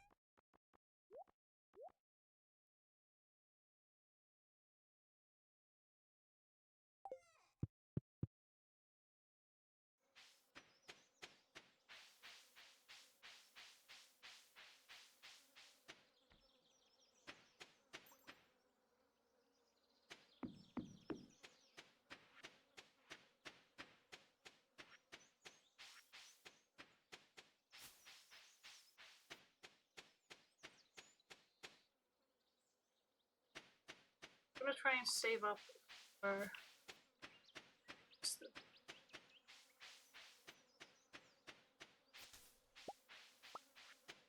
there are a few things I would like to give him. Now, I'm trying to get the two last hearts there. But it's not always easy.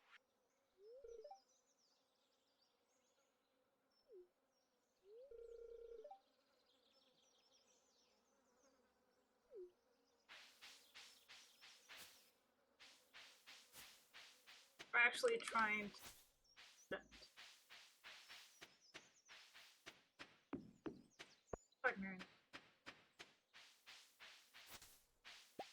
see about some. Also, it's great for making luxury bait. I've actually started using regular one.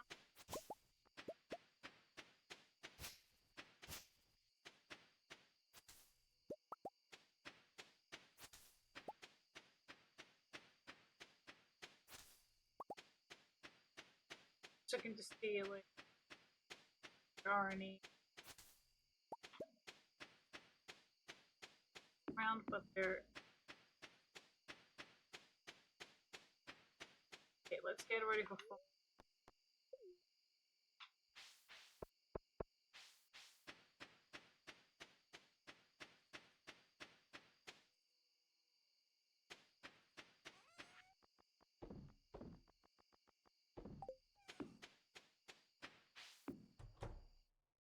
I can always move stuff around if I want to.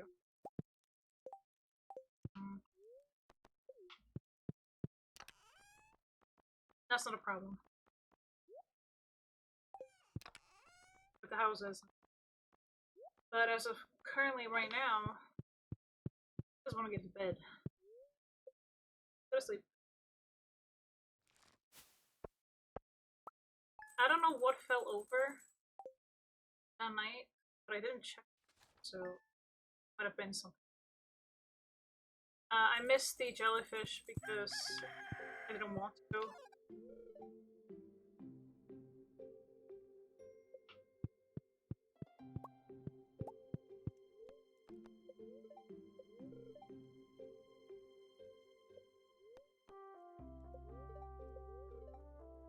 Day is in your hands. Okay, fine. So the corn actually survives. Nothing else. But everything other than corn is pretty much dead. So what we're gonna do is we're gonna make sure that the soil is what are going to be growing.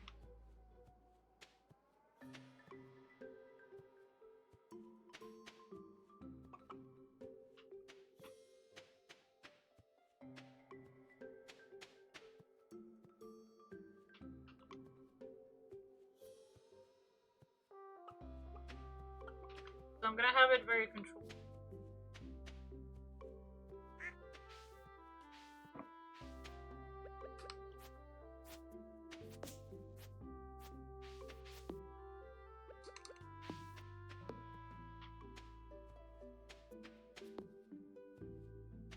So meaning I'm actually gonna have to go ahead and get the scarecrows again, but that's because I want where I want to place them. So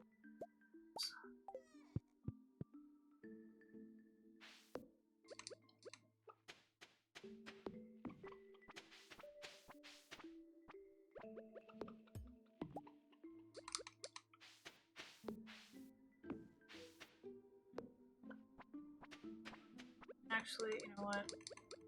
I'm not gonna plant.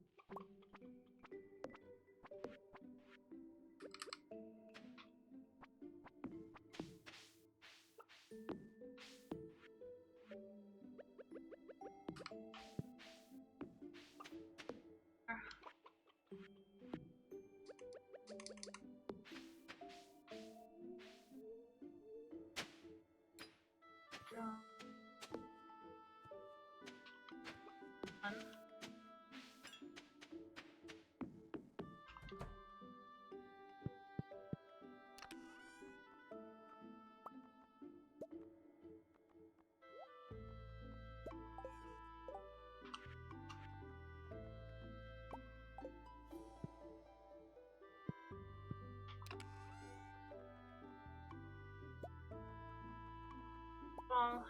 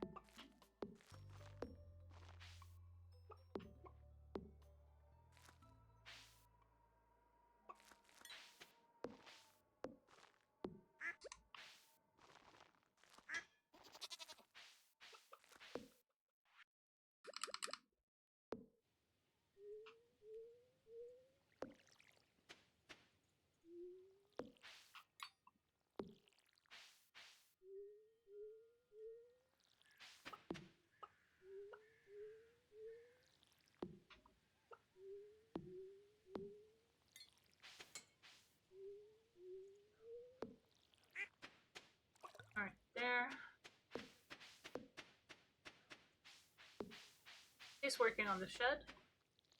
It'll take 1 or 2 days.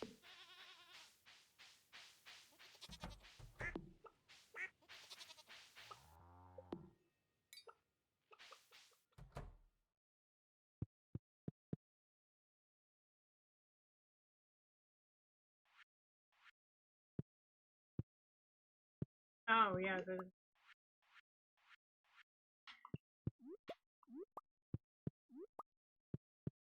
can I grab a sword? Okay.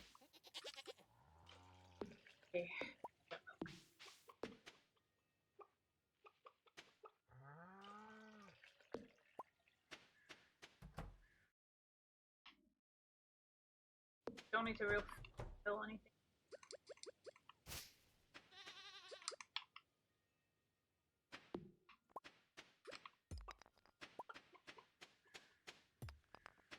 We're gonna up around here, like normal.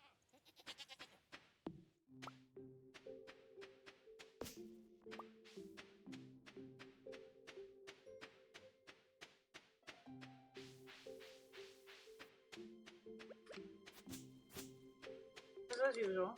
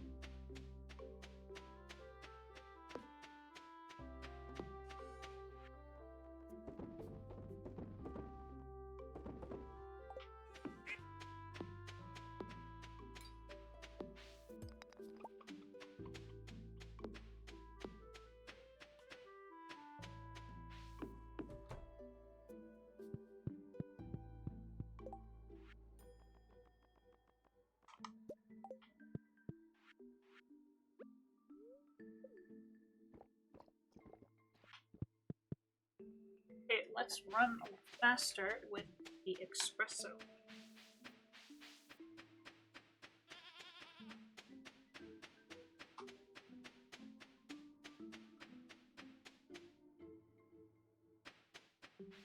Ah.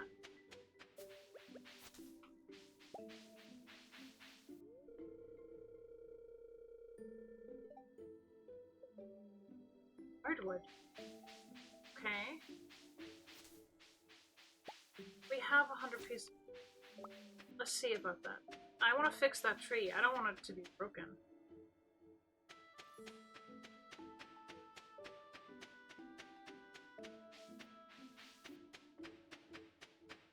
See if we have 100.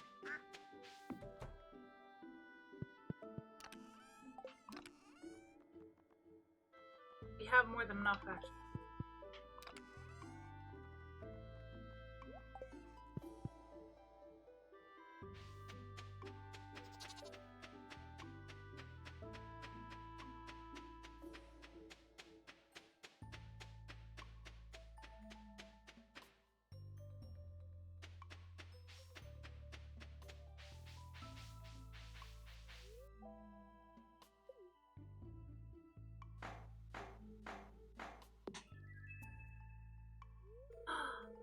Maybe someone will decide to move in.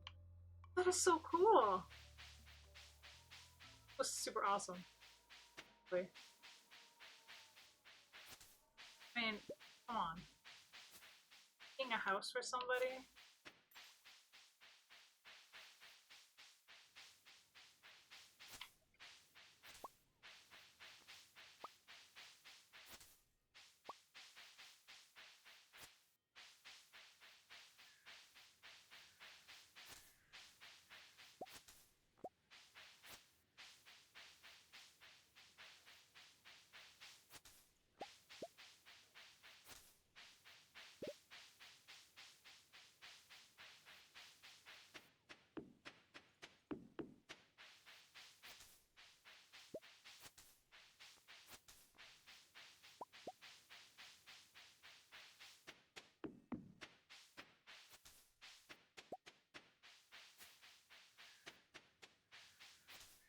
of moss around, but that's just...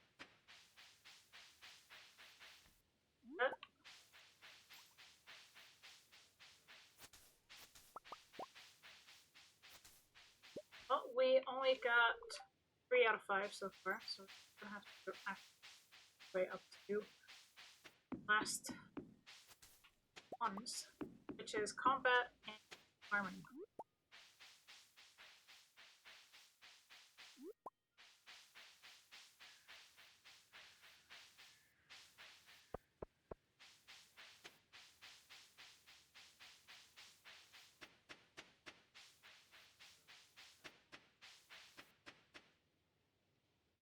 But I'm pleased to say that we can actually now fish up a wally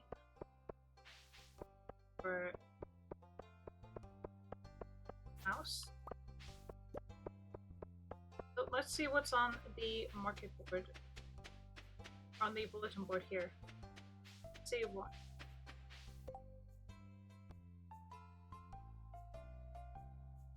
I don't want open. I really don't. 1,000 pieces of stone in a week. Okay. I can do that.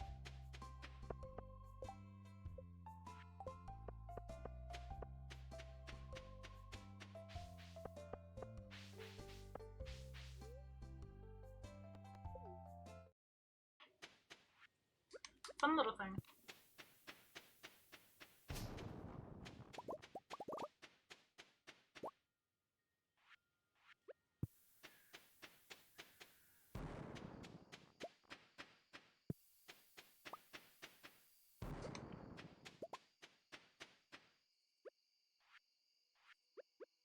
So always using the pickaxe.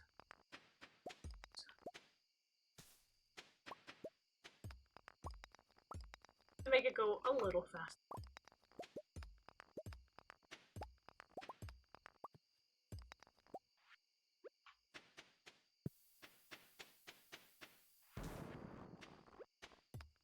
Like that.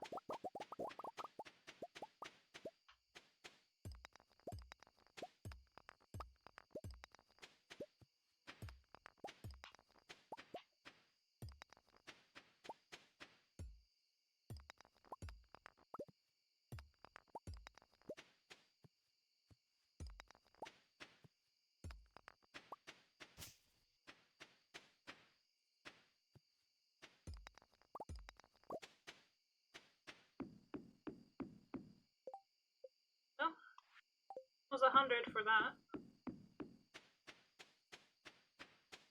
Pretty nice, actually. Now, let us go home.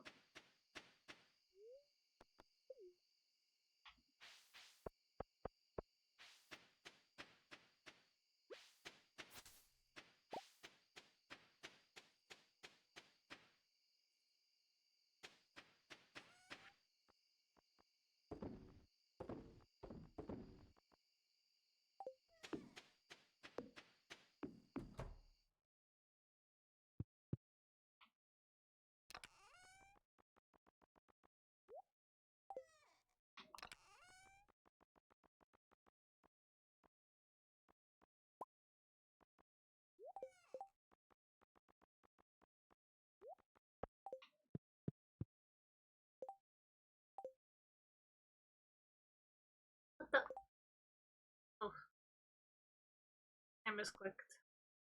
Up, up.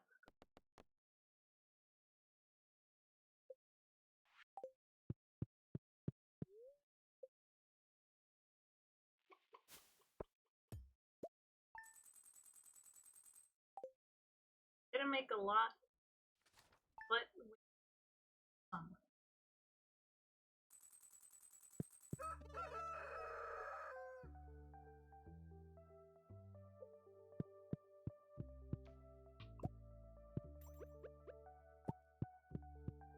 Oh darn it, did I forget to water the...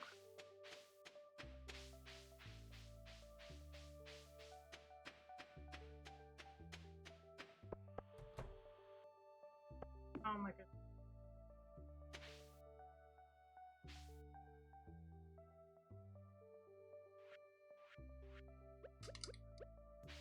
problem.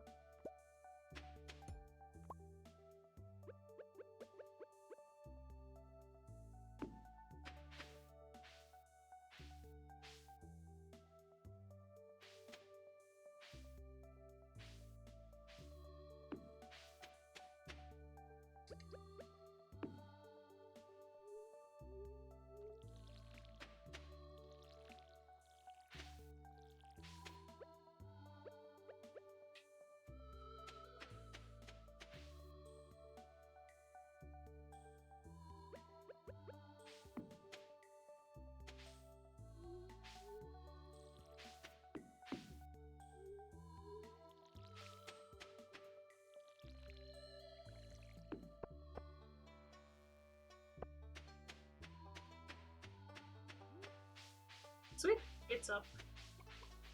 There's a plan here.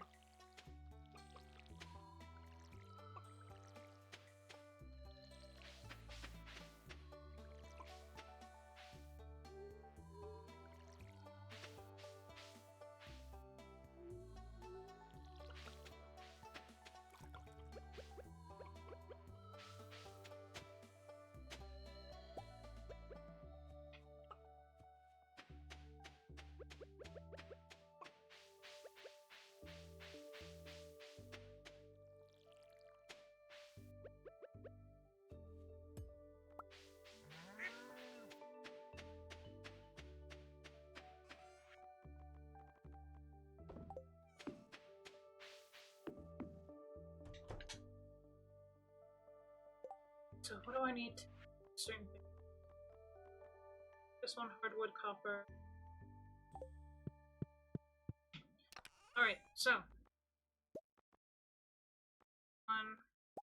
a lot of copper.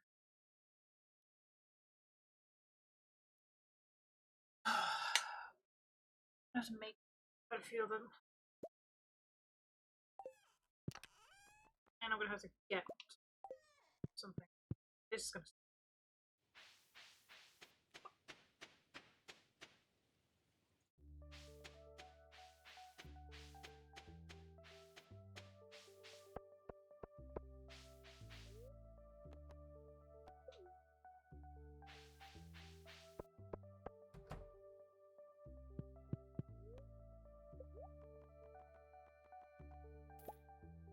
Yeah, this is gonna be a very expensive cost, so instead we're just gonna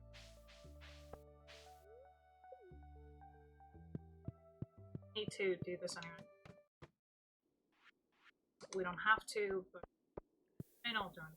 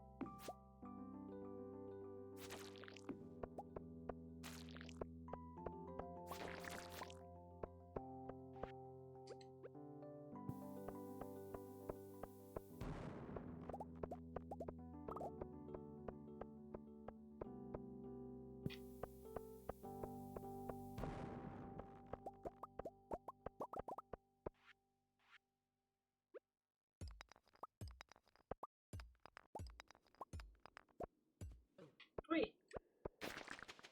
That was not nice.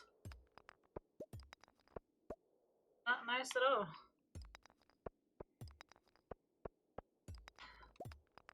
Uh-huh.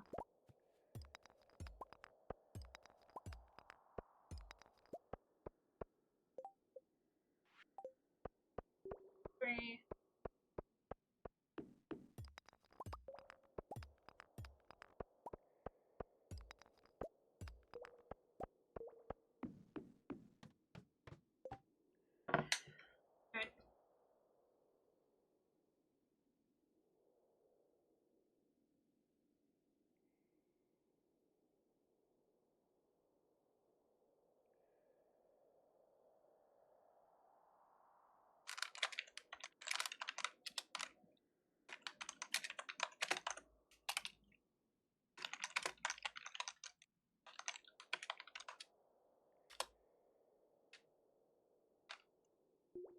I'm just gonna stretch a little bit.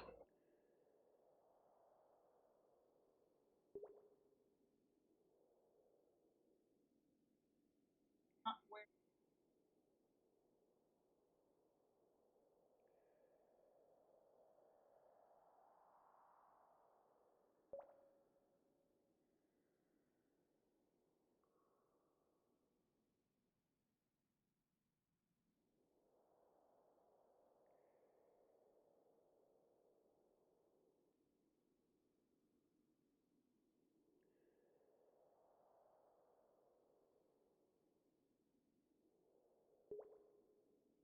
Oh. Doing these sports for over a longer period of time is painful.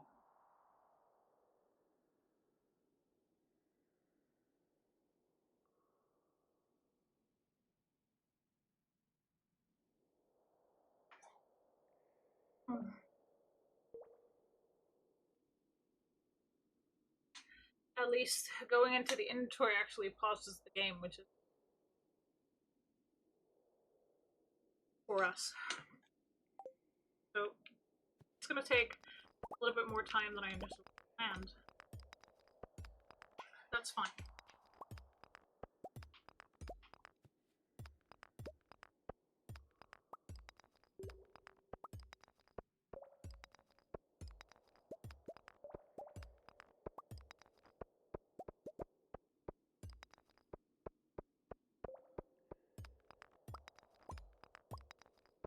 And we're just setting a goal for getting so we can actually game and actually get on.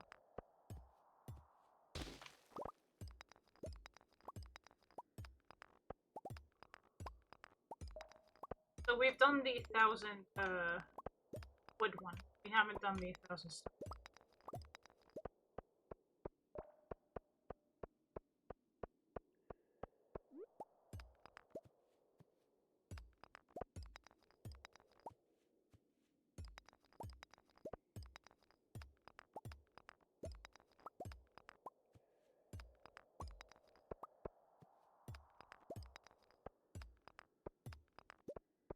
It's just better to clear everything out.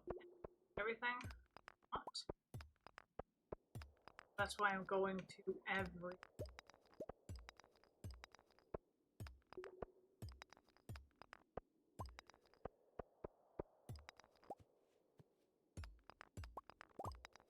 Because we want to get the 1,000 stone as soon as possible, and also we are trying to get copper, and we're already 200. 6 more days.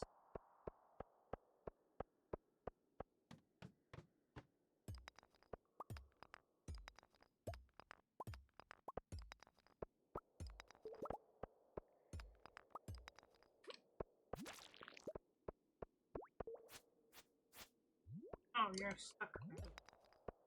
What the? Oh.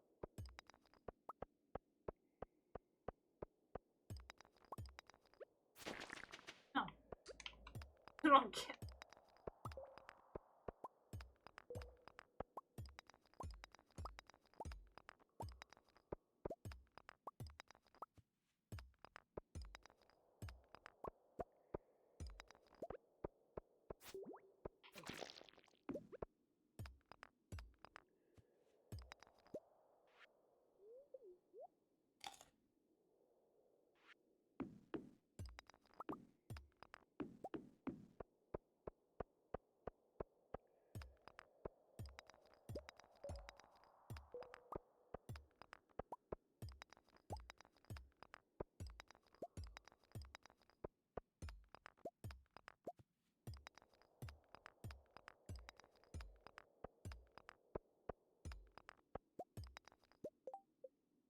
Okay, 308.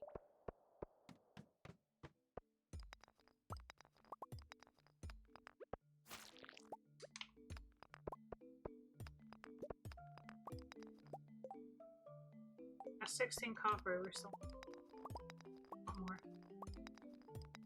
Because 5 copper makes for a copper bar. So many of them.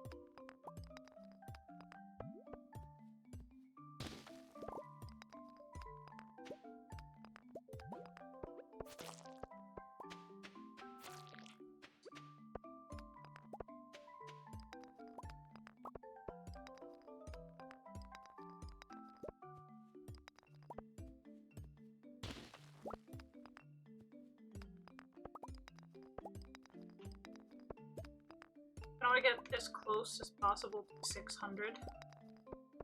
So,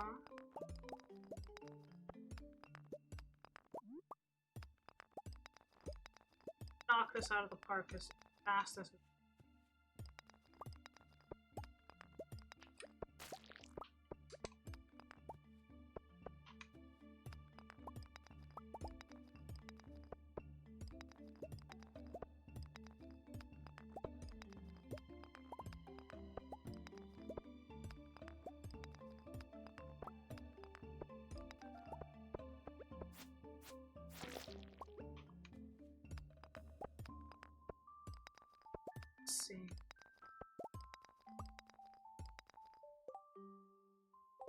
25, 5 coffee.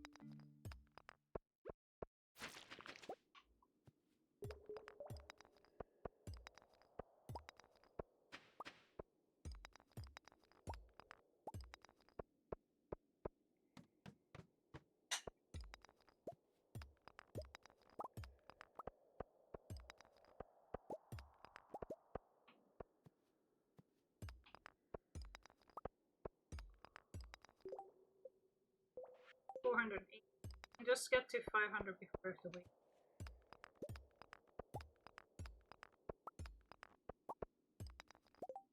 No, Alton. Iron ore and coal. Actually, I can make a bunch. I have a lot of iron ore at home. Oh, it's very stupid to sell my copper ore.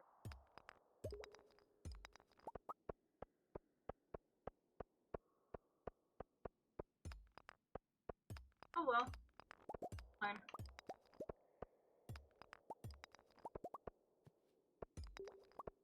But anyway.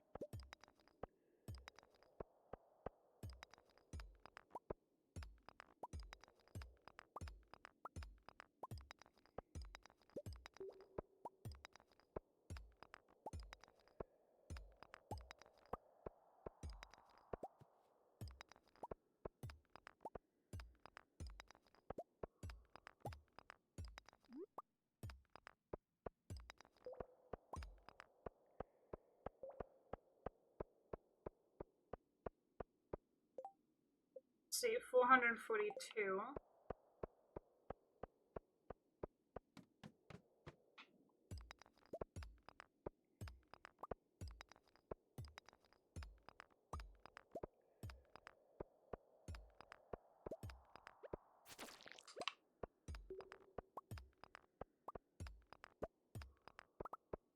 We can actually start selling some stone that we have, like stacks of 999.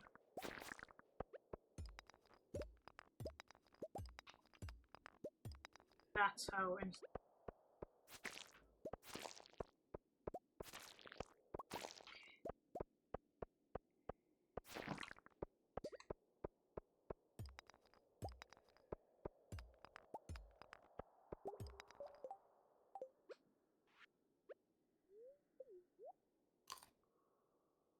Some energy because we're in the red.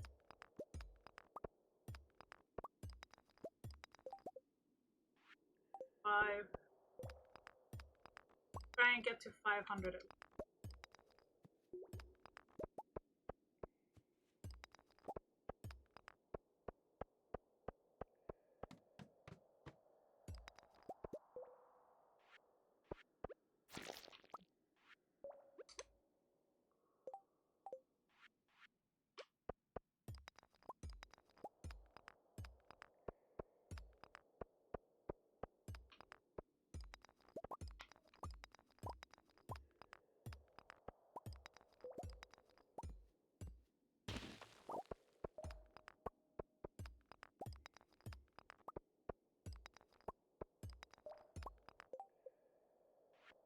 $196.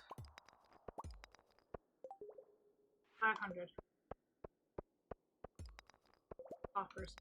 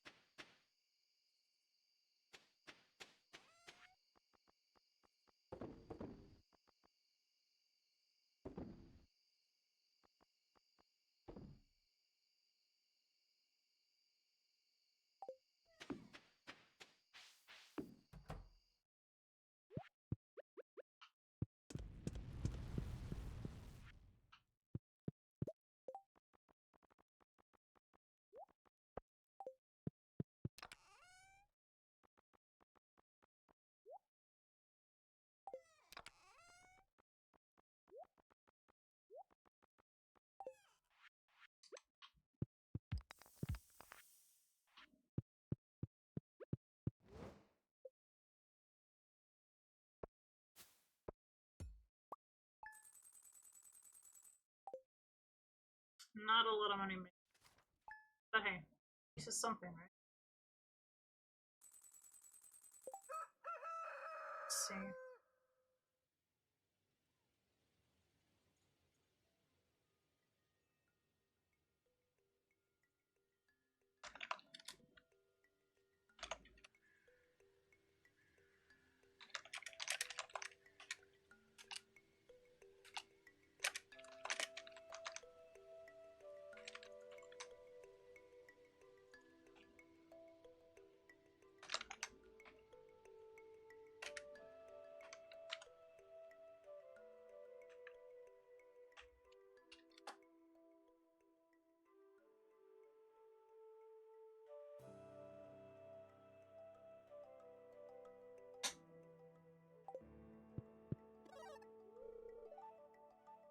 Unordered crops.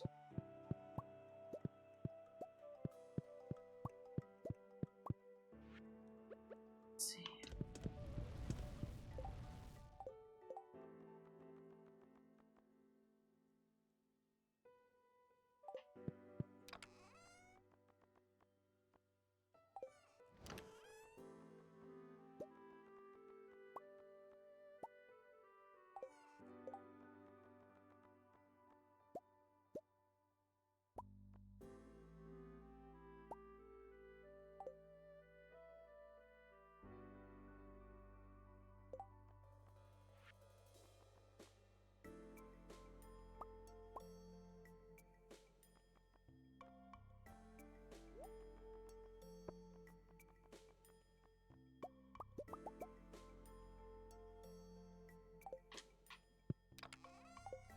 Out of wood.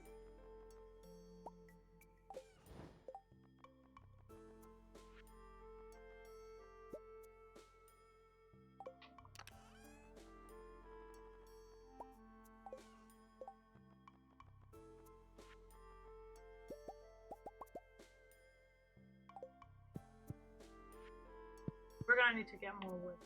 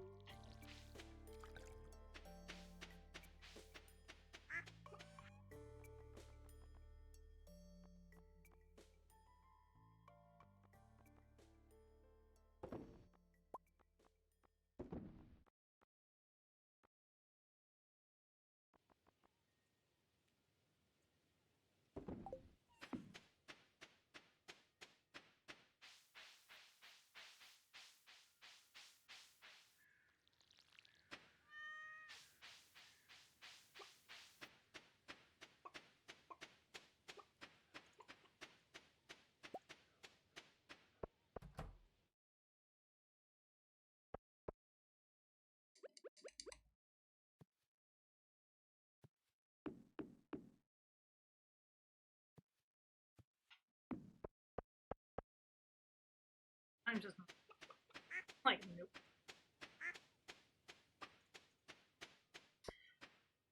Let's see. Ooh.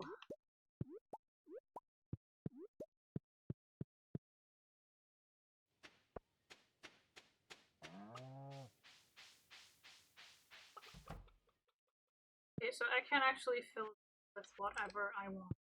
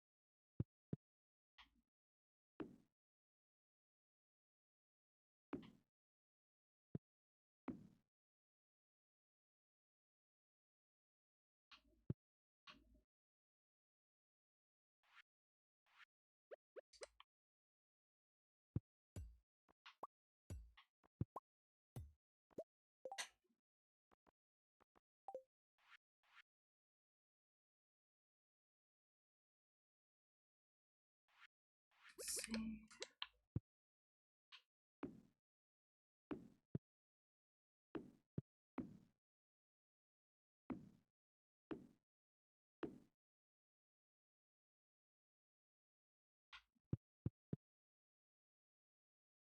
Not perfect, but hey, it's gonna work. So we're gonna start.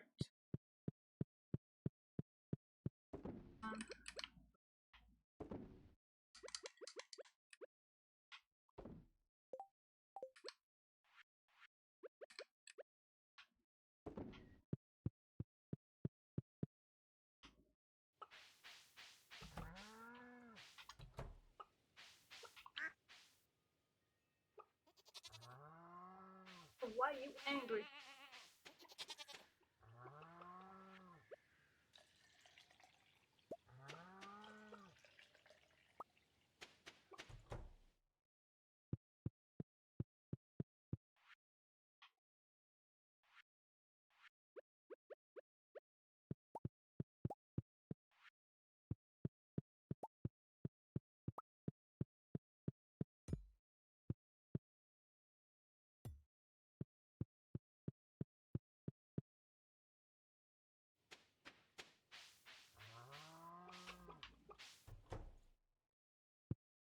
Oh my goodness.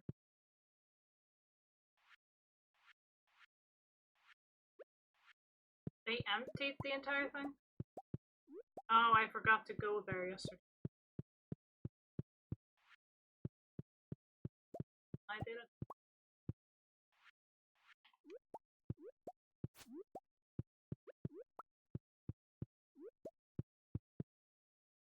Right there. Now you're gonna be fed.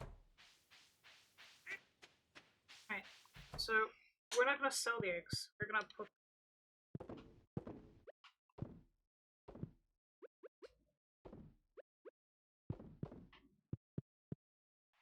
Then we're gonna put there. And they go here.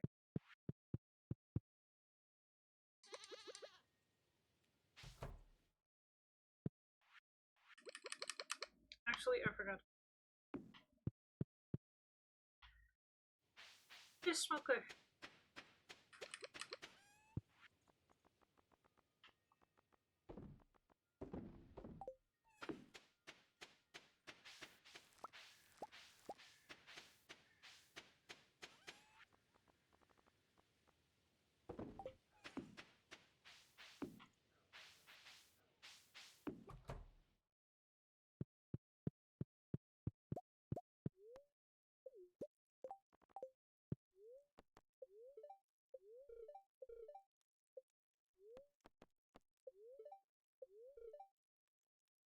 You have a little extra luck today. It's nice. I really, really doubt it.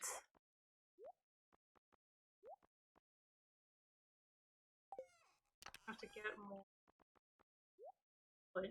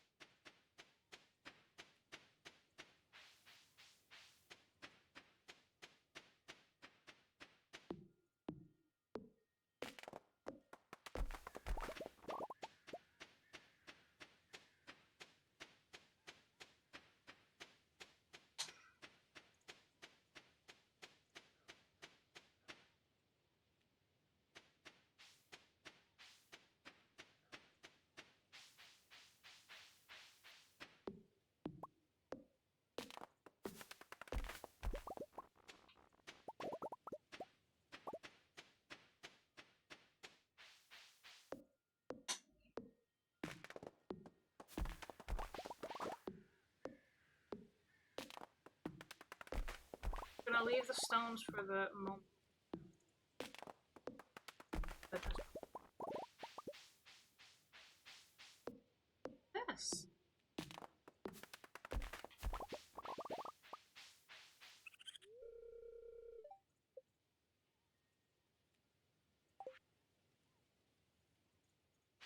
boat. Oh, okay, so I need to catch fish. Alright.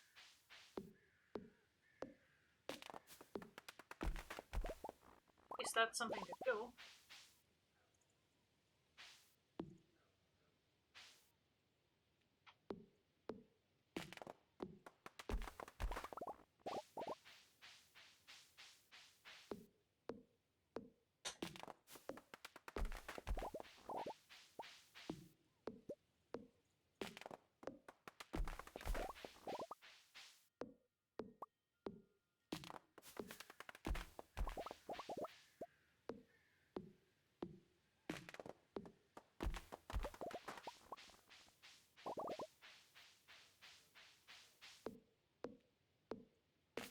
I'm gonna need a lot of wood to build stuff.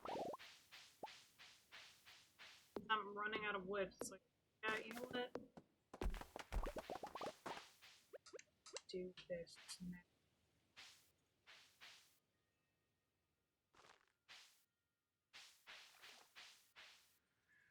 I can't.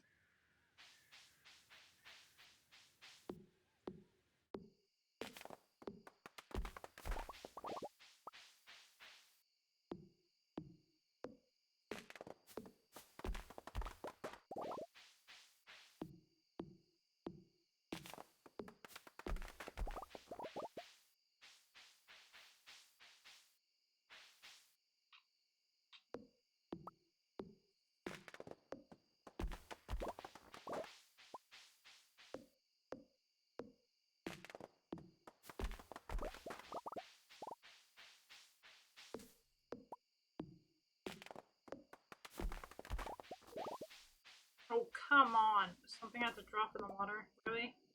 Come on. This is not fair.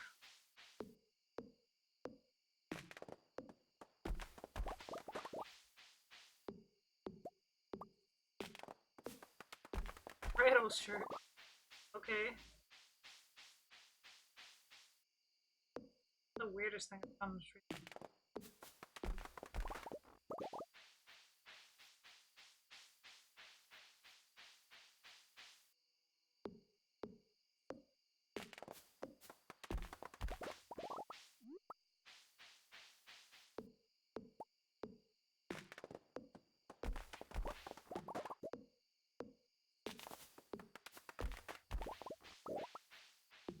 We ran out of wood. That's why I'm doing it.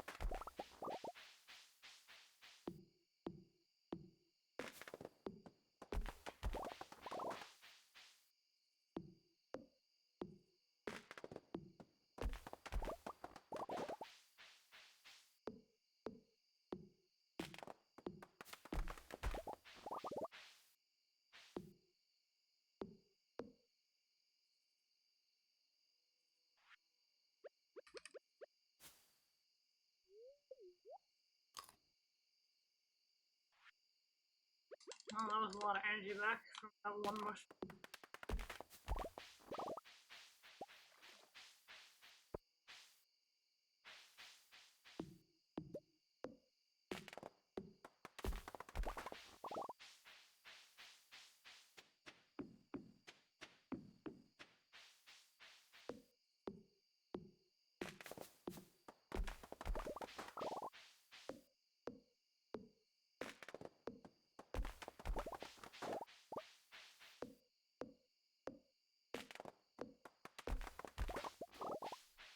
Come on, really?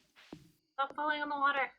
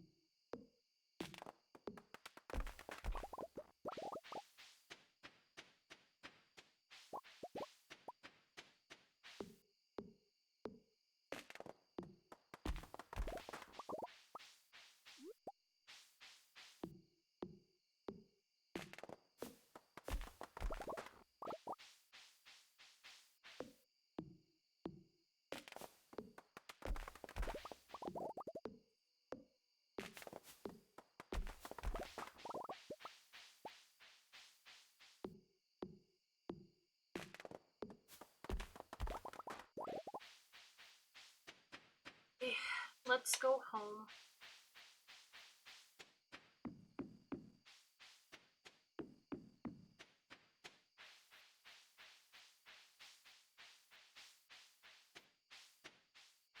This we got over 1,000.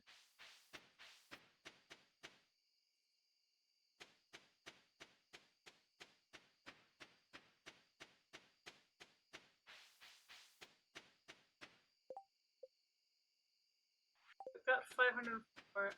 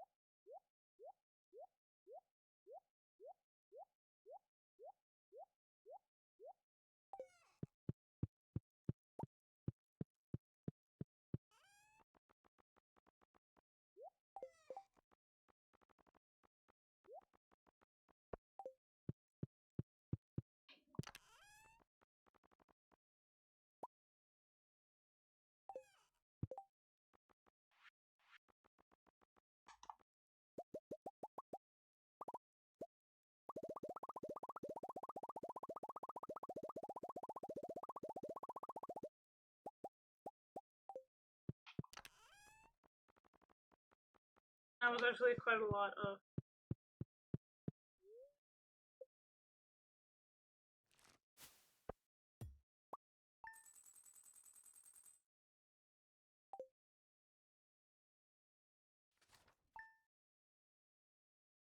Progress.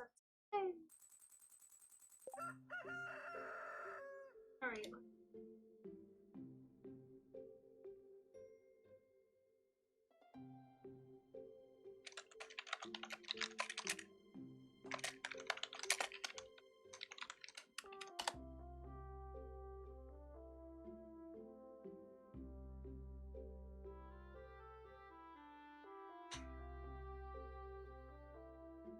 So I'm actually thinking about raiding out because I am getting.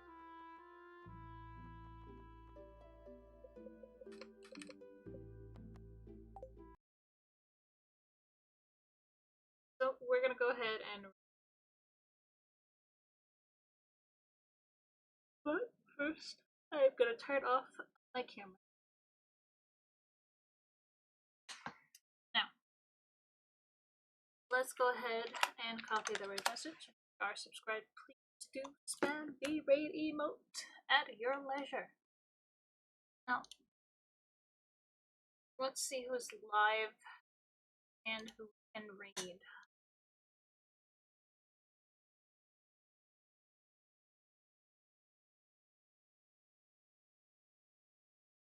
You know what? We're just gonna raid. It's always really fun and always really lively.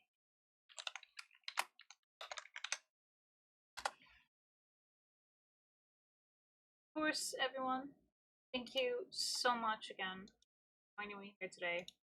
I know I had, but as always, please do take care of yourself, meaning eat, hydrate, and rest. These are very important to maintain health, so please do. Of course, if you can have the that okay, if you can and have the opportunity and the energy, please try and take it. But most importantly, please do remember you are beautiful. Now, of course, I will send you off to cause destruction, chaos, and mayhem in Ghost Arcade's chat. So, I will see you next time, next week. Well, have some fun then. All right, my darlings. I hope you have an awesome, wonderful start of your weekend.